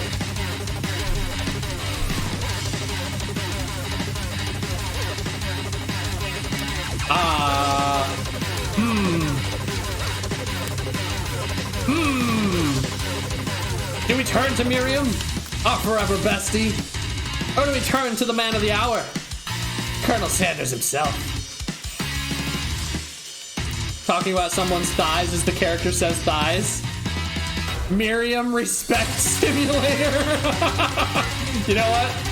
I'm with it. You turn to Miriam, and as soon as you find her, she senses it and looks back. This girl's friend in need radar is second to none. She immediately comes running over. Somebody threatening my friend? I will destroy you. I actually think that Ashley and Van Van were just leaving you in the dust, vis-a-vis my skills as a chef, perhaps. But stepping away from this competition, you are sorely mistaken. Miriam, you're a loyal friend, but Lucy is my partner for today's activity. You look for Sprinkles in high hopes that he might step in, but he's nowhere to be found. Darn those cute corgis in their short but sturdy stature. You look down at your station and realize that in the tension of the moment, your hands have become... what the fuck? Your hands have been cooking on autopilot? Distracted by the drama, you've already crushed the boiled potatoes into perfectly creamy mashed texture. With the plenty of butter and cream for flavor, it's as if your natural passion guided you through the steps you know so well while your attention was elsewhere. Hey, what's up, Mellow Meltan? How you doing today? Happy Valentine's Day. This is indeed a date. Ayo, the Colonel Sanders dating game? Indeed it is. I know just what to do. Colonel Sanders extends his hand. He's holding a beautiful white porcelain gravy boat out of which he pours smooth brown gravy, smothering your nearly finished potato dish. Gravy flows down the mound of mashed potatoes. The results look spectacular. Granny would be so proud. Are you on the KF console? If by KF console you mean my computer, then yes. Is the KF? I'm pretty sure the KF console is just a Steam box, right? Colonel Sanders holds a spork out to you. You reach out, grab hold of it, but he doesn't immediately let go. The two of you stand holding the same spork, and for that small moment, all of the madness and pressure in this crazy world stops. Your eyes lock. The moment is electric. Time stands still. If you love something, set it free. Together, you dig the utensil into the mashed potatoes and lift up a heaping sporkful. When you see Ashley with a sinister look, you know she's plotting against you to be with Colonel Sanders. And then, filled with rage, and without thinking, you fling the sporkful of mashed potatoes right into Ashley's stupid, beautiful face. Van, do something. Scooping up a fingerful, Vanful tastes the dripping mashed potatoes and gravy and realizes that it's delicious. Horrified by this revelation, he slinks away. Will he ever be able to cook something with so much love and integrity? Hold on right there, Lucy. We do not waste food in the Brome cooking arena. Colonel Sanders, I expect better from you. And if you throw one more spoonful, you'd both better be prepared to eat whatever it lands. Or wherever it lands, rather. Can I have potatoes, please? Van Van rushes back over, a covered dish in his hand. Mashed potatoes with gravy. Pathetic. In just a few minutes, I've prepared a full meal. Gaze upon my specialty. Braised tentacle of octopus in my silky saltwater sauce. Plated on a battle axe blade forged by my supreme chef ancestors. You've ignored me for too long, and that ends now. It is I who will have first bite, and you will look on with envy. The interrupting student rushes at Van Van and swipes a bite of the signature dish right off the plate. No, don't! Something about this it doesn't strike my nose quite right. I think the octopus was rushed and may have turned in the process. The results could be toxic. Too late. It's been eaten. I think I left something in the oven. I don't feel so good. It killed him! What the fuck? Bro, is he actually dead? What the fuck? Is he? No fucking way, bro. Is he actually dead? What the fuck? This man's is dead. What the It's just an adorable cooking competition. There's a corgi here, bro. You can't be dead. He literally fucking died. It killed him. Everyone step back. Don't take another bite. When you look back at the plate, the rest of it is gone. You notice the tip of the tentacle being slurped up in Pop's mouth. Pop winces in pain for just a moment, then is almost immediately back to his oblivious self. Oopsie. Tastes like poison. The entire class has gathered to watch Pop's final moments. Shock has frozen the whole crowd. They are as motionless as statues. The class bell rings, disrupting the moment and snapping everyone back to reality. It would appear that Pop's enthusiasm for trying new things, despite obvious danger, has inoculated him against poisons of all kinds. Well, he's fine. Pop is fine, everyone. He's fine. I'm not sure the professors here make enough money. Hello? I just turned into a ghost over here. Seeing that you're shaken up by that really annoying student and his nonsense, Colonel Sanders approaches you. I'm sorry you had to go through that. Please, let me walk you home. What? Like for real? Oh, come on, man. I literally just died.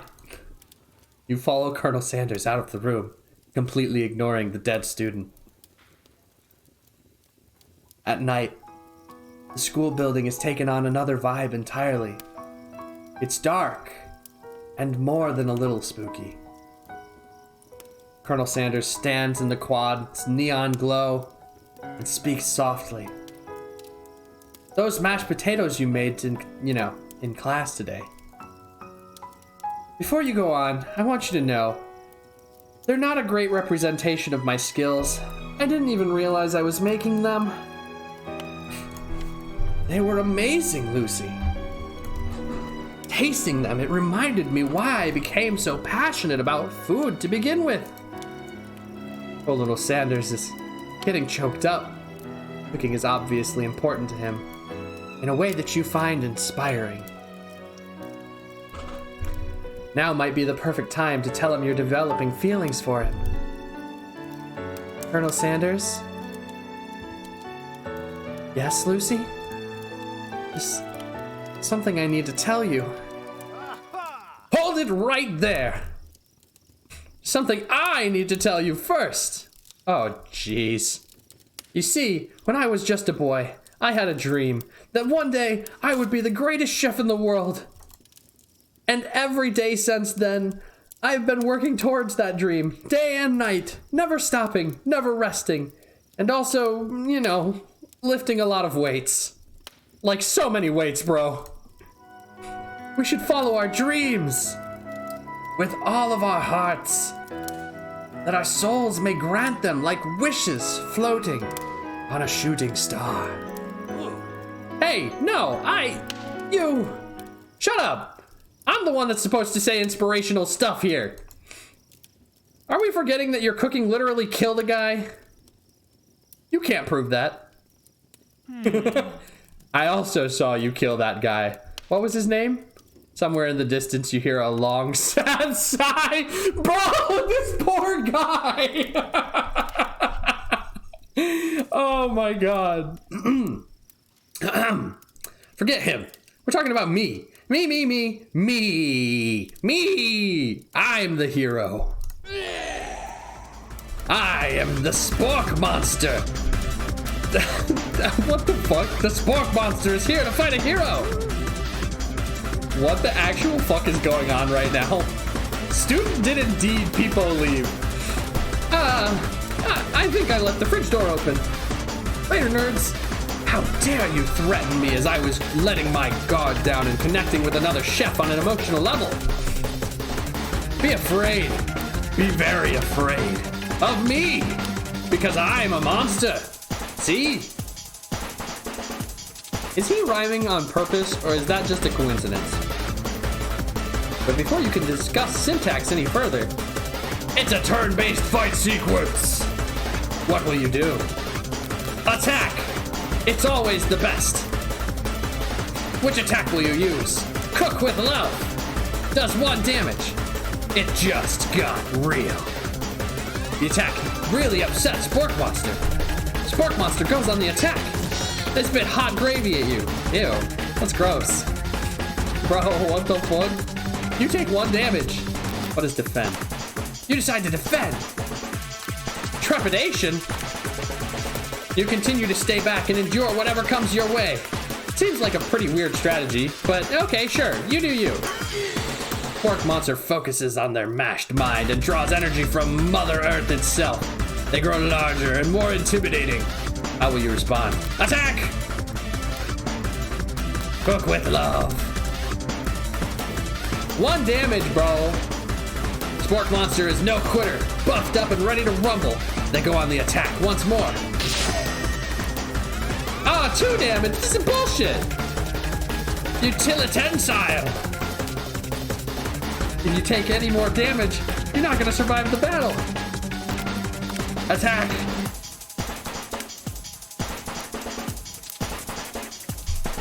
Spork Monster is oozing cheese sauce onto the lawn of the quad. I wonder who is going to have to clean that up. Feeling vulnerable, Spork Monster prepares for its ultimate attack. Rounded Edge. Vile villain, your reign of terror stops here. Colonel Santa just... What the fuck? Colonel Sanders summons the energy of 1,000 chickens. Hot high power! And it does 10 damage. Spork Monster is defeated. You saved me. An injured Spork Monster spews steam into the night.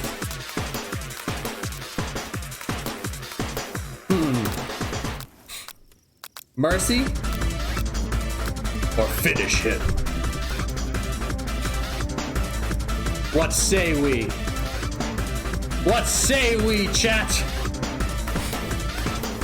1 for spare. Undertale logic dictates spare? Wow, you guys are significantly less bloodthirsty than I thought you would be. 2 for spare, 1 for finish him. Anybody else want to weigh in?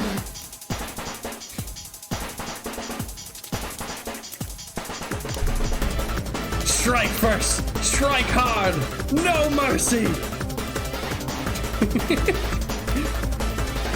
Got 2 for spare. Yeah, you know what? I think we spare the wretched beast. We're trying to romance, not scare him. We managed to tamp down your disgust at the sight of this gnarly beast. Long enough to realize that it's still a living creature, with a pure soul who deserves your pity, not your wrath.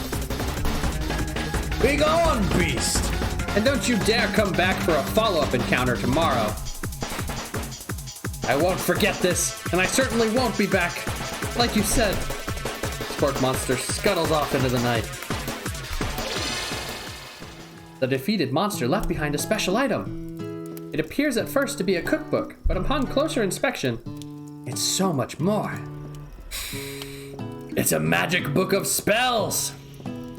With a golden chicken on the cover.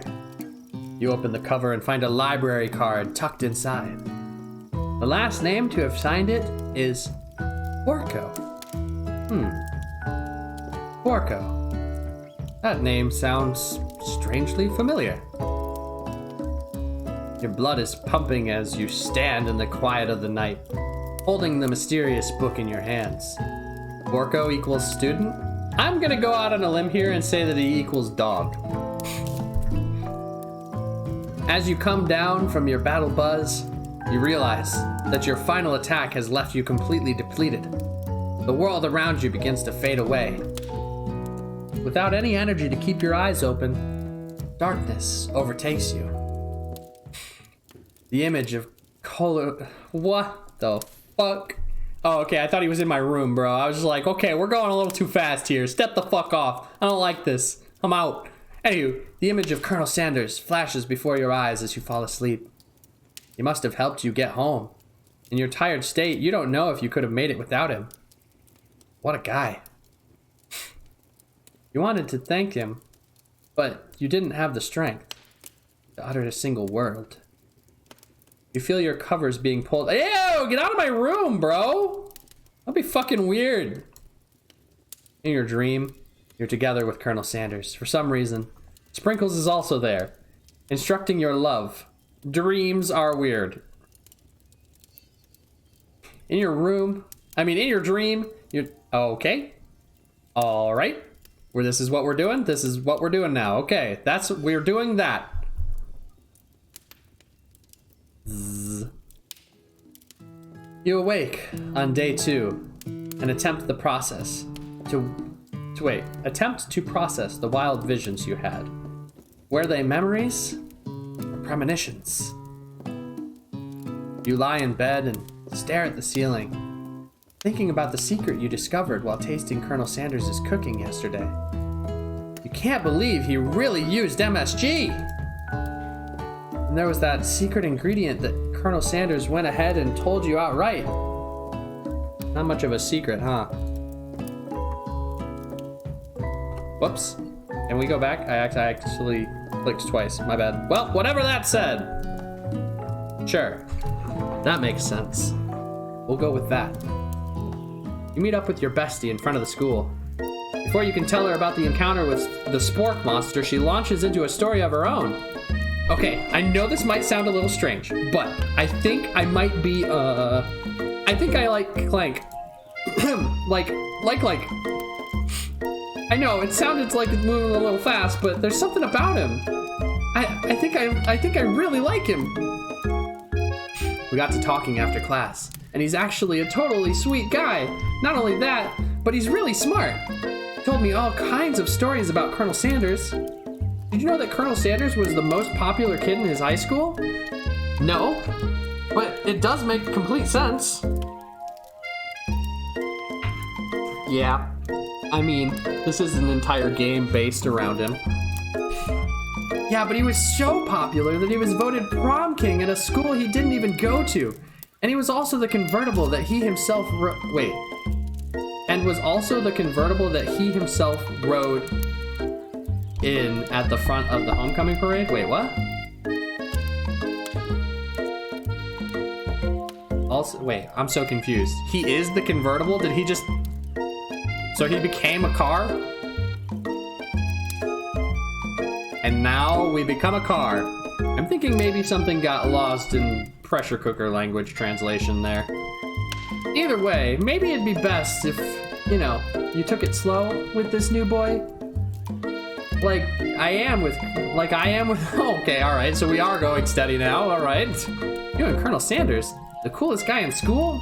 The most famous student to ever attend University of Cooking School Academy of Learning? You're a thing now? Well, we definitely connected yesterday. Sure you did. You're great. Why wouldn't he be into you, I guess? Laughing at the implication that you and Colonel Sanders might be a thing is definitely not cool. You are great. You have an idea about how to prove your love is real. Well, if he's not into me, why did he tell me that one of his secret ingredients? However, you don't tell her that you know a second ingredient too, which you discovered on your own. Your bestie's eyes light up. A secret ingredient? Yeah, I just said that. A secret ingredient. Is there a dramatic echo in here? Miriam checks to make sure you're alone before continuing. So this summer, while I was on vacation with my family, a lovely man approached me in the botanical garden where I was wandering. Okay, that was like a really hard sentence to read. I don't know why I struggled so much with that one. This can't be good. Told me all about his passion for spices. Secret spices! The man even gave me some to show me what he meant. He said it was a powder created from super duper rare dried flower petals, and that if I did him a big favor, I could have some of my own.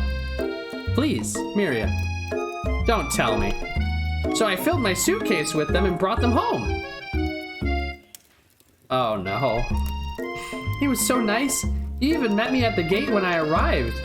Later, when I cooked with him, a very strange feeling came over me, and the flavor was unlike anything I had ever tasted. I think you're being very liberal with the meaning of spices here. Whatever. Anyhow, we both share an interest in cooking. So we've stayed in touch, you know?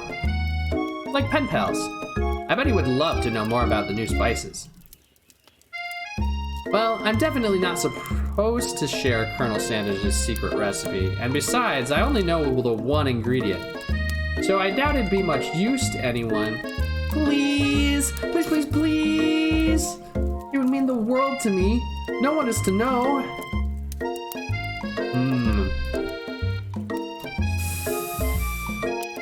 Don't share? You think I shouldn't share? But she's our best friend. She's our best friend. Best friend! Best friend privilege. Best friend privilege. Best friend privilege? I think best friend privilege.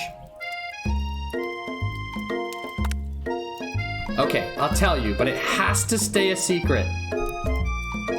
Miriam nods furiously. He told me that he uses MSG. Never would I have guessed that, would you? Her eyes light up imagining such a thing, and you figure out that you've satisfied her curiosity and she'll move out.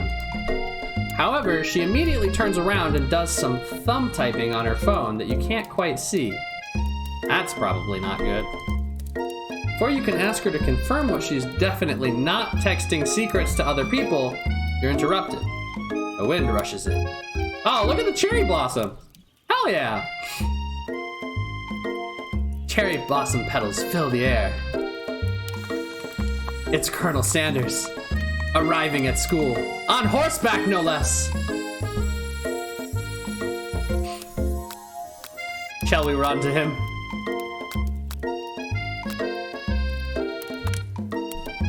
You decide that it would be best to show Miriam how serious you and Colonel Sanders have gotten and run to him. Horse. Look at this horse, it's so majestic. Surely he'll sweep you up on the back of his stallion and you'll ride together. That'll show her. Colonel, my colonel. However, your sudden movements surprise the horse, and it rears up, kicking you directly in the face. Okay, so we're just dead. The force of the blow completely knocks you out cold and kills you. In the darkness, you see a vision of student. Ha! I fucking called it, bro! Yes. Oh, Lucy, I'm here to deliver you a message. Not this guy. It is important that you remember this exactly as I say. If you forget, the world could end. So, you know, it's kind of serious. You know, just maybe listen this one time. I've been trapped in a realm beyond, but a great prophecy relies on my return. Only you can save me. All you need to do is repeat my name 3 times. And that name is, but before you can continue, you suddenly awake. Ah, jeez. Call the Ghostbusters. Hey, what's up, Chaos Crow? How you doing today? Happy Valentine's Day. Mwah. This is a date. You awake to find Colonel Sanders tending to you. He roused you back to life with a satchel of secret spices. Or is that just his natural seasoned musk? Compliment the craftsmanship of his horse. Maybe he shouldn't be riding a horse to school, and maybe you shouldn't be running up to animals you don't know. It's hard to say who was in the wrong here, but one thing is for sure. Colonel Sanders sure is dreamy.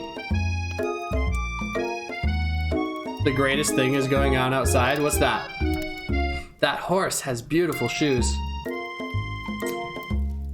Could really feel how smooth and sturdy they were when they were pressing into my face.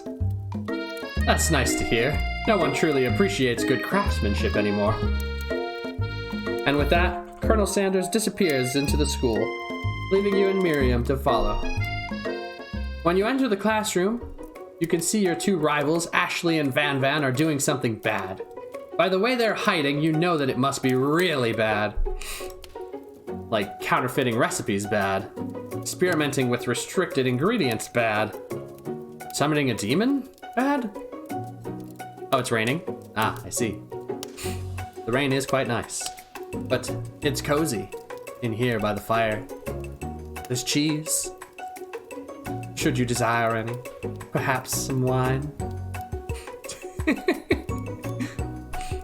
You try and get a peek over at Van Van's hulking shoulder.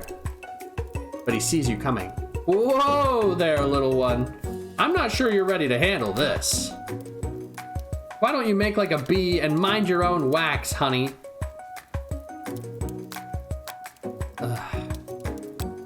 Stop acting so immature. You immediately dress the rivals down for their immature behavior. Culinary school is to be respected, and this kind of nonsense is a waste of everyone's time. Now you've upset them. And you're the Emperor of Cooking, are you? Excuse me, I'm playing a female character. Empress. You make the rules? Yes, I do. This is my video game. I'm paying for it with my time. I'm not sure you'd know a good meal if it ate you. Being the best chef in the world takes more than just culinary skills. It takes creativity. It takes... Panache? What the fuck is panache? That code word for chicken? I like chicken. Chicken's great. Sometimes it takes a gun. Truly. And it doesn't hurt to use a little evil. You finally get a look at what it was they were hiding, and you instantly recognize it. It's a book, just like the one you found after your encounter with the spork monster. This is the same book that I found last night in the quad.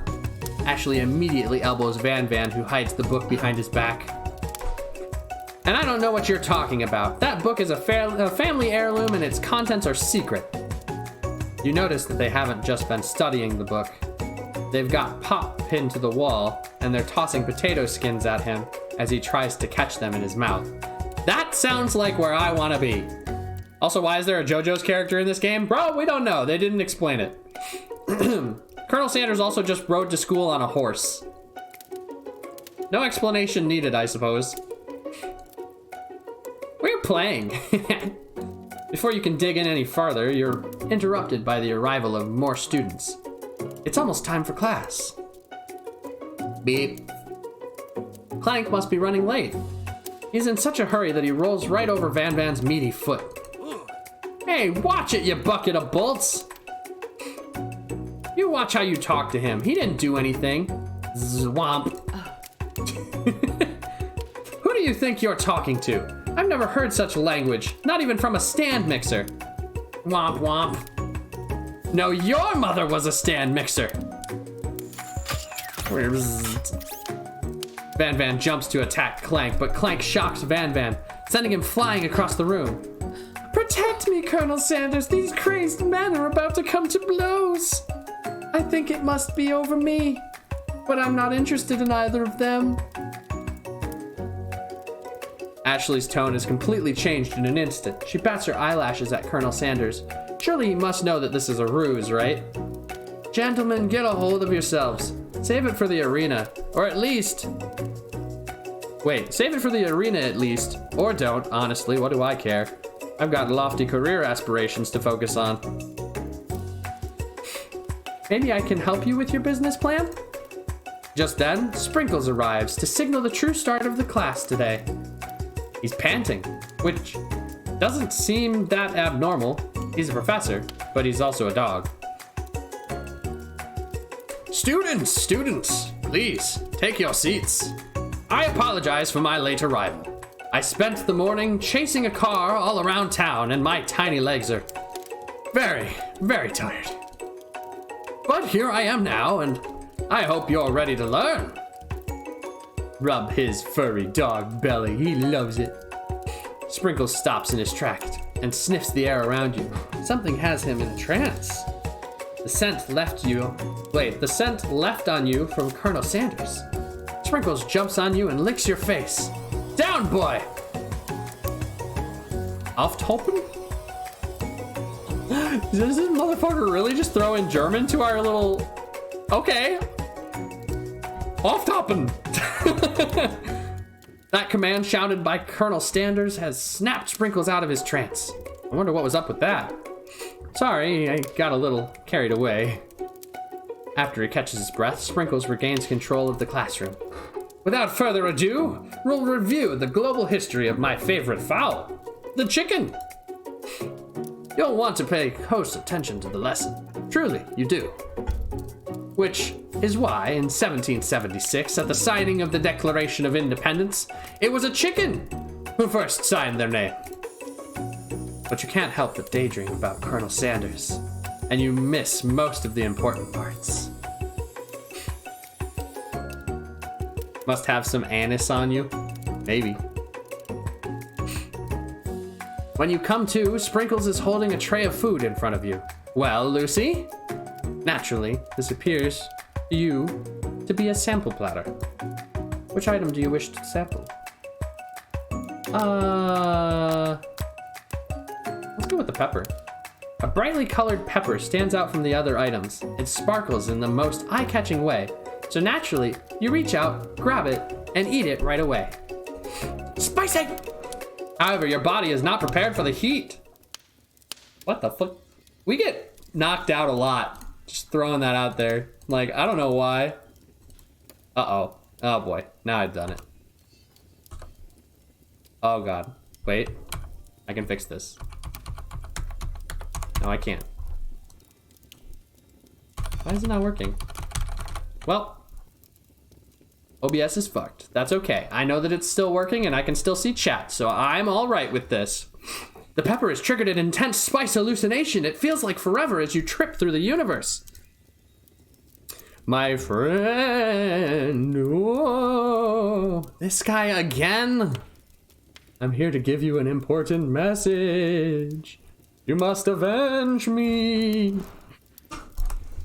All you must do is...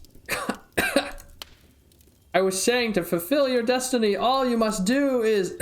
I'm sorry, I think I might have gotten some spice stuck in my throat.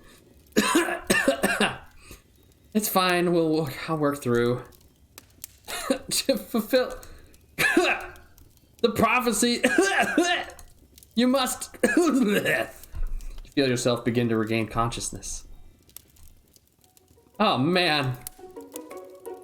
You come to and find everyone staring at you. That pepper was the last of its kind on Earth, and now it's gone forever. You think to yourself, geez, I should pay better attention. We all make mistakes. I'm sure he'll forgive you someday. Come on, it's time for lunch.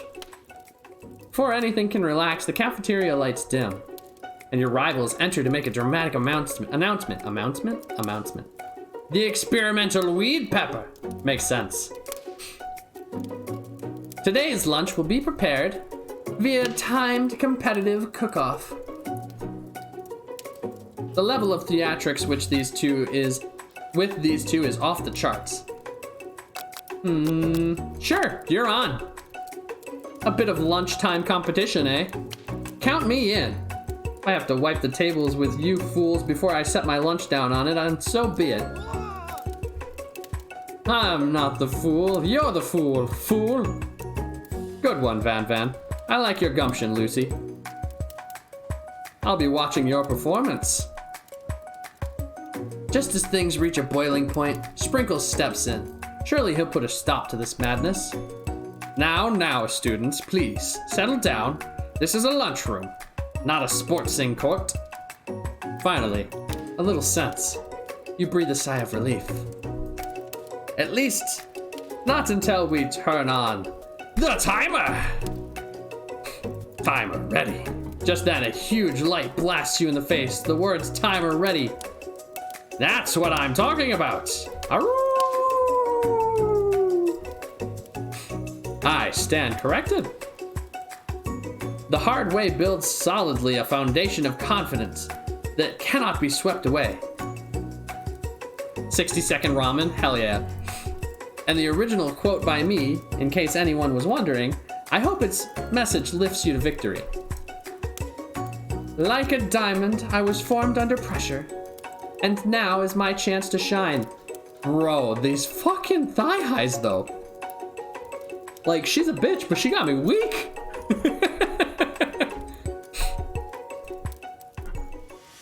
I will defeat you myself. You had his chicken and you made mashed potatoes and gravy on day one, and you're feeling like you can really impress him again here. Time to boil some water for the potatoes. Think fast, the timer runs down, you'll be forced to pick at randomly.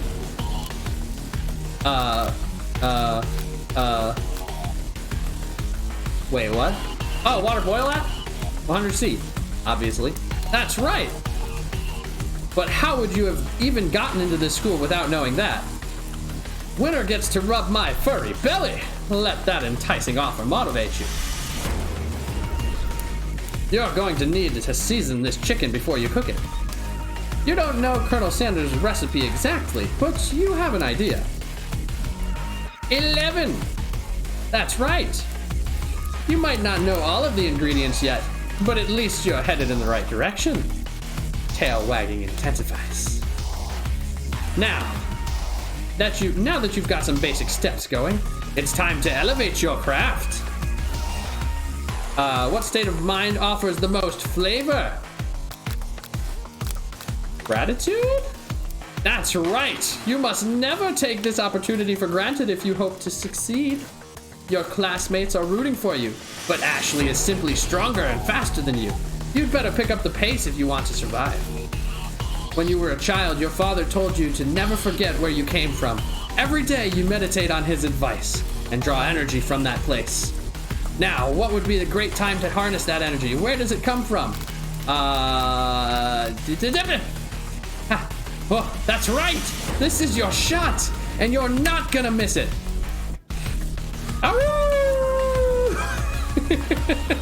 I fucking love this corgi, bro. He's so cute. You try to shut out the noise of the arena and focus on your cooking. What's the sound of success? Sizzling? No! Don't make me get the spray bottle. Would it have been bubbling? Don't make me get the spray bottle, he says. You notice Colonel Sanders out of the corner of your eye. I believe in you, Lucy. He's actually cheering you on, which would be awesome, except knowing he's watching makes you totally forget what you were doing. Now all you can think about is Colonel Sanders. How many spoonfuls? Oh God. Oh fuck! What were you thinking? Get your mind back into the competition. I didn't even get a chance to read all of those, bro. I didn't see what any of them say. What did I miss? Sense horse? Well, we got knocked out and student is trying to come back to life. but we don't know his name, and he keeps trying to tell us to, we have to say his name like 3 times, but we keep cutting him off because nobody cares. Grr. You are stranded on a desert island with only 1 dessert cookbook. What do you take? What a hunk! I know, right? You know what? Shouldn't you be focused on the challenge? You're falling behind. I didn't even see what that said. I didn't even see what it said, bro! What does that have to do with crafting spectacular fried chicken and delicate baked biscuits? No, I'm not gonna do that one. No. That one's degrading. The Arus are kind of cute. This one's just degrading. I get it. It's a dog persona, but no. You're really struggling to keep up. At the next station over, Ashley has already begun planting elements of her dish. It's colorful and complex. To make up time, you toss your biscuit dough into the stand mixer. As you do, the crowd gasps. Yikes! I know you love nothing more than seeing a fellow appliance utilized in a kitchen battle, but sometimes that means sacrificing the personal touch. You might not have any hands, but Lucy does, and a good chef needs to be touching the dough to know when it's properly mixed. There's an easy way and a hard way. You don't get far by going the easy way. When you hear everyone talking, you realize how serious your error was. You immediately shove your hand in the mixer and rescue your dough before it's overmixed. Lucy, no! But you're not fast enough, and your hand gets stuck. It's immediately crushed by the quickly spinning beaters. What the fuck? Did I just lose a hand? Did I just lose a hand in a dating sim? Aww, that's so cute, Isla. Just a couple bones. Bro, my hand. All right, I need to use the restroom really bad. I'm gonna run away for like 5 seconds and we'll be back to see where this goes. So enjoy the music. This music is a fucking bop. BRB.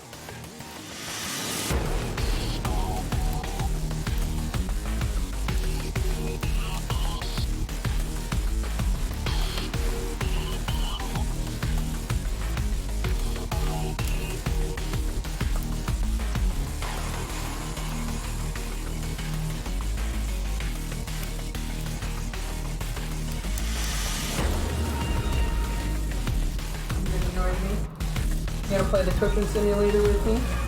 Yeah? Good kid. Alright. Back to the, well, I guess the hand crushing? Oh boy. How the fuck did I lose a hand in a cooking simulator? Colonel Sanders shakes his head in shame. What you often find is that the easy way can turn out much, much more difficult. Everyone stops what you're doing right now. The battle is over. Okay, I don't know why you came in here if you're just gonna mew at my door, silly. Alright, there we go.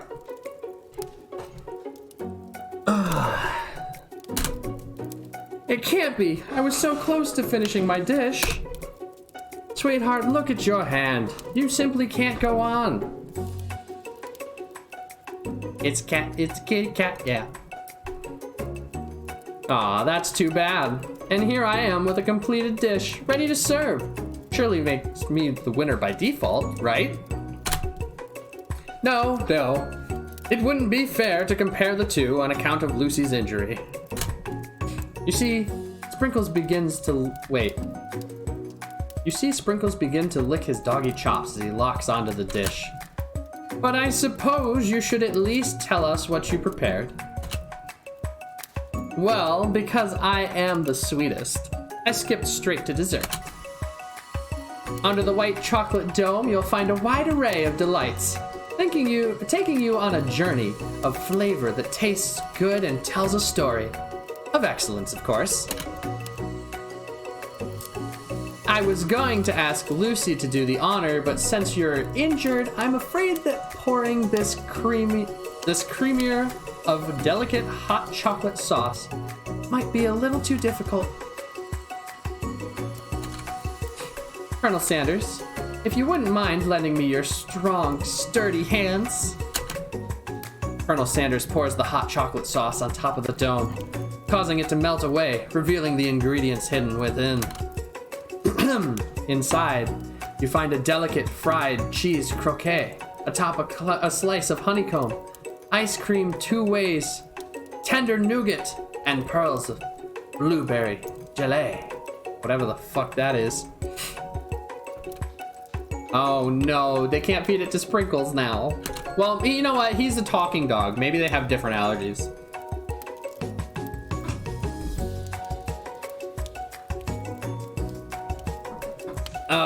There we go. Colonel Sanders seems intrigued, but perhaps not impressed as he dips his finger into the hot chocolate sauce. Simplicity isn't your strong suit, is it, Ashley? Oh, you. He places the sauce-covered finger to his lips, and Ashley leans over and whispers something into his ear. A dab of sauce sticks to his mustache.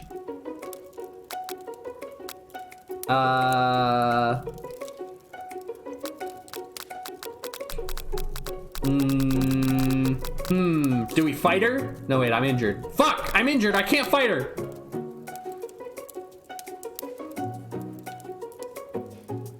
I want to fight her! I want to fight her, but I'm injured, bro!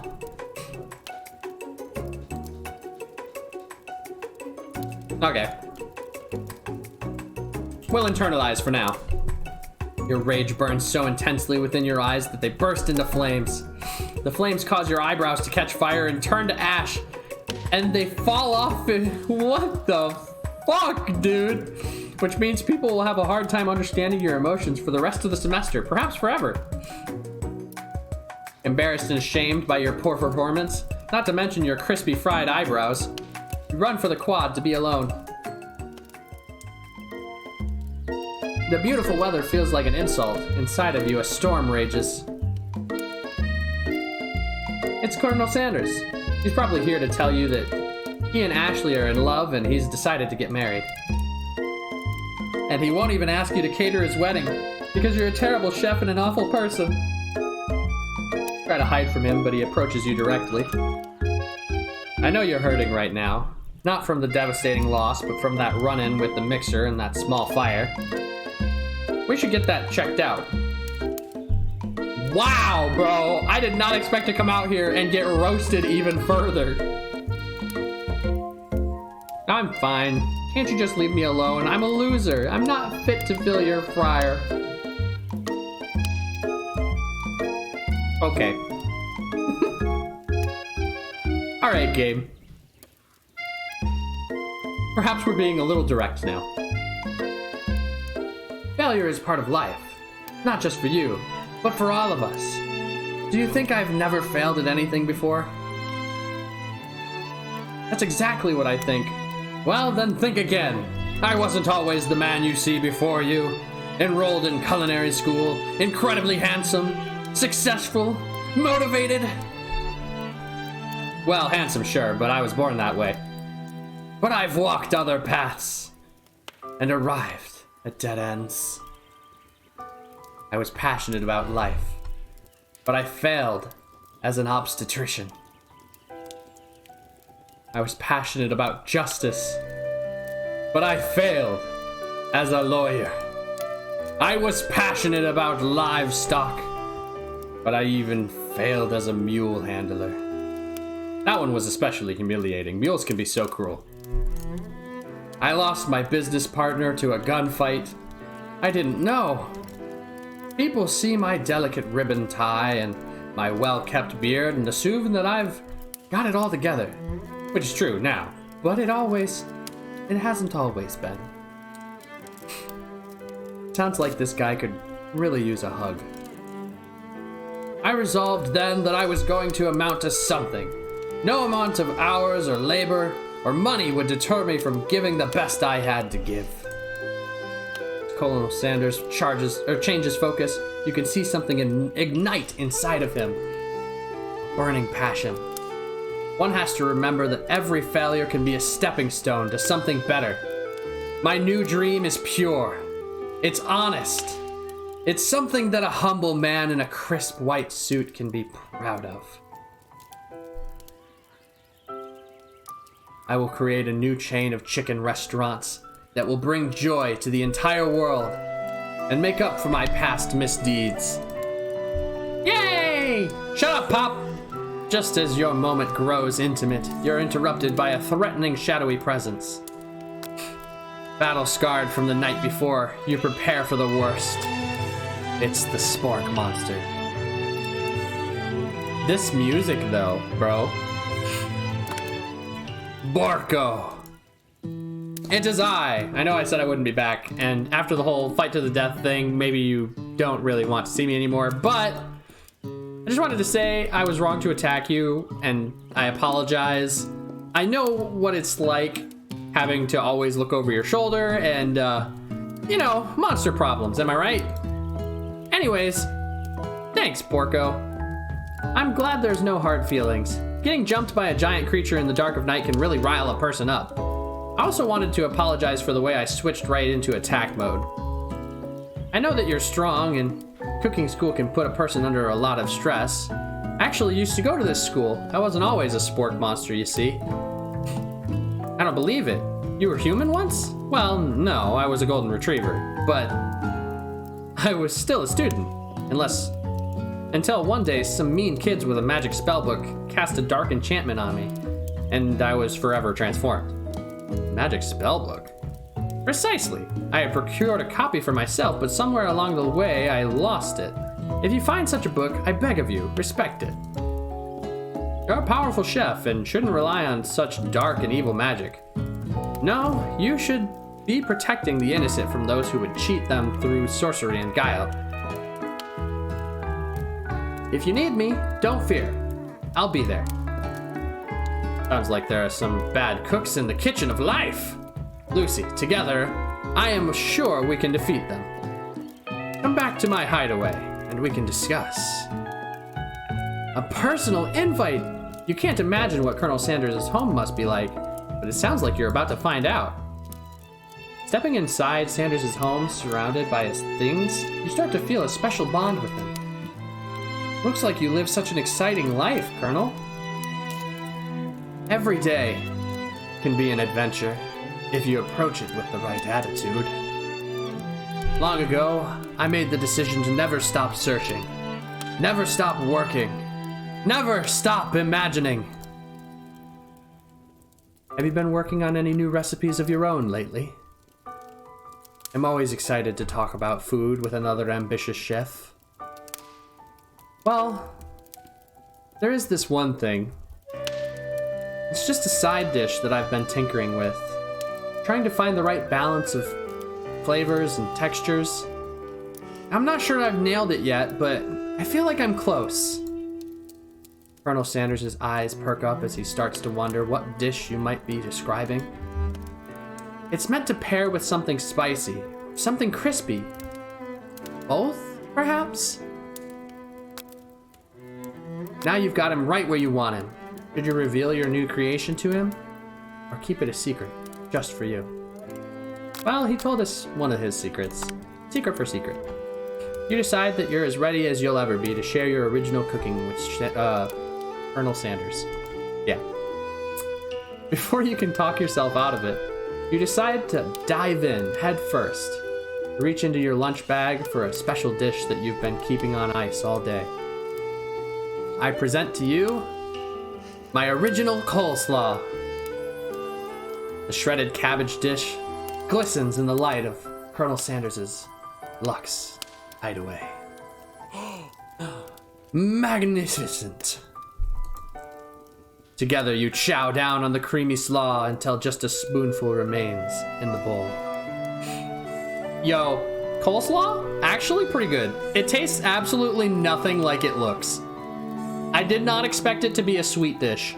It's a sweet thing, and it's crunchy. It's like the healthiest dessert you could have. It's kind of crazy.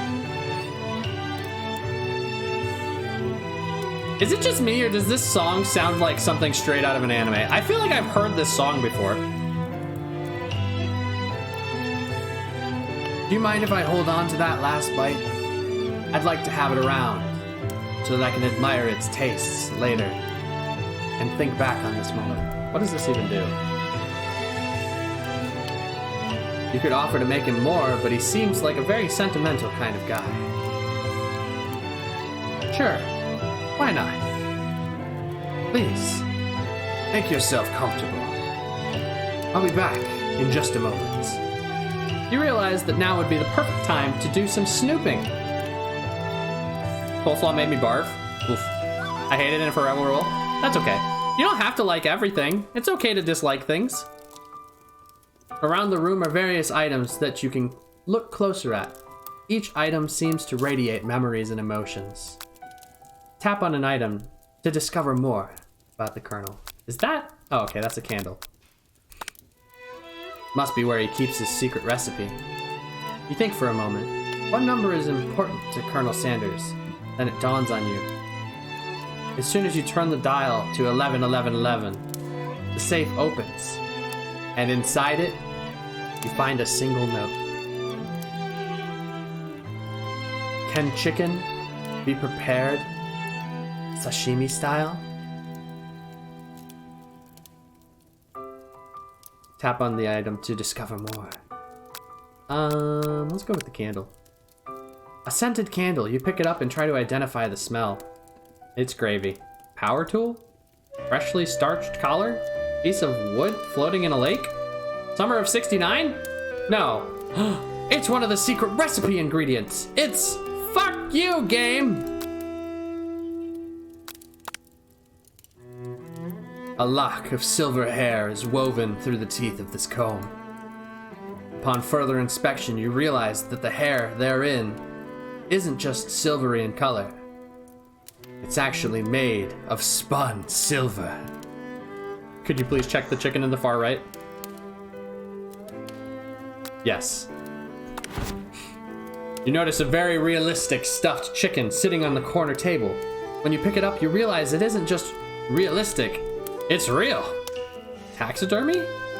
Must have been important to Colonel Sanders when it was alive. Little note clipped to the chicken's foot reads, "The true state bird of the great state of Kentucky." You gaze out the window and across the vast lake and mountain range beyond. Just then, the ghost of student pops up. Are you thinking about heading out into the world on a quest to avenge my death? Wait, what? I never even learned your name. Why would I avenge you? I could just tell you my name right now. Can't you see that I'm in the middle of something? You open the window a crack, and the ghost of student is swept out with the breeze. Okay, I am thoroughly convinced I have heard this song before.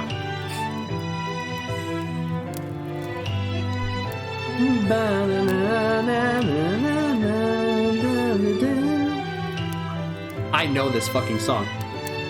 Lucky Charm! How you been? Welcome, welcome. Happy Valentine's Day. This is indeed a date. I hope you brought snacks.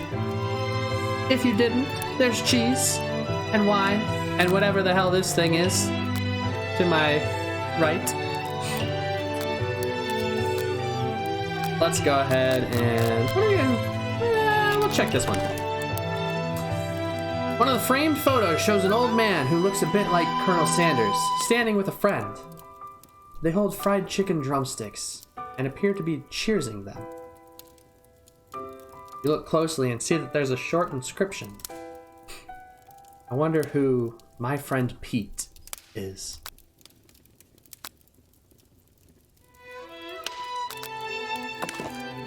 An adorable little baby boy crawls across the floor. From the goatee and mustache combo he sports, you figure that this must be Colonel Sanders himself. That, or maybe it's the drumstick that he seems to be waving like a rattle. Who frames a baby picture of just themselves? Probably the same type of person who would make their own face the logo of the company they founded. Am I right?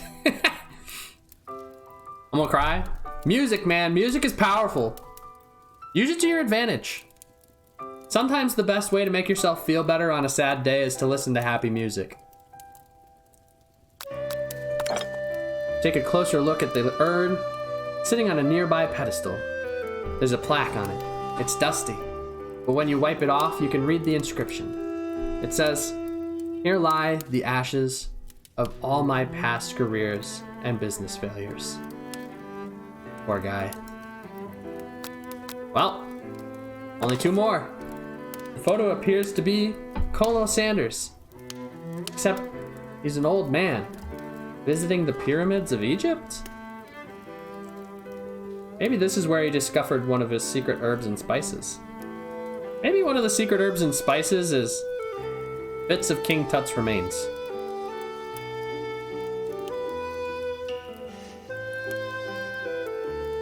Tap on an item. Okay. Last one. I want to know what this does. Oh, okay. Okay, cool. Maybe it's sand. Could be. You open the door to Colonel Sanders' closet and find a row of his signature white suits hanging within. You take one off its hanger and try it on. The jacket is a bit big, but it's soft and comfortable. You give yourself a deep hug, breathing in his scent. They say that home is where the heart is.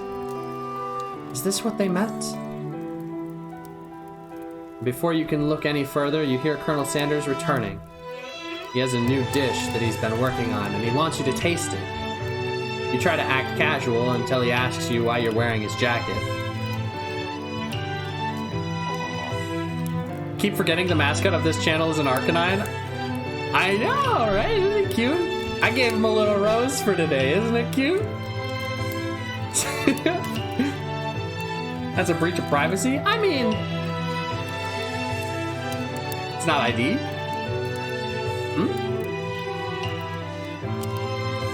Oh, okay, I knew what you meant. I knew what you meant regardless. Anywho, I don't usually loan those out, but I must say, it does look good on you. Oh crap, the jacket! You forgot to take it off!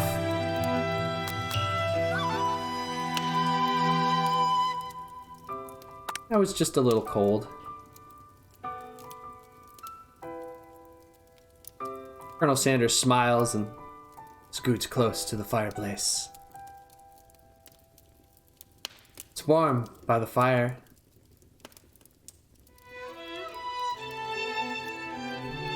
Yeah. It's warm by the fire, everyone. Feel free to join me on our romantic evening.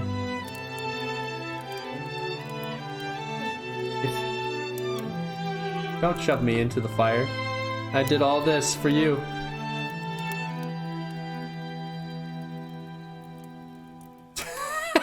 Not you too, Isla! Oh no, we can't be shoving everyone into the fire. No, no. Okay. I'll put you right here. Okay. Back to the task at hand. Why don't you come a little closer? Suddenly, everything feels like it's moving too fast. Final exams are tomorrow. You should be thinking about what you're going to cook. I should be home studying. Overwhelmed, you take off the jacket and you run for the door. But the thought of leaving Colonel in the midst of such an emotional breakthrough gives you pause. You stop yourself. Colonel? Yes, Lucy. I honestly think This may be the beginning of something wonderful. I think you're right. We should take things slow. You talk late into the night and drift off into a slumber. Dream sequence! I fucking love this. That's so good. The "it's fine" meme comes to mind. Yeah, that's always a good one. You awake to a beautiful morning in Colonel Sanders' hideaway. Did you make the right decision on how to respond to Colonel Sanders? Only time will truly tell. Today is the day that could change the rest of your life.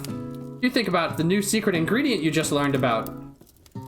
Well, we gotta come up with something new. I assume paprika, probably. Paprika in the fried chicken. That kind of sounds like it makes sense. Now, the true question is, regular or smoked? Cayenne. Cayenne is typically in fried chicken. In some jurisdictions, cayenne isn't even legal. But if the recipe is a secret, how will they know? Your thoughts are interrupted when Colonel Sanders emerges into the room. He's holding a gorgeously plated breakfast, and your mouth waters at the sight of it. Here, a simple breakfast I just whipped up. It's immaculate. You taste Colonel Sanders' food, and it takes you on a journey. When you return, he's waiting to ask you an important question. So would you say that we're the perfect match? How presumptuous. My cuisine and your taste buds, that is. Such confidence, such grace. Could he be the world's greatest gift to cookery?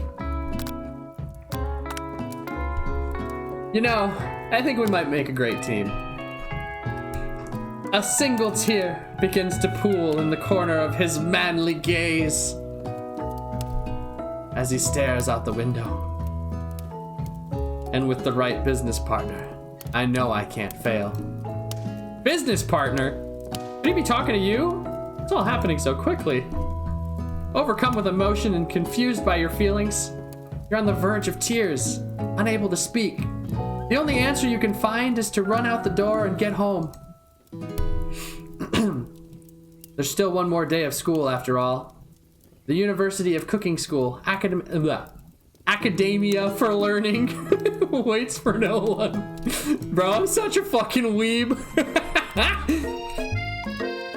Alright.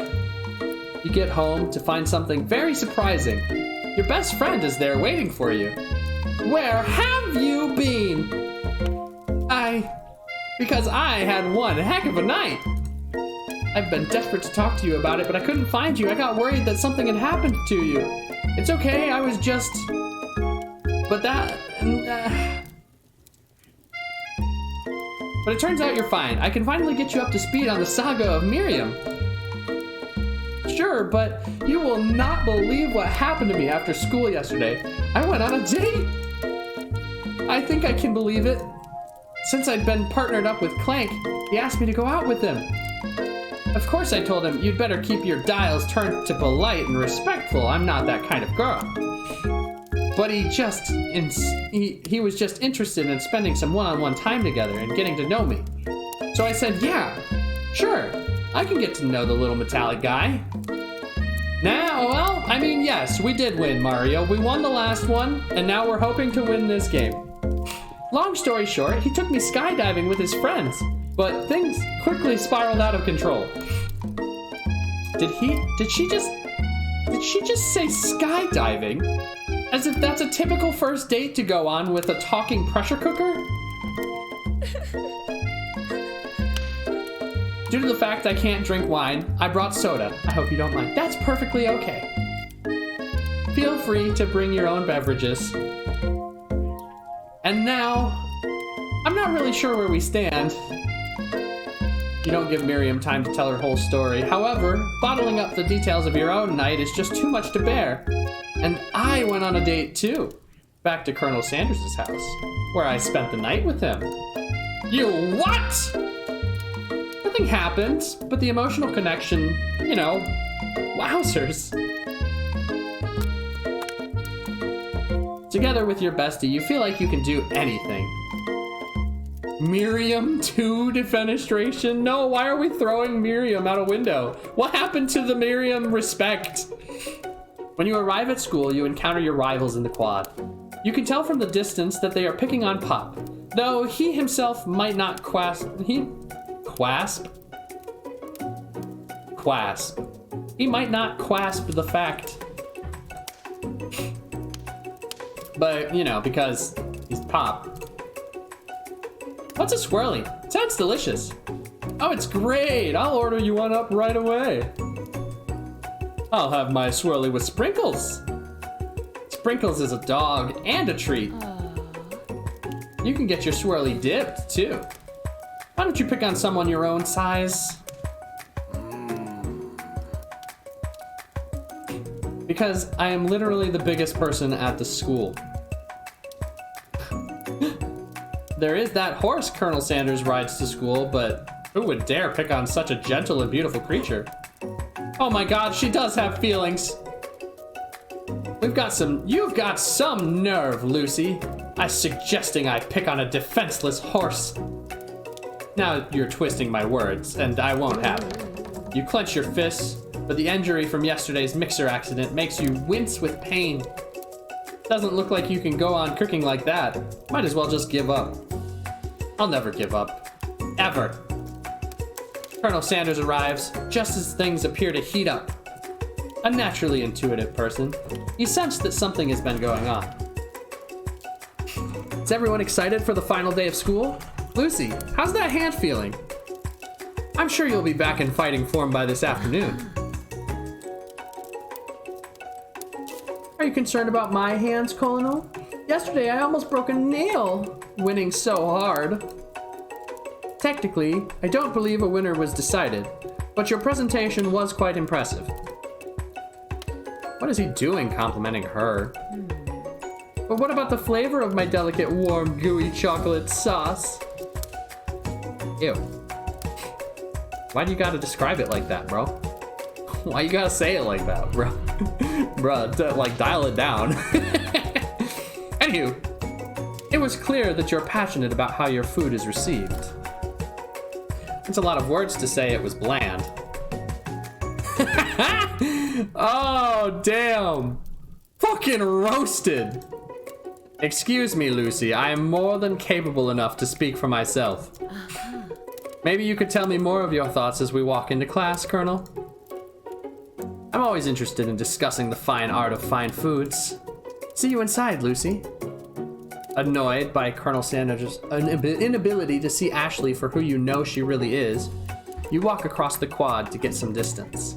In an attempt to distract yourself from how slighted you feel by that interaction with Ashley, you take out the spellbook you recovered yesterday and start flipping through the pages. Whoa! What's that book? It looks like bad news. It's just something I found lying around. It appeared to be some sort of grimoire, but I don't really believe in that magic stuff. A grimoire? Like a book of spells? I don't know. Who would spend so much time decorating a magic book if they weren't really powerful? I can think of one surefire way to find out. You open to a page covered with arcane warnings. Cast only in case of emergency. It says around the edges of the page. I could use this spell here that says it'll erase anyone I choose from my memories. If I scrub out Colonel Sanders, it would probably help me focus better on the upcoming final exam. That is way drastic. Couldn't you do something else? Like anything else? Not rooted in dark magic? Maybe tie a string around your finger? Okay, fine. This is drastic, but desperate time calls for desperate measures. You've got a memory erasing spell sitting right in front of you and a pretty good excuse to try it out. Shall we? Do we cast the forbidden spell? Or do we continue on our good playthrough? Temptation is strong. I could remove him. I could remove... Oh god. It might not go as planned. Context? We can't? We can't be good? Not happening? Fine. I'll be a good kid. You take your friend's advice and put the book away. It's almost time for class. Sprinkles! Sprinkles is already in the room, waiting for students to arrive. He clears his voice to make a quick announcement. I want you all to know I feel something of a dog moment coming on, but I assure you it's nothing to be afraid of. His cute little nose scrunches up and he begins to breathe quickly.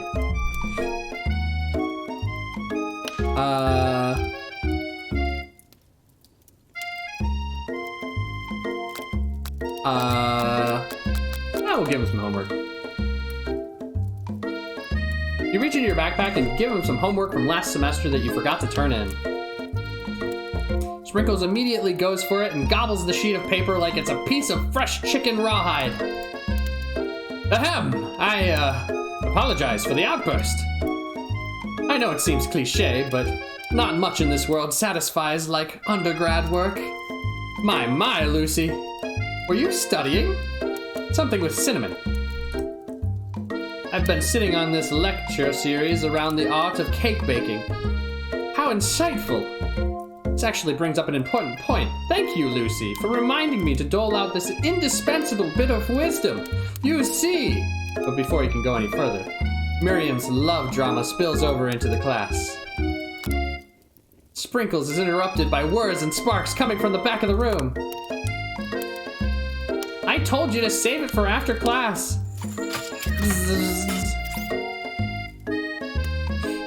Lucy lore. I think I wanted to be thrown from a plane. You think I wanted to be thrown from a plane strapped to a stranger? Miriam and Clank appear to be arguing, but you still haven't learned to speak Clank's language of mechanical noises? But no, you had to show off your cool kid friends, Jeff and Joan. J&J forever. Watch us form a triangle in midair as we descend. Triangles are the strongest shape, don't you know? Well, that doesn't make a great date.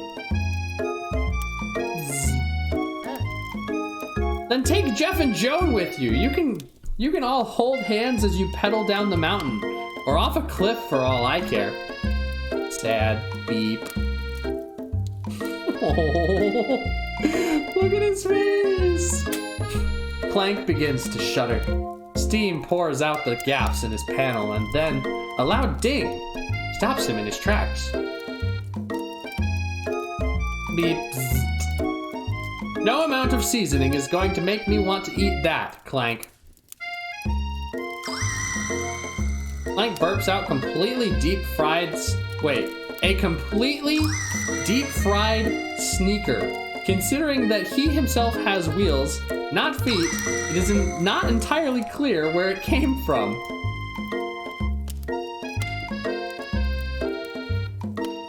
In terms of deep-fried footwear, I guess it looks okay. Clank slowly rolls out of the room to be alone with his shoe. Everyone tries to pretend that they didn't see the entire thing go down. Nothing like a loud public breakup to cast a pall over the final day of school. Well, that was...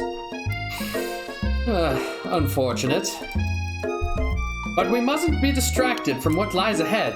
The final competition showdown challenge exam TM. I'm still working on the title, but I think you get it. Test time approaches. See you all in the arena. But before you can think of your upcoming competition, there's a very beautiful soul nearby in need of a pep talk. Miriam, you okay? Okay, I am so mad I could smash a tiny mug, spilling several droplets of hot cocoa all over the floor. Or the floor rather. How could he embarrass me in class like that in front of everyone? Her tiny cocoa is a delicious treasure, so, you know, this breakup was no joke. I know that you know this, but I'm gonna say it out loud. You don't need anyone. Me and you, we're gonna cruise through this final test and hit the carpool lane to Success City. Miriam brightens up, imagining the wind rushing through her short bangs, but she hesitates to embrace the feeling all the way. You're not gonna saddle up on Colonel Sanders' stallion and ride off in the sunset without me? Of course not. Well, maybe sorta, but I'm sure the pony out there with your name on it and a ranch big enough for both of us. If it's not Pop or Clank or anyone else you meet today, tomorrow, or for a whole year, so what? You're a special person who shouldn't settle for the first someone to show you a little interest. Miriam gives you a big hug and wipes the tears from her cheeks. I should really review my menu for today. I'm gonna make something very special. And I bet Professor Dog is gonna love it. While you were pep-talking Miriam, you completely missed lunch, but that's okay, because you had a better idea of how to spend the time before your exam. You've decided to head to the arena early to practice a dish. This is it. The location of your final challenge. A test of will. A test of courage. A test of talent. And a chance to beat the pants off of Van Van, the supposed man-man, and his eviler counterpart, Ashley. As planned, you begin to run through a quick test of the recipe you've been working on. Lucy's famous chicken pot pie. After practicing for months, making this dish comes second nature to you, and you're able to quickly get a fresh pot pie in the oven. But as soon as you do, your cram session is interrupted by Colonel Sanders himself. Slightly delayed Miriam Respect Club, hell yeah. Lucy, what are you doing here? There's still time before the final exam. Oh, just, taking it all in. I'm big into visualizing success, and I'm looking at my station and picturing victory. The pot pie has begun to bake, and the smell is slowly filling the space around you. Visualizing, huh? Well, that's too bad. I was hoping you were here cooking something delicious. You'd usually happily share your food with anyone who is hungry, but the last time you let Colonel Sanders get in your head, it cost you a cook-off. You decide that it's time to put your cooking above your romantic desires, but that decision gets hard to stick to when the oven timer goes off behind you. I was making a practice dish. Doing a little bit more than visualizing, I suppose. I know. My nose can smell a pot pie from 400 yards. Student appreciation moment. That's an oddly specific distance, but you expect nothing less from such an oddly specific man. You knew it was a pot pie just from the smell? No, not just a pot pie, but a chicken pot pie with an all-butter crust. And my nose is telling me something else. Oh no, it's burning! No, I can smell that it was made with a heaping helping of TLC. But it'll probably start burning any second if you don't pull it out of the oven. The moment of truth. Wow. It's the best pot pie I've ever tasted. I've always loved country cooking, and I could eat this all day. There's no time left. The final showdown is about to begin. Sprinkles lays down the ground rules. There are no rules! That is, except to cook with everything you've got. You step up for the cook-off of a lifetime. You decide that mac and cheese plus pot pie you've been practicing are just the dishes that'll push you over the edge to victory. Meanwhile, both Van Van and Ashley are preparing wildly elaborate dishes per their usual over-the-top selves. Miriam has her giant magnifying glass and several sets of tweezers. She's definitely prepared to go big on going small. Colonel Sanders seems to be harnessing his 11 herbs and spices, but he's trying to find a way to improve on something perfect. His original recipe, fried chicken. I don't actually know what the R stands for.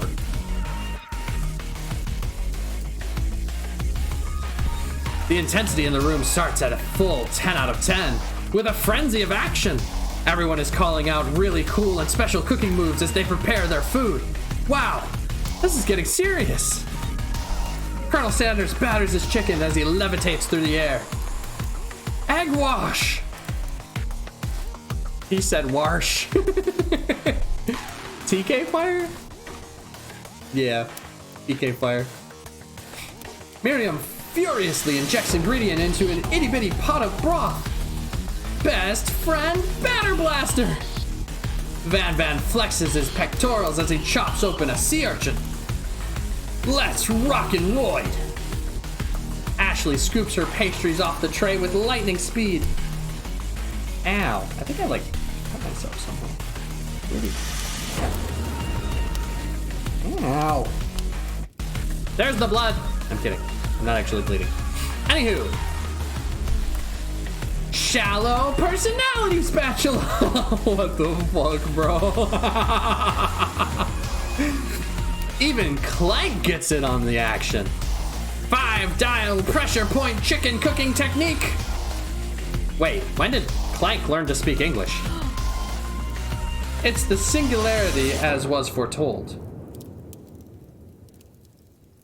We're just gonna let that... Okay. You know what? We're just gonna move past this. We mustn't let it happen, or the appliance uprising will take us all. Self-destruct. Van quickly unplugs Clank and rolls him out the back door of the arena. As you frantically prepare your dish, you notice Ashley has her spell book out. Is she going to use some dark magic to turn the tide? You've got a book of your own, and you're desperate not to see her win another battle. Should you take this opportunity to fight magic with magic, even if it's almost certainly evil? Nah. We've been good this whole time. We'll do an evil run at some point, maybe. Who needs magic when you've got passion? I'm gonna do it the hard way. Colonel Sanders sees that you've chosen to win with your own talents on your own terms, and he gives you a subtle wink from across the room. Wink at me, goddammit. Wink. No, that's blinking. It said wink. Okay, whatever. I believe in you, Lucy. Thank you. Miriam notices too. And I have always believed in you, Lucy, since we were little kids, because I'm your best friend forever. Your turn to notice that Miriam... Your turn to notice that Miriam is at your station, cheering for you. Oh, you turn, not your turn. You turn. Miriam, what about your dish? If you're here cheering, who's cooking? Tiny food, short cooking time. I'm actually already done, so I thought I'd help you. Oh, that's sweet, but Miriam tosses a handful of spices directly into your boiling noodles. It's the secret ingredient. However, neither of you know that Colonel Sanders made the first ingredient up to throw you off the trail of his secret recipe. The boiling pot explodes, sending Miriam flying backwards. The watering noodles begin to swirl in the air, bubbling up into a dark cloud that thickens and congeals before your very eyes. It is I, Steve, the Spork Monster. Steve? What happened to Borko? You're not here to battle me, are you? We Spork Monsters are many. I think Borko had the day off, but you have conjured Steve, and I hate to battle. So I'd say you're doing pretty all right. Oh, hey. You're in the middle of a cooking competition. I love this stuff. It's better than TV. You crazy kids are whoa. Wait a second. Is Steve just gonna come in here and root for me out of nowhere? I am 100% down for this. I love this stuff. It's better than TV. You crazy kids and your culinary skills really impress me. Mind if I hang out? Sure. Steve, I'm kind of in the middle of something. Do you mind? Steve the Spork Monster notices that you've got the grimoire stashed beneath your cooking station. I see what you're up to. Crisscrossed some magical items and accidentally summoned me, huh? Huh. Yeah. You guessed it. Sorta. If you're here, would you mind tossing some fresh noodles in a pot of salted water? I'd love to. I've always wanted to be a top chef, actually. You know, when I was just a little spork pup, back in the old country, you can feel Spork Monster winding up to tell a very long and involved story. You don't know exactly where they come from, but it seems like it was probably lonely there. Actually, you know what? Maybe you should watch from the stands. I really need to focus on this competition. Oh, okay, I understand. Kind of like that in Monster School, that I had fallen asleep during scare tactics class when I woke up. And then when I woke up, you toss a serious stare at Steve, and he takes the hint. Never mind, I'll tell you later. Good luck. Having suffered from this huge setback, you don't know how you could ever win. Give up and drop out? No. Dig deep. I can do this. I have what it takes. I came here to win. Your hair turns mac and cheese orange as culinary energy flows through your body. What the actual fuck is happening? My heart is pure. My hands are steady. My taste buds have been prepping their entire lives. Yes, Lucy, you are the chosen one.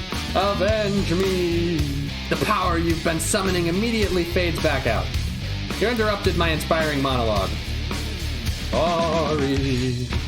My heart is pure, my hands are steady, my taste buds have been preparing their entire lives for this moment. I will show the world my cookery. You begin to levitate off the ground, energy courses through your body. You know that with this power you can do anything, except turn back time, which would have been super useful because while you were powering up, your chicken pot pie overcooked in the oven and can't be served. But don't worry, dear Lucy. You have suffered some setbacks, but it's not all lost. Impressed with your fortitude, Colonel Sanders decides that you have earned his support.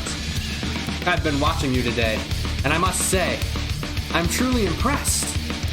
You've been thinking on your feet and rolling with the punches. He steps up to your station and stands right beside you, and I am here to help. All you've managed to make is mac and cheese, and time is almost up, so you're gonna need it. But Colonel Sanders, what about the test?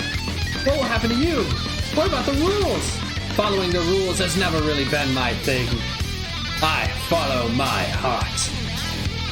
What a guy. Colonel Sanders unfolds a delicate white towel to reveal the most delicious fried chicken tenders you've ever laid your eyes on. And besides, sometimes unexpected combinations can have surprising effects that surpass their individual efforts. Are you suggesting if we combine forces, we can form the perfect food union?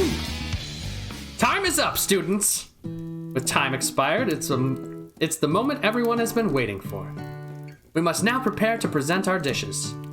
A handful of students stand tall, but the class seems incomplete. It seems we're missing some students. Pop? Clank? From off screen, you hear a pure and innocent giggle that can only come from one student. I'm flying. Sounds like it's coming from the broom closet over there. Miriam, would you mind? Inside the closet, you see Pop, hanging on a broom, hooked by elastic of his underpants. Pop, get down from there right now! Let me guess, did Van have something to do with this? When someone asks for a wedgie, who am I to refuse? I thought a wedgie was a salad. Looks like Pop is eliminated from the challenge, seeing how he didn't cook anything. I can't feel my legs. May I be excused? Sure. You kids and your pranks. I must say, it's not the worst prank in UCSAL history. But it's not exactly yearbook material. Wait a second. Pranks. Clank! Where did that pressure cooker roll off to? You wait to hear his signature whir beep or other onomatopoeia, but there is none. Somehow he must have gotten unplugged, I guess. We'll have to figure that out later. That leaves only 4 remaining students. Please collect your final projects. Yes, It has truly been a long semester. Wow. 3 whole days long. But after days of hard work, the time has come for me to eat. Miriam, please step forward. Now describe your dish. I've made tender udon noodles in savory soup. My word, it's so delicate. Is that a teeny tiny Naruto maki I spy aloft in this itsy bitsy bowl? Yes, chef! Please, call me Sprinkles. Chef was my father's name. Yes, Sprinkles! And some green tea made from baby tea leaves that I picked myself. Sprinkles carefully sniffs around the dish before opening his mouth and letting just the tip of his pink tongue dip into the bowl. Sublime! Would anyone else like a taste? Oh, come on. Not one of those dogs that doesn't floss. I even have a really cute electric toothbrush for dogs. Oh, fine. I'll enjoy it myself. And in a flash, the entire meal has been devoured. Not that it took much. I mean, it was a thimble's worth of soup. A+. Rarely do I taste a dish with as much love poured into it as yours. Miriam is overjoyed. She gives you a huge hug. Thanks, Lucy, for helping me believe in myself. Van, you're up next. Now, describe your dish. I made... Oh my god. Uni over smooth egg custard in an axe-hewn urchin shell, topped with caviar.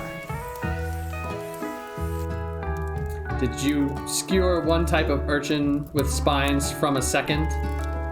Different colored type of urchin? Yes, Sprinkles. A bit much, don't you think? That's exactly why I did it. A bit much is kind of my brand. Doesn't it look cool? Miriam Respect Club, hell yeah. Miriam Appreciation! Sprinkles leans in to sniff the uni, but he can't get his nose close on account of all the spikes. He begins to paw at it erratically, causing the custard to slosh around. I'm not doing it. It will not happen. This one's just degrading. Please be gentle with my cuisine. Urgh. Finally, Sprinkles goes all in, tongue first, but he can't get past all the needles. He reels back and his tongue is poked and prodded. Ouch! My tongue! The professor appears to be having an allergic reaction to the sting. I can't eat this. It keeps poking my tongue. Disqualified. A stunning turn of events. Who would have thought that serving food in a bowl made of needles could make it difficult to eat? Dejected, Van goes. Wait. Dejected, Van does not go gentle into the night. Disqualified? For glamour? Don't discount simplicity. This isn't the last you've heard of me! Before forcing us to endure his swollen tongue for another moment, Sprinkles graciously laps up a bowl of milk. I know, yeah, I'm a dog, and I drink milk. Get over it. Sometimes it helps calm my agitated tongue. Next student! Ashley, it's time to step up. Now describe your dish. I made orange blossom Turkish delight in a light rosewater syrup, topped with fresh meringue and connected by sugar glass. That actually doesn't sound too bad. Indeed, it's quite delightful. However, I'd ask that you please refrain from eating it or attempting to taste it in any way. It's very fragile and meant to be a display piece. Don't eat the food at a cooking school?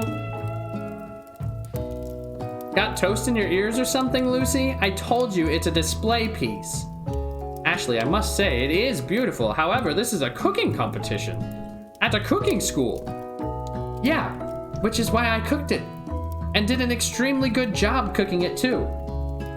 I didn't realize that we were having an eating exam. If I wanted to be judged on eating, then I'd go to a college of eating. School for the hungry.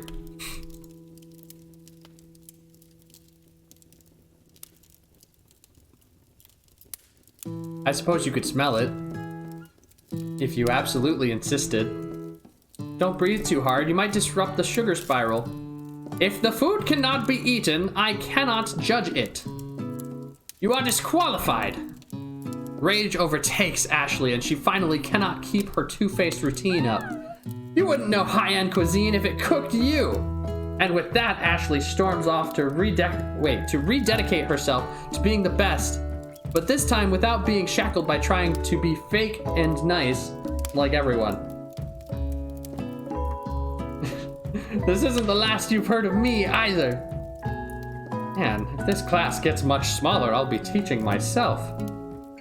You and Colonel Sanders are the final cooks. Step up together. 2 chefs? Wow. I can tell you guys one thing. This has been the most successful advertising campaign I've ever witnessed, because after this, I'm going to get some KFC. You've got my vote, Colonel Sanders. I'm gonna go get some KFC. We've also been streaming for 6 hours. This is the longest I have streamed in a very long time. What began as a bowl of delicious mac and cheese has become something else. He examines it closely, sniffing and eyeing the bowl. I don't have a good feeling about this. From somewhere in the room, a literal drum roll plays. Just then, just when I thought I've seen everything in this kitchen, you give me this thing. And it's completely blown me away. In my 49 dog years of life, I have never tasted anything so delicious and perfectly balanced. Well, there you have it.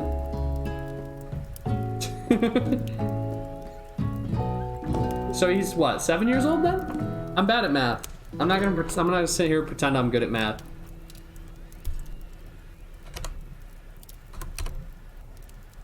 Yeah.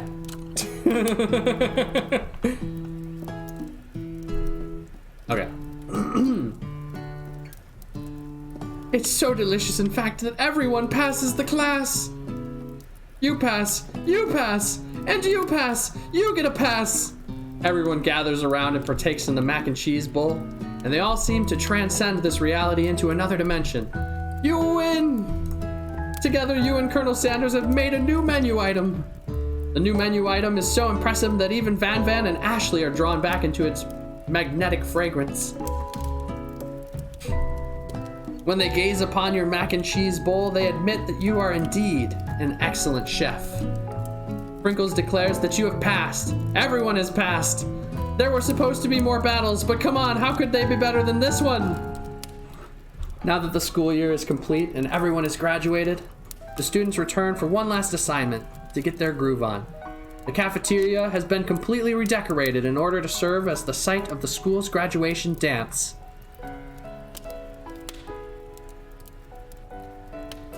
Compared to the massive, high-tech cooking arena, the humble decor seems downright cute and cozy. DJ Dog in the house! You know that Sprinkles was a master chef, but also a world-renowned turntablist? Who says you can't teach an old dog new tricks? Van and Ashley tell everyone that they've committed themselves to righting the wrongs they've done while they were the villains. For a moment, you actually believe them. Not another haunting. No ghosts allowed at graduation. It's clearly written in the school's bylaws. I was never actually a ghost. It was just a trick to get you to finally notice me. Oh, amusing. And now that everyone is together, it's the Spork Monster. He totally mellowed out. Everyone, the Spork Monster is no more. From here out, I prefer that everyone refer to me by my new name, Party Monster. Wow. Student tries to finish what he had to say, but everyone is too wrapped up in talking to Party Monster. Dejected, student walks off. Maybe things didn't work out for Miriam romantically, but she found the love in her cooking. And, you know, she's gonna do great. Red carpet rolls out across the floor of the ballroom. It's like a Hollywood movie premiere. And who could command such an entrance? It's Pop! He arrived late, but apparently for a good reason. Walking the carpet, you see perched atop his dirty chef's hat a crown. Welcome back, Pop. I know you weren't able to complete the final exam and accept your diploma, so we had it mailed directly to your father. We figured that it was the least we could do for the school's dean. Oh, now I get it. And we get a new wing in the school, not to mention the honor of educating the son of the chancellor of such and such. The music at the dance was interrupted by the sound of sparking and electrical hissing. It's Clank, who has arrived late to the dance. Now that I've graduated, I can reveal my truth.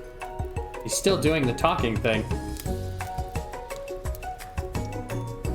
I am Clank. I am not of this earth. I am actually from a faraway planet in another dimension. What? You know, I actually feel like I knew that this whole time. Now that I've learned the ways of your kind, I must return. Miriam, will you come with me? I don't know what to say. Besides no, obviously. I've just begun to learn who I really am. This is no time for me to devote my life to figuring out who you are. You're blown away by Miriam's maturity. Pretty clear that she has managed to surpass you in that regard. I understand. Kind of. Humans are weird. A portal opens up and Clank disappears through it. Finally, Colonel Sanders arrives. Howdy, classmates. Just like the first day you met him, he's come prepared to feed the entire class. However, it's not enough to just give them a bucket of chicken. This time, it's a full meal. I didn't get to be the most famous chicken man in the history of chicken and man by not reminding people to go out and buy my chicken. All right, I get it. I already said that I was going to KFC after this. The end. No, it's not the end. As everyone feasts on their delicious chicken dinner, Colonel Sanders finds you sitting at the edge of the dance floor. Lucy, what are you doing? Sitting all alone. Oh, you know, just waiting for the right person to ask me to dance. I wonder, might you tell me, what are the qualities that you would expect to find in such a lucky person? Oh, you know, off the top of my head, I don't know. Spicy musk, tidy goatee, a degree from the University of Cooking School Academy for Learning, just to name a few. Ah, it truly is my lucky day. Would you dance with me, Lucy? Yes, I would love to. And as you glide across the dance floor, hand in hand with Colonel Sanders, the future stretches out in front of you. And once my 100th franchise is up and running, I'll be ready to take a day off. And I'll be so glad to spend it together with you, Lucy. How sweet. We'll work together and play together. Colonel Sanders stops dead in his tracks. Work together? Well, I think this is something I'll just need to do by myself. But who will help you run your restaurants? I don't believe I need help. Besides, based on your time at school here, do you really think running restaurants is the best path forward? You found a love connection, but failed to earn Colonel Sanders' respect as a chef? Can you live with only half of him? Will you be able to endure sharing him with his other love? The life of an entrepreneur? I suppose I could enroll at a pastry school. Oh, my dear Lucy, I'm sure that you'll find your place eventually, and along the way, you'll have me by your side. The end. No, wait, I wanted the music to keep playing. That music was good. Fuck! Ow, that was so loud, bro! X Lucky One applause. Hell yeah. Well, it's super loud again.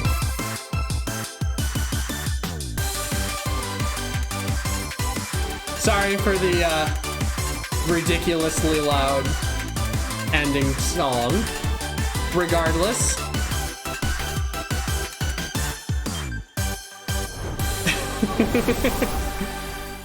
Let's see. Maybe we can get the soundtrack going.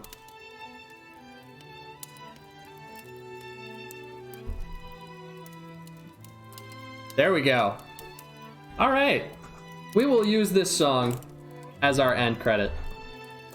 So, I hope you guys enjoyed this special little stream today. And I, for one, truly loved our date. I'll see you guys on Wednesday. So thank you so much for being here. If you're new here, don't forget to follow before you leave to get, you know, more random fun stuff.